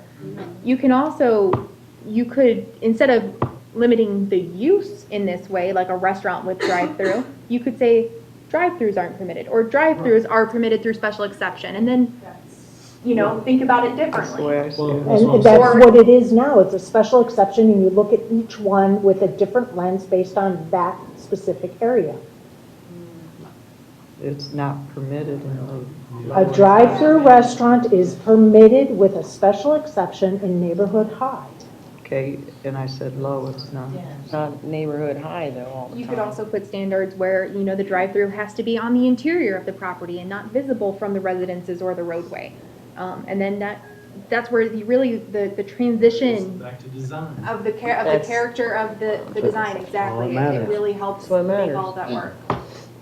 We did have one of those in town years ago, and you drove through the middle of the building, and they would come up to either side of your car to go get whatever you wanted, and then you would cash out and you would go, but you were in the middle of the building. They have them all over the place, but that again is in commercial general, where the No, I traffic's understand. already there. I'm just saying it's a doable concept, because they had one over in El Jabin and one over here. Again, is on the design, how it looks. You can do a ton of things, but it can match the neighborhood, it can match the feel. You could have a deli, a brewery, and, well, you couldn't have a daycare, I guess, with those right next to Well, beside that's each the other. point is. But I think the thing is that you could have those, and other than, if you just drove by and you never were in town, you would not know that those three things were right there. You wouldn't even know it, unless you were from this town, from that neighborhood, and you knew I where think to you'd go. still have to have signage of some sort. Well, yeah, I'm just saying that the look, there would be no differentiation with look, it would all be the same feel. The signage would identify it, but yeah, from the exterior of the building and how it interacts with the space and the residential and neighborhoods around it, you wouldn't know. Well, I just would like to see us kind of stop with the what can and can't go there and just say, okay, these are the things that we don't want there. We don't want, strip clubs or adult entertainment of any There you sort. go. Already not allowed. And, I know, but what we're saying is minimize the things that aren't allowed and the special exceptions to those three, four things. I would eliminate 24-hour type of services. I mean, something that would make loud noise going in or draw Absolutely. them to. Everything ends I at would the eliminate curfew of 10 those. o'clock or There's whatever that hours is. there's already restrictions in the hours code of already. restrictions of If you do give special exception, maybe to the brewery, you say, all right, special exception is your decibel level can't get over a certain amount and people can't be outside. They have to stay inside after 10 PM to midnight. Or it could be part of their brewing process and not their storefront process, because they may have people on site 24/7 for the brewery. Well, they still have to fit. The decibel level. Yeah, but they wouldn't necessarily be open to the public Right, during that correct. time. That would just be working, that's like if they had a bakery. You're gonna have someone there That's what all I the was- time because they're baking the bread in the middle of the night. But You know, you that was what I can't- was saying, you might yeah. even be Business able to. operating hours. Yeah. Yeah. Yeah, but then again, you might even be able to allow it as long as, listen, your patio can no longer be open, you know. Yeah. No, you're right, we did. You know, some and as of those long as things you're in not county. loud and nobody can hear you. I'm fine with just saying, look, as far as I'm concerned, no adult entertainment, and the rest is gonna be determined by the size of the property, by the neighborhood itself, because they're gonna do studies as to what the neighborhood will want and need prior to putting any type of thing up. I mean, you might see a plaza go up, but with no designated particular type of Right, and then they'll lease out the operation, right? space. And then they'll determine independently what kind of storefronts should be in there, but, Then that cobbler comes up and rents a little space. exactly, I don't have a problem with it, other than that, and I think that we already have language that will limit the impact to the neighborhood, and we just need to worry about that. That's extremely subjective.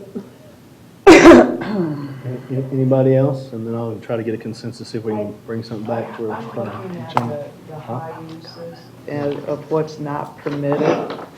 And to me, all of those uses that are not permitted are uses that should be out on those main corridors, those main commercial places, not in a residential community. So I got no problem keeping the not permitted in those residential use in that high usage. I heard a question, because I got great ears sometimes when I want to. What page was that? Was there a cost to the special acceptance? Yes, there is. Whisper. It's $2,500 plus $11 per acre. It deters almost everyone from applying for one because it, Upfront, that's just, yes, in addition to all of the studies and materials they have to have prepared for that application, so. And when you're talking about No a guarantee. That's a lot of diapers. Cobbler, No that's, guarantee. Well, they very well could be. a cobbler is usually not going to set up his own storefront, as cobbler is usually going to lease the space. Well, from- that's what we're saying. yeah. So- Well- so- A smart owner of a commercial business would actually own their own space. They would not lease it. That's what smart business people do. Go ahead, Commissioner Karas, or McDowell, and then I'll go to a public comment. Do we have? I think, or Curious, something? and I've always wondered this, why is there the difference in designation between neighborhood high and neighborhood low? What was the mindset of creating those two different designations? I would have to go back and really read through everything, but I believe that it was done to differentiate between your main corridors and your ones that are like more in the neighborhood. So like, I believe the, where's the map? Yeah. Yeah, price is high. The one that's at the end of Biscayne should be high.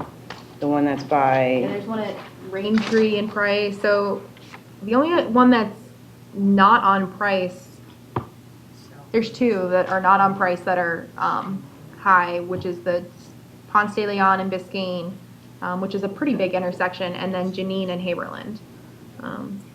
isn't there one on Salford? South Salford, almost to low. 41. It's Yeah, low. that's low. Yeah, so the low are the ones that are off of those main roads. So are you, and I guess this is a question for the board, are you looking to get rid of the two designations and combine them, or what?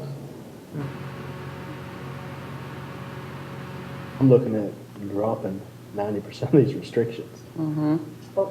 What, On both. what about the residents around it? If you ask me, then they're clamoring for it. They're not clamoring for what you describe, but they're clamoring for what I'm describing. If you ask me. Did we have some public comment or anything here? Mr. Willis? Here's a microphone right in front of me. You sit right next to Come on down to the table, Mr. sir. Miles here. Come on down to the show. Welcome to Front Row. Going to the show. Not sure how I feel about this. We aren't If either. you're smart, you'll know it. Justin Willis, Mongite Road. Commissioners, I respectfully say this. Please separate your emotion from the discussion. There's a lot of emotion being put into this conversation that does not belong here. This is about zoning. This is not about your neighborhood. This is about our city as a whole. This is about our residents speaking out for what they want and what they don't want. They have an opportunity to come in and voice it. I stopped what I was doing to get up here because I disagree so blatantly with what was being said that it was more important than me working to drive up here to make a statement. Again, when you are speaking up here, please remember, when you state that you're speaking on behalf of all residents, you're not. It's not all residents. It's not. You might be speaking for your neighborhood. But at the end of the day, I have lived from one side of the city to the other. Cranberry was one of my favorite places to live, and since I have been a kid, I have heard about the gas station that was coming. We could not wait for it. It is something that we have been waiting for. Exactly. It was local, it was close, it was a bike ride away, the kids are able to use it. I understand that some of these adults get offended by what's happening, but we have kids in this community that can utilize some of these things. The average bike ride that it takes to get from Cranberry to any gas station or place where these kids can get to, on average is 3-mile ride. Today's world, we're not letting our kids travel 3 miles on a bike anymore. Amen. Welcome to the new Northport. This is not the Northport you were raising your children in. It is the Northport you're raising your children in. You get it. Today is very different. When we were growing up, we were allowed to go and play and have fun and do whatever we want. We could travel 10, 12, 15 miles. Our parents didn't care because our community was safe. Not saying that it's any less safe than it is today, but we had an appearance or a thought that it was more safe than what it is today.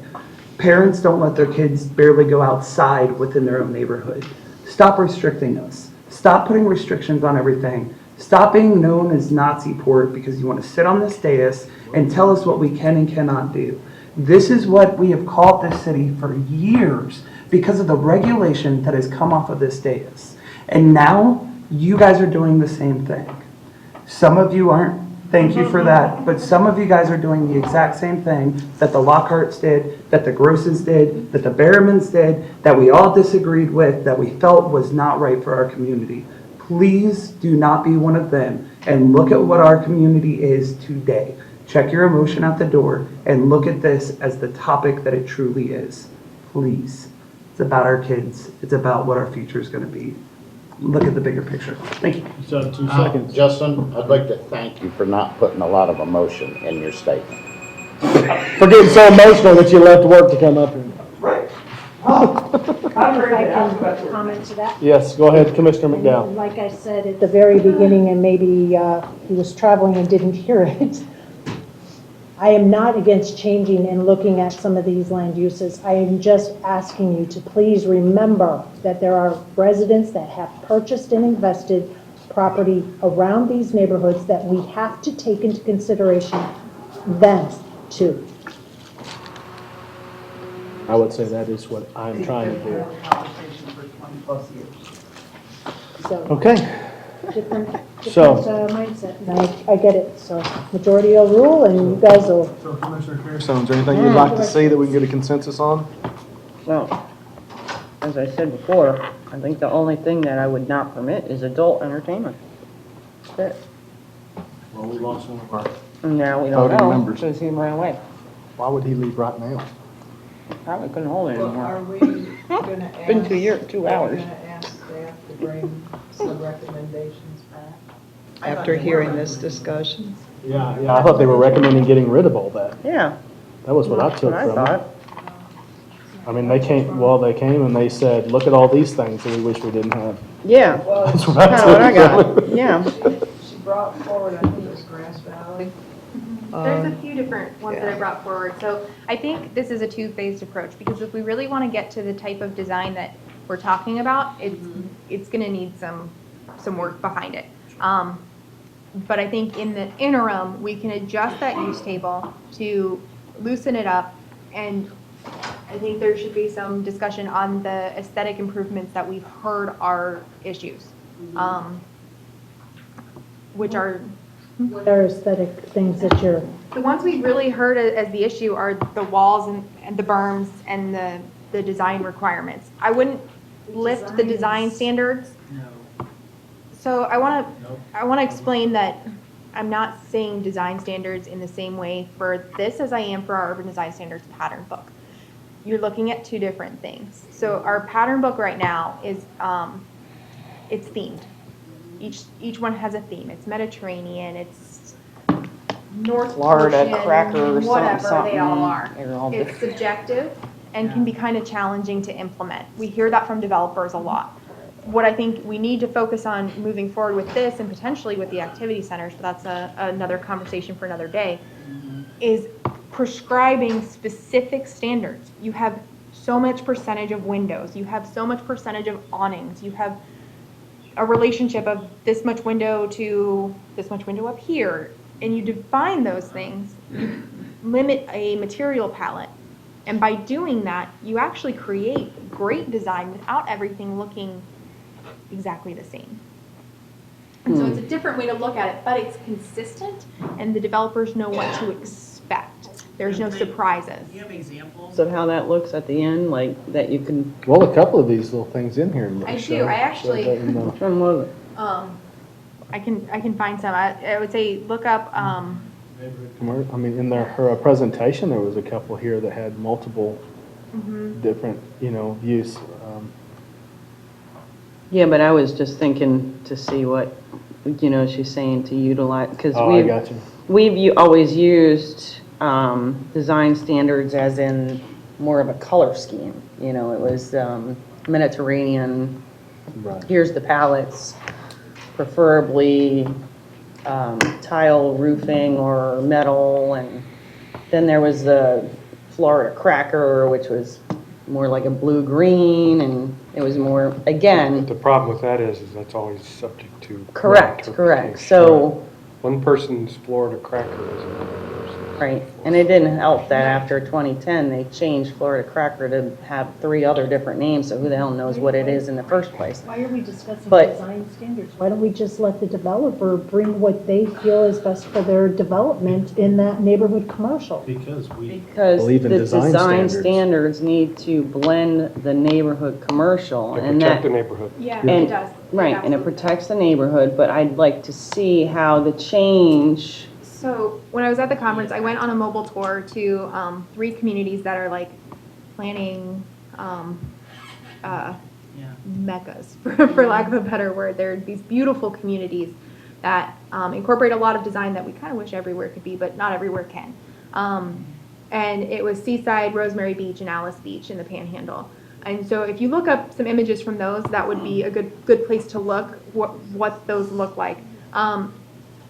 Now, I'm not by any means implying that our community is going to become one of those communities. They're resort communities. They're designed for certain things. But it shows you how that design, their design is what I'm suggesting here. It's prescribing the elements of the building and the materials that are being used without saying it has to look Mediterranean.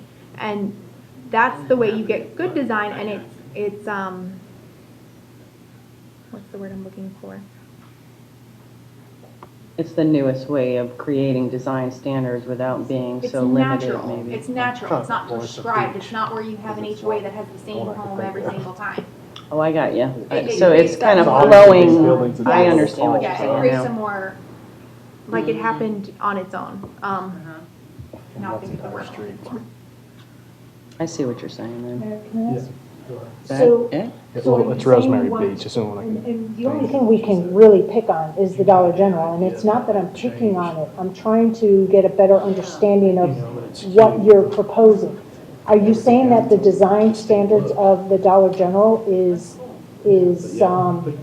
was too expensive or too hard to? I wasn't here for when Dollar General went through. I can just tell you the experience I've had on some of the other commercial projects that have come through.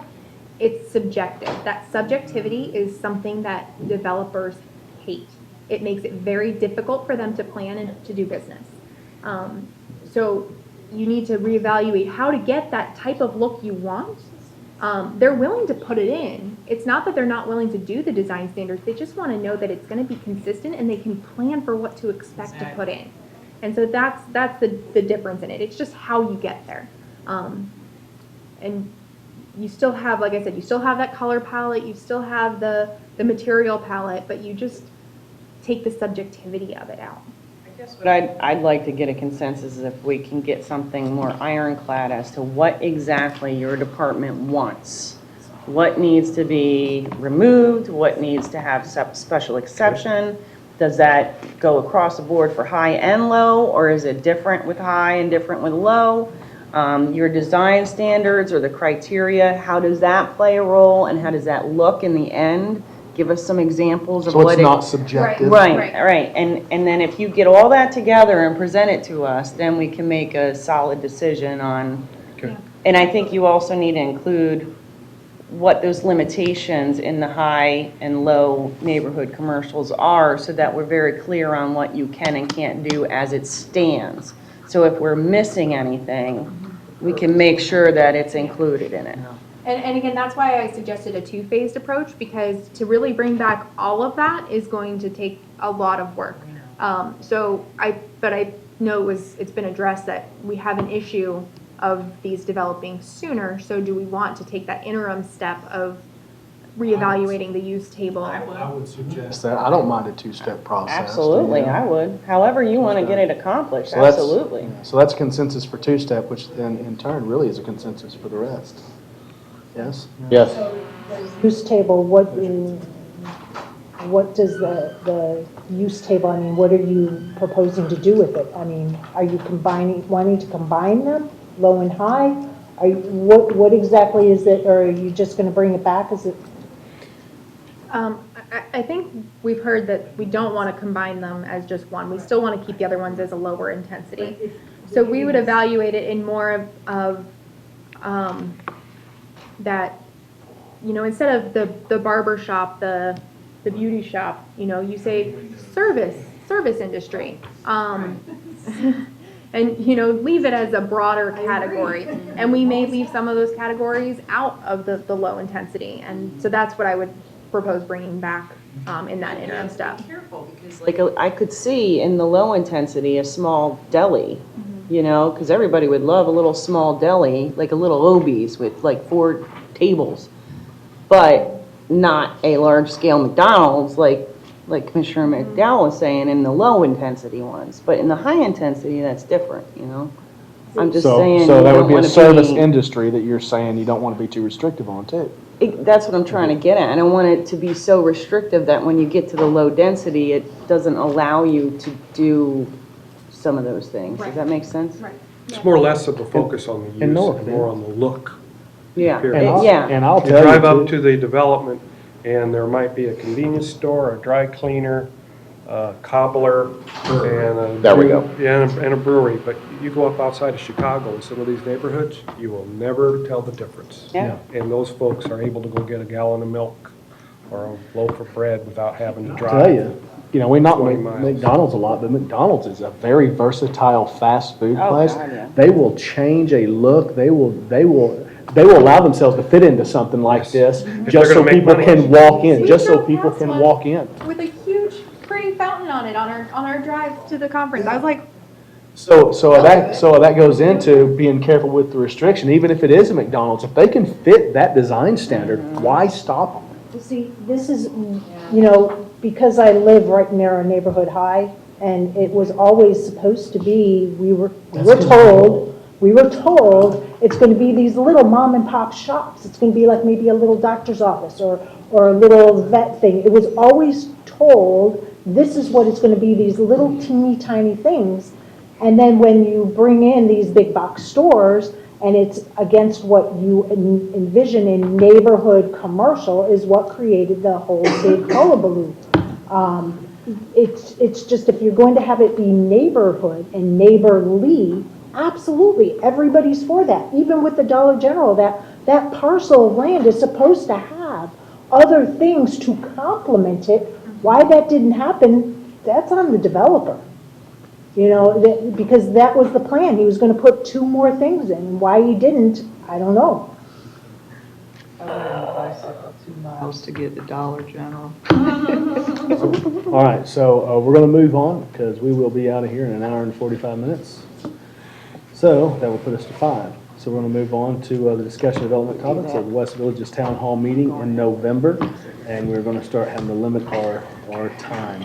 So City Manager. Yeah, I'll take a break.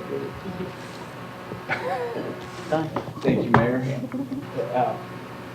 Commissioner David brought up the idea of having a West Village Town Hall, or we like to call it a community gathering focused on the West Villages.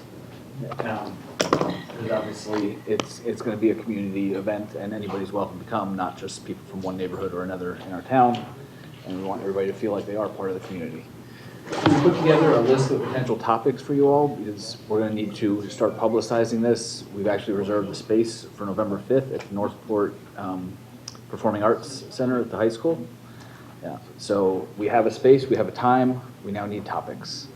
So with that, we sent you all a list of topics in the agenda, and if those are, like to know what you want. Those, yes, no? Commissioner Luke. I would start it off with the history. And this is why it's community and not just West Village. There's a lot of people in Northport proper don't understand about annexation, when they were annexed, what the different improvement districts or CDDs and HOAs. I mean, that's that civics 101 type of talking.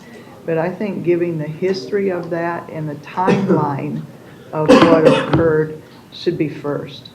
I think, and I love that idea, a lot of these people moving into West Villages do not know our history at all. They just come in, they move in, and that's why they say, I don't want anything to do with Northport, because they don't understand the culture and the history we have in such a short period of time, how compact we are. So even just a 10-minute overview with maybe some slides up that show the history and growth of Northport, tell a little bit about where we came from, where we are, and some of the great achievements that have, good and bad. Because we started out Listen, with only 5.5 square miles. Some of the greatest stories are how some of our roadways were built with drug use. Those are fantastic stories, though, that we've come out of. Because of planes flying in. This is where we were. Here's where we are, and look at where we're headed. Those types of things. So is that topic what transportation is? Because I did. It was called Sumter Boulevard or something, I think. And then once that shut down, it was Toledo Blade. So what is transportation? I didn't understand what that topic was supposed to be about. It could be, it's vague. It was specifically vague, because it could be whatever you all want it to be. Do we want to talk about our roads? I can tell you it was not meant to be the runways, but certainly we could include that in our history. But for transportation, I would say we were more leaning towards, we have 800 some odd miles of roads in the city, what we've done to get them up to the standards they are now, how we got there. Road? Yep. Also talk about River Road. Perfectly after the history of the city, how we were built, where we came from, a GDC community, how we're platted, where we're at now. We have over 800 miles of roadway, and that's a great transition coming into something like this, showing the pictures and getting that emotion involved. That's all I have.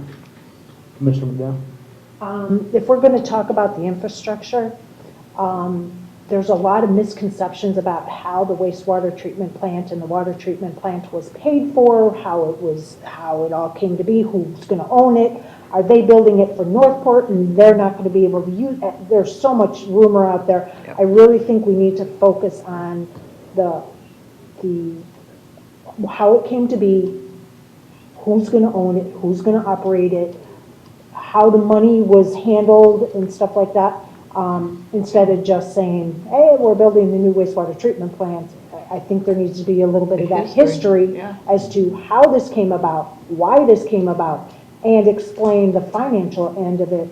Because a lot of people in a certain area think that they're building it and they have to still pay for their water. And they don't, right, but they don't understand that the impact fees, and then we have to give it back and stuff like that. So I think there has to be a big history lesson on the water and wastewater treatment plant, along with adding for the fire station and the police station. Because that's not in here. History, not just the city, but the annexation aspect, how West Village came about, because there were it was annexed in 2000, but it's changed hands a couple of times to get to West Village Improvement District.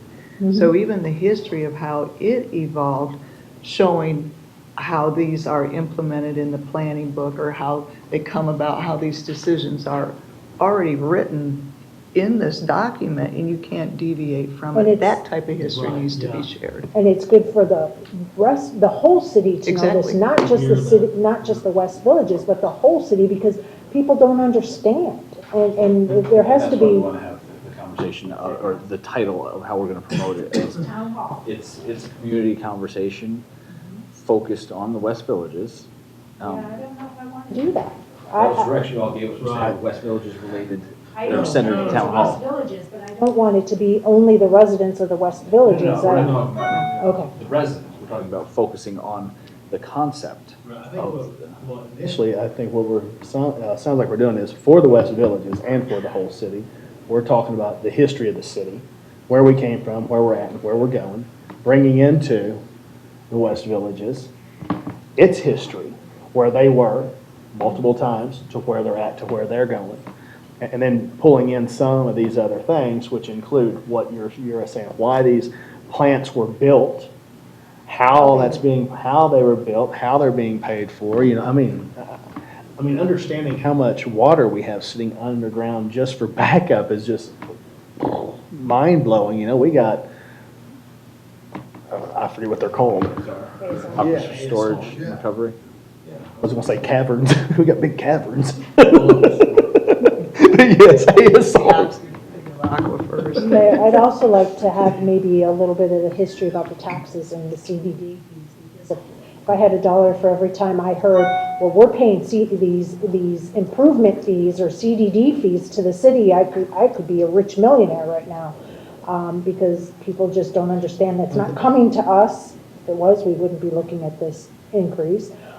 It's actually staying with their governmental entity. And I think that needs to be conveyed and discussed and shared with how that actually works. And I would suggest too, having this whole thing filmed.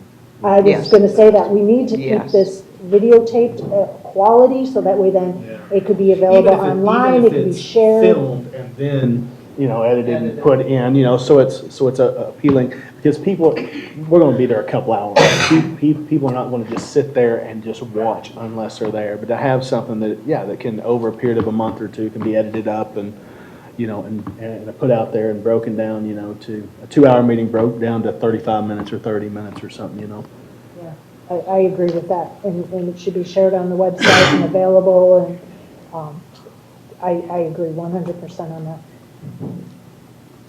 I like the rest of your topics also. I do too, yeah, I think it's good. I don't have anything much to say other than, Are we going to have like maybe a 20-minute Q&A at the end?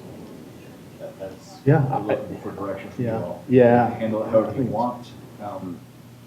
These are the topics that, again, whether you want all of them or none of them, or, We can Adding the history and but- background. looking for the input. I don't want to skimp on the history. I think if you can pull people into knowing, pull their emotion into to what this community is, how it was founded, and how we are a small town of 105 square mile, 75,000. I mean, how does that happen? This place is so unique. I come from a town of 75,000 people, and it's like going to Chicago. It's like you don't know anybody anymore. I can remember driving down the road waving at everybody. That's the way it is here, and we don't want to lose that. So I wouldn't skimp on the history. If the history takes 20 minutes to go through, take 20 minutes. The rest of it, it'll take care of itself. The last town hall that we had parks there, we had utilities there, we had, our communications, we had all different departments there explaining something that, you might be really interested in parks, and you might be really interested in, the utilities part. This way you could, divide and conquer, get information, get questions. Are you going to be doing that again?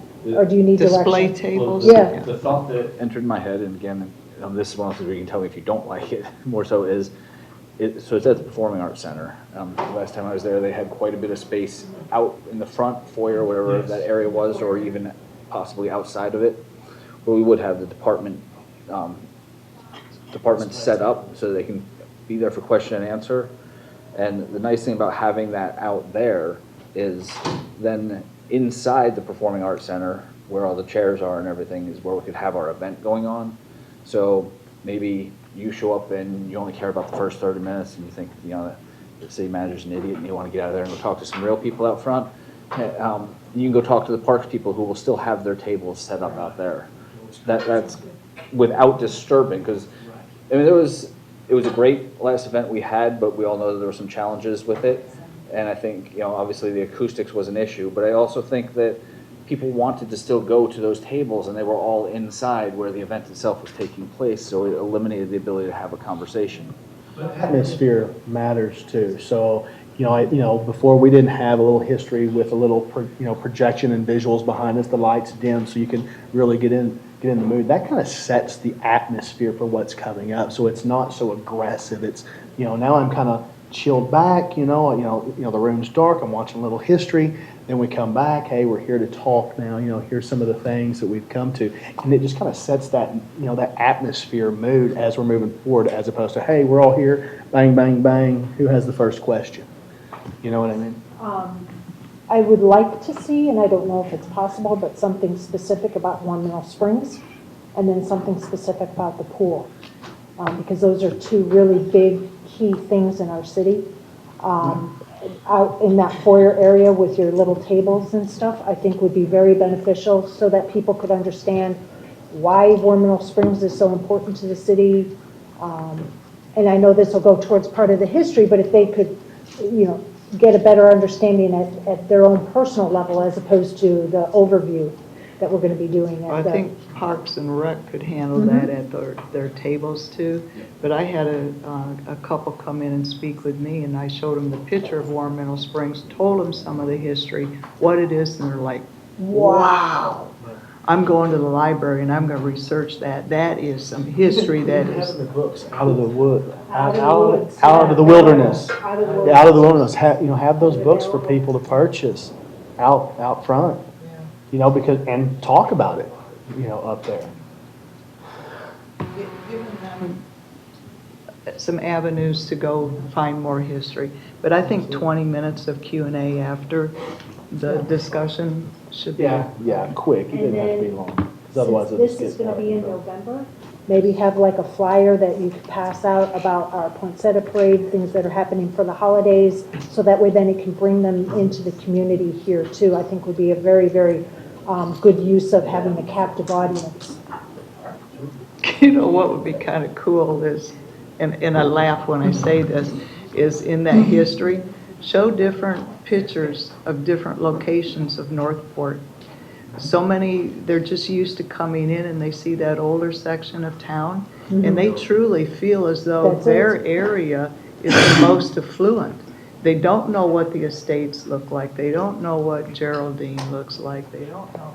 And so maybe some little snippets of these 73 neighborhoods. Show a little, or the parks or something, so there is an introduction without them having to drive all around. Picture of Emmerich's house. That's where you need to go. That's where you need to go. Here's the address and telephone number. You know how sometimes when people are coming in, let's say the event starts at 6 o'clock, and they come about 5:30, they go get their information, and hey, I want to get a seat. You could have an overview of different things playing in the background while everybody's congregating. Instead of, I like and that. you could say Woodlands area, and then you could have Warm Mineral Springs or the estates, and just put it on there where it is. Heron Creek, Cypress Falls. Just different things in the city and our industrial area, because Commissioner Luke is right. They may know the older section of town and they may know City Hall, but anything east and north, really not that. Right now, there's not a reason for them to go there, so why not introduce them? And this will be educational too for everybody that goes, not just for the people in the West Villages. Well, I think that's pretty solid direction. You? And it looks like we had a consensus. We were completely talking together, so. All right, let's move on. Discussion regarding commission conduct during commission meetings. The manager. All right. Introduce this item. The next two items are kind of items you all asked for. As far as this one came about, we had a slightly different commission than we have now, but was how the commission conducts business, how they treat each other. Since this came out, you've gotten the commission handbook, but we didn't want to ignore the fact that you all asked for this. So I'll turn it over to you all of what exactly is it that you want with it. I think it got brought up again after the handbook came out, because when the mayor is put in place, when Linda Yates and Vanessa were made mayor, there was more of an open discussion during that meeting of what was going to go on or that. when Mayor Hanks got in, it was switch seats, and there was really no discussion. And we go into a meeting, and there wasn't this format that there was with the previous. And so I think, at least on my thinking, was that during that time, either when they're put in that position or in the next meeting, a discussion, talk about how that mayor wants to handle the format of the meeting. What's that? That's actually the next agenda item on here. There actually is, there's two separate, I mean, you guys can combine these two because they're probably going to fall into the same thing, but this was actually more put, it was commission conduct, because I think at the time that this was brought up, there was some animosity amongst more than one commissioner. Thank you for correcting me. And so this was. Among commission, I think is what prompted this. It was. One is I know we respect. haven't really had that as much, but again, I'm not going to ignore something you all asked for, because just because it's not a problem doesn't mean it shouldn't be addressed before it is a problem. The commission themselves. If you don't mind, I'll address, I printed out what we have in our handbook, and I highlighted a couple of things. And under rules of decorum, I highlighted where it says refuse to obey orders of the mayor. I like that. You would be the one that would. Just do what I tell you. But I have a little issue with that, because maybe what the order that the mayor is giving is out of line or wrong, or it's the conduct of the meetings it's in the handbook. I mean, a commissioner has First Amendment rights also. So what if a mayor orders them to do something that violates even their rights? Like what's an example? Because I don't know what you're trying to do. Comments or whatever. All right, I'll just throw it out. When the pool, the aquatic center was being talked about, when the vote went on, it was told by the mayor that there could not be any discussion on finances. Okay, if another commissioner wants to discuss finances, is that right or wrong? Who's right or wrong? Who determines that? So that is something that I question. Well, see, to me, that would actually go into the next one too, because as an example, so I've established a rule of meeting where, for me, is you have 8 minutes, it's your floor, questions, discussion. If you want to pass that on to another commissioner, you can. As Emmerich says, I want to give it to staff, let them talk. If you want to read a phone book for 8 minutes, that's on you, it's your floor. So I would see that kind of going into the next one a little bit.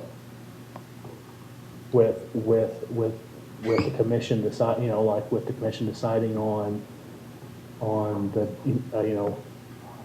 what it's called here in the next one, on the commission deciding regarding the mayor's communication, the meeting procedures. So I would relate with what you said. I mean, you have evolved into that, and I like that. Well, I started off that way. Well, I started off kind of questions for 8 minutes. And then, yeah. But I like this ending of where you're at right now. I like it a lot better. You're right. So that's fine. I'll wait till the next one. But I'm just wondering if a commissioner feels as though that the order or the direction of the mayor is prohibiting them from something, what can that commissioner who feels squelched do in that case? The board, parliamentary procedure. and the board can overrule the mayor, right? They can. As a the whole. next part that I was gonna bring. So in that case, a commissioner would say, hey, can I get a consensus? Can I, I would really like to open the floor to this or that. Can I get a consensus, Mayor? Well, a perfect example was in one of our previous meetings, because I had said, listen, we've hashed this out 100 times, we don't need any more questions. And then one of us Debbie said. got a consensus. Yeah, and then I think Debbie got a consensus. She said, well, I have questions. I said, well, if the board wants to do a Yeah. consensus, and we did, and then the board decided and overruled what I was saying, which I think that, I mean, I that's think how. there are certain things that we don't utilize that are part of parliamentary procedure, and I think that we really need a better We really need to get more in line. education on how parliamentary procedure can be used and how those things can help with issues like what you're saying. If you had another mayor that you don't agree with, you can raise a question or point of order or. They used to give classes. I know, on that. and I was actually talking to Amber about that they gave classes in the county every year, or maybe even twice a year, and we need to get maybe our own. They are, they're very big. We need something a little bit deeper. Robert's rules. Yeah, I know, a little small. Book I that mean, is half it of it even- doesn't even apply. But is it even something? Specific. The rules themselves are not vague, they're very specific. Of course not. Too much here's a commission. Meetings are going to go and set something like that as a resolution. I can tell you in the past, what we would do is, when I turned over and became the chair, I had a list of changes that I wanted made as to how I was going to run the meeting. And it was all laid out, and I handed it to all the commissioners, and then we as a group said, okay, we're good with this. And then that's how the meetings were run from that point forward. But that was in the past Right, before but a mayor became. But I think you also run into situations like we've had in the past where you almost could not even do a meeting because of things. But with a resolution that says, and I'm just going to use what I've done as an example. So in the resolution it says you have and of course the board makes this decision, but every board after it pretty much sticks with the resolution. And as a resolution, they would stick with it. And if anything is to change, well, then the board can bring that back, or any commissioner can bring back another agenda item that says, hey, listen, I've got a problem with the way this is going, and then the board can fix that resolution. So the resolution would define out how a meeting is ran, whether there's points of order, and when they're allotted and allowed. Amber, I mean, does that kind of? Yes, sir. That would be best practice to adopt a resolution to that end, and I would further suggest that in that resolution, you adopt it as a commission policy, and then in your handbook, you have a section for commission policies. And the city manager and the city clerk and I have been working together to come up with a template for you all to use, so that each one of your policies is numbered and there's a date and it's identified where it came from, so that when you want to change it, it's very easy to find it and identify it.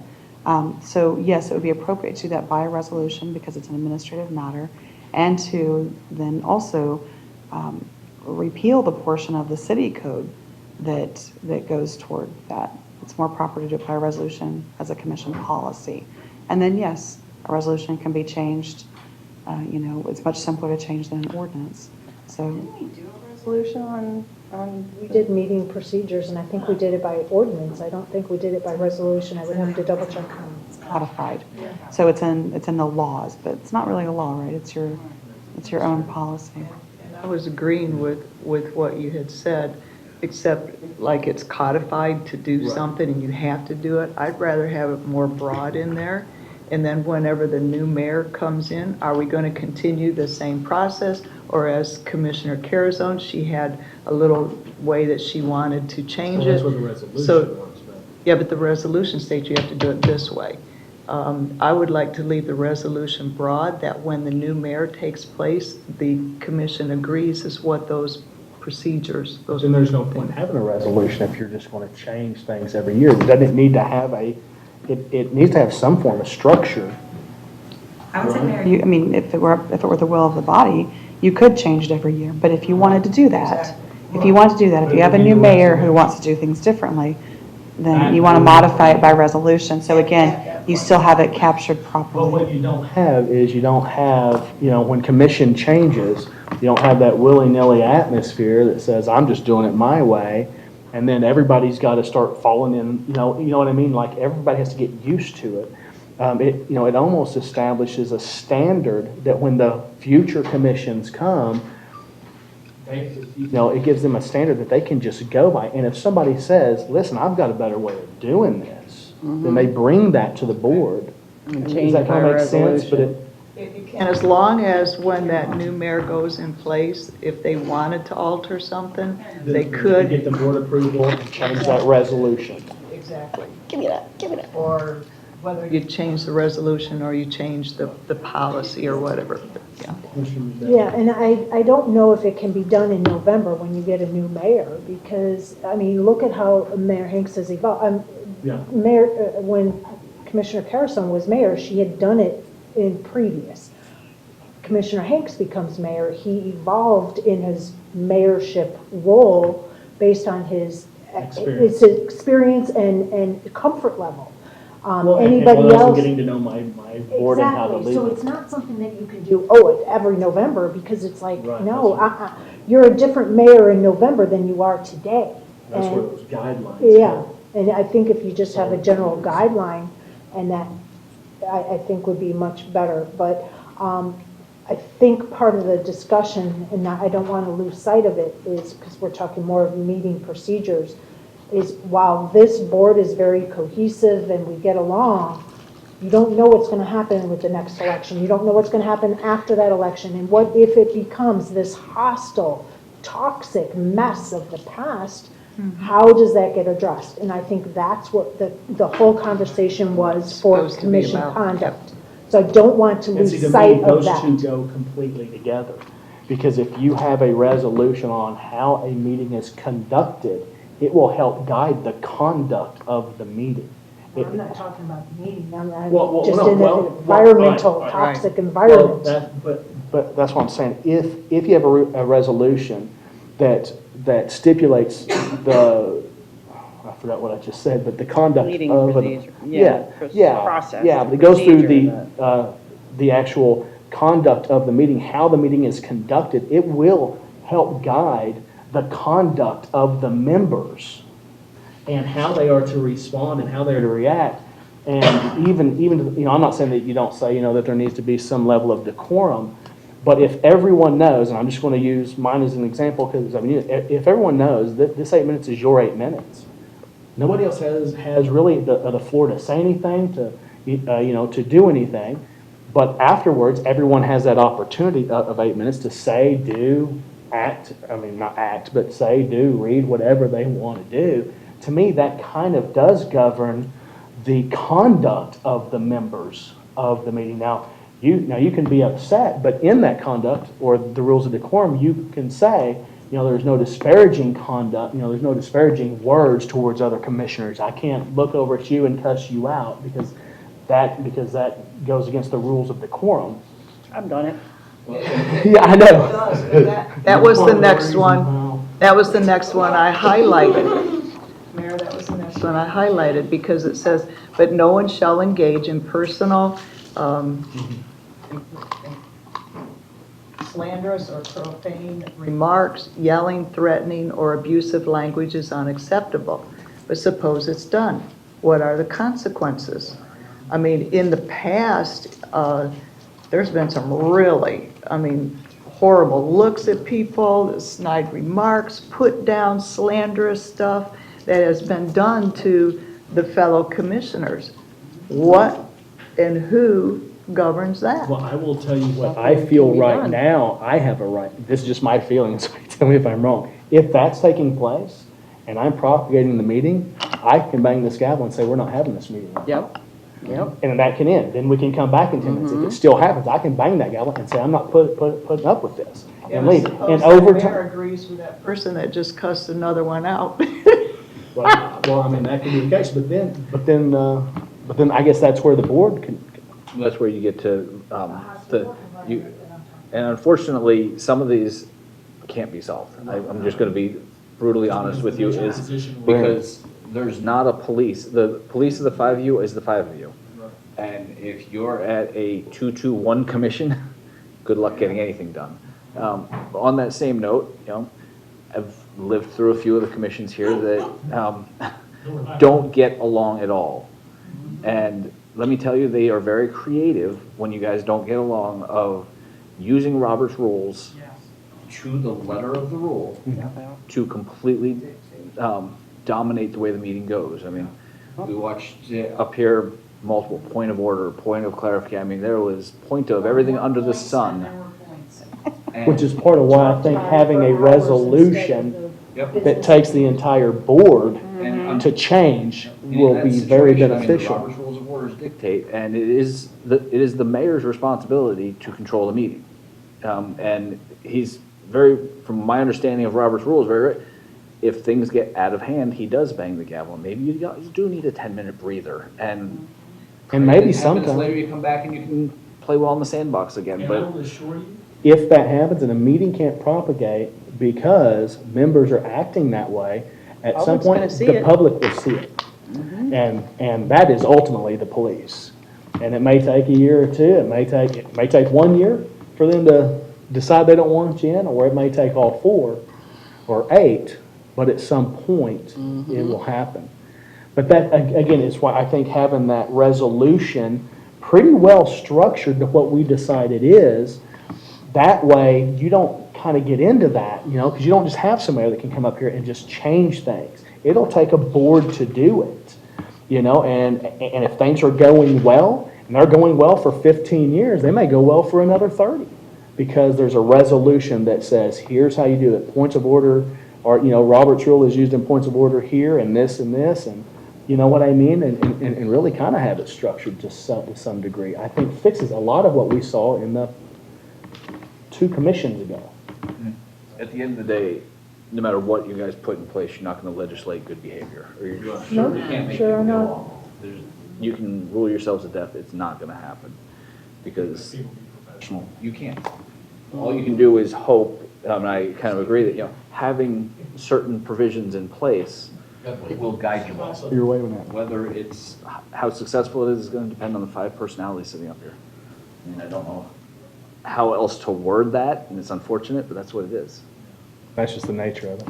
Mr. Emmerich? Since we're talking about wording, it's semantics, but when Commissioner Luke brought that up about the orders of the mayor, I think that's a very strong word. I would rather see direction of the mayor instead of orders, because there is separate context on both of those, and I think direction is how you're directing something, and if it's improper, then there is a way to challenge it. How is it typically utilized there, Amber? Do you know? I mean, is it a legal term that is, or is it, no? I think you can massage the term. It still ultimately has the same meaning. Right. That's why I said it's semantics, but it just depends on how it's heard. No, absolutely. Thank you for that. I think it's good because there's not one commissioner has more authority over another, so you can't order somebody, but you can give direction. Correct, and him being in charge is the director. Exactly. Yep, in the meetings, he is definitely so. So I appreciate that. That helps And me. that's really the only place you have anything is, In the meetings, when we move yeah. forward, So do we have a consensus to change that in the handbook? Yes. Tommy, yes. 8A, 258A. I asked for a consensus to change it in the handbook and From orders to direction. This is actually an excerpt from the city code. Yeah. So if you all want to move forward with a resolution and a policy, then somebody would bring that back in conjunction with a repeal of the code to pull this out of this provision out of the code. Okay, so we can Which do we that. can do that with the consensus here today to have something brought back with what we're talking about. Do you agree, Commissioner McDowell? Yeah. Across the board. So there's your consensus. We can bring something back to remove it out of the code, to repeal the code, and then begin a process for the resolution of moving forward with something. I thought we'd bring together. Yes, yeah, absolutely. Without one. Right. I mean, I like to free for all. Okay, so that actually sounded like it covered both of them That's to what it me. sounded like. Yeah. So is there anything else? Otherwise, we're going to adjourn the meeting if I don't have any. Don't we still have to do the other one? No, I think that covered both of them. Oh, wait a minute. We were pulling them both together. All right, Talking about, though, are you talking about bringing back the 8-minute and the 3-minute? Well, that'll be discussed, so the board will make that decision on, I mean, that's the way you understood it, right? Slayton was on the resolution coming back. That is something that the board will work through during that meeting as to whether it's going to be 8-minute, 3-minute. So we're going to bring back another discussion during a meeting to set the resolution? Yeah, that would be Okay, more they're of a not drafting decision a being made. resolution and then bringing it back? Okay. No, they have to draft a resolution Right. with the items that are going to be pulled out of the code. We already have a conduct, Right. a way our Right. meetings are supposed to go. All that is already in code. It's making a resolution that takes that out of code and just puts it in a resolution. And then at that time, we as a commission can Go say, through that well, let's resolution. put the 8-minute standard in there. Let's put Right. the 3-minute. Yeah, that's the in way there. I understood And then it. you can amend as, Yes. yeah. Okay, so at that point, then we'll micro-cab and the different things, so, you know, like, the way I was getting at with, if we got the 8 minutes, then we could dissect it to say, okay, let's say I didn't use my 8 minutes, but if somebody else wants to use my remainder, or it's my floor and I can, you know, read the phone book. But once let's say I only speak for 3 minutes. Do you want to give it to another commissioner? Mayor, that is something that you would want to specify because that violates Robert's rules. Right, because that's what I was getting at, because if I'm done in 3 minutes, I may not want to give that to another commissioner, because they have their 8 minutes. I don't want to pad another commissioner with, let's say I give her, or him or her, I didn't mean her, 5 minutes, and then another commissioner goes 5 minutes, and then 5 minutes, now we got the Hank show for 15 minutes. You know, that may not be conducive to the meeting. Right, but that's where when the resolution comes back, that we work through, we decide how close to Robert's rule we are going to go, or how far away We're we are gonna going to discuss go. it then, I'm all for that, but yes. And that was one of I the. just wanted to clarify Yeah. that, that's cool, I'm Probably good. come back to you all as a draft resolution. Sure. So Right. you don't have to advertise it twice in case there's so many changes. Because obviously, we're gonna take a stab at it. Try to accomplish what we think you guys want. It's a matter of how far we miss the mark, because I guarantee there'll be changes. But that being said, I don't want to. Opinions during this conversation. At least I don't want to 5. advertise something that potentially. Right now, I have order. Commissioner McDowell, you had? Do we need to give them some type of direction on what we're looking for to be included? What we I know did- we're gonna have another discussion, I get that, but We did because it's in the code right now, so they're going to kind of bring the code into a resolution, so we can get rid of the code, and then we can draft resolution, and then we can kind of dissect through that resolution and decide how close the code is and how close we want to be to Robert's rule or not. Right, that means, that's the way you understood it, right? A couple of commission comments. Commissioner comments, go ahead. Yep. Yes, ma'am. Just want to remind everybody, there is a watch party for Iman Bishot over at Beef O'Brady's tonight. The big room is going to be open and available. You can purchase drinks or something to eat if you want. The doors open to that room at 7:30. The show starts at 8 o'clock. And probably everybody has heard about Thursday coming, and there's supposed to be a protest and all this kind of stuff. There is part of me that is kind of glad all this is happening. We're actually seeing Northport proper and the West Village combine as though they're Come all together. Northport. Exactly. So, exactly. So if we've got that, if we're the Now we're common family. enemy, exactly, Now we're you know. family. So if it took that to bring, you know, both ends of the city together, well, I guess You mean they're it no did. longer Venice? Well, no, according to their emails, they are. Well, their address is, so that's no problem. No, but- I'm But, yeah. just making notes. I Yeah. understand how important it is, but. With both ends, there's a commonality that comes together to bring and draw people together, and if that's what it took, then so be it. Commissioner McDowell, anything? I wasn't prepared to do anything for Me either. commission comments. Commissioner Carousel? Commissioner Emmerich? No. City manager? City attorney, Nothing here. city clerk? All right, we're adjourned. Bang. City manager, He left. don't go nowhere. As he says. He left. I left.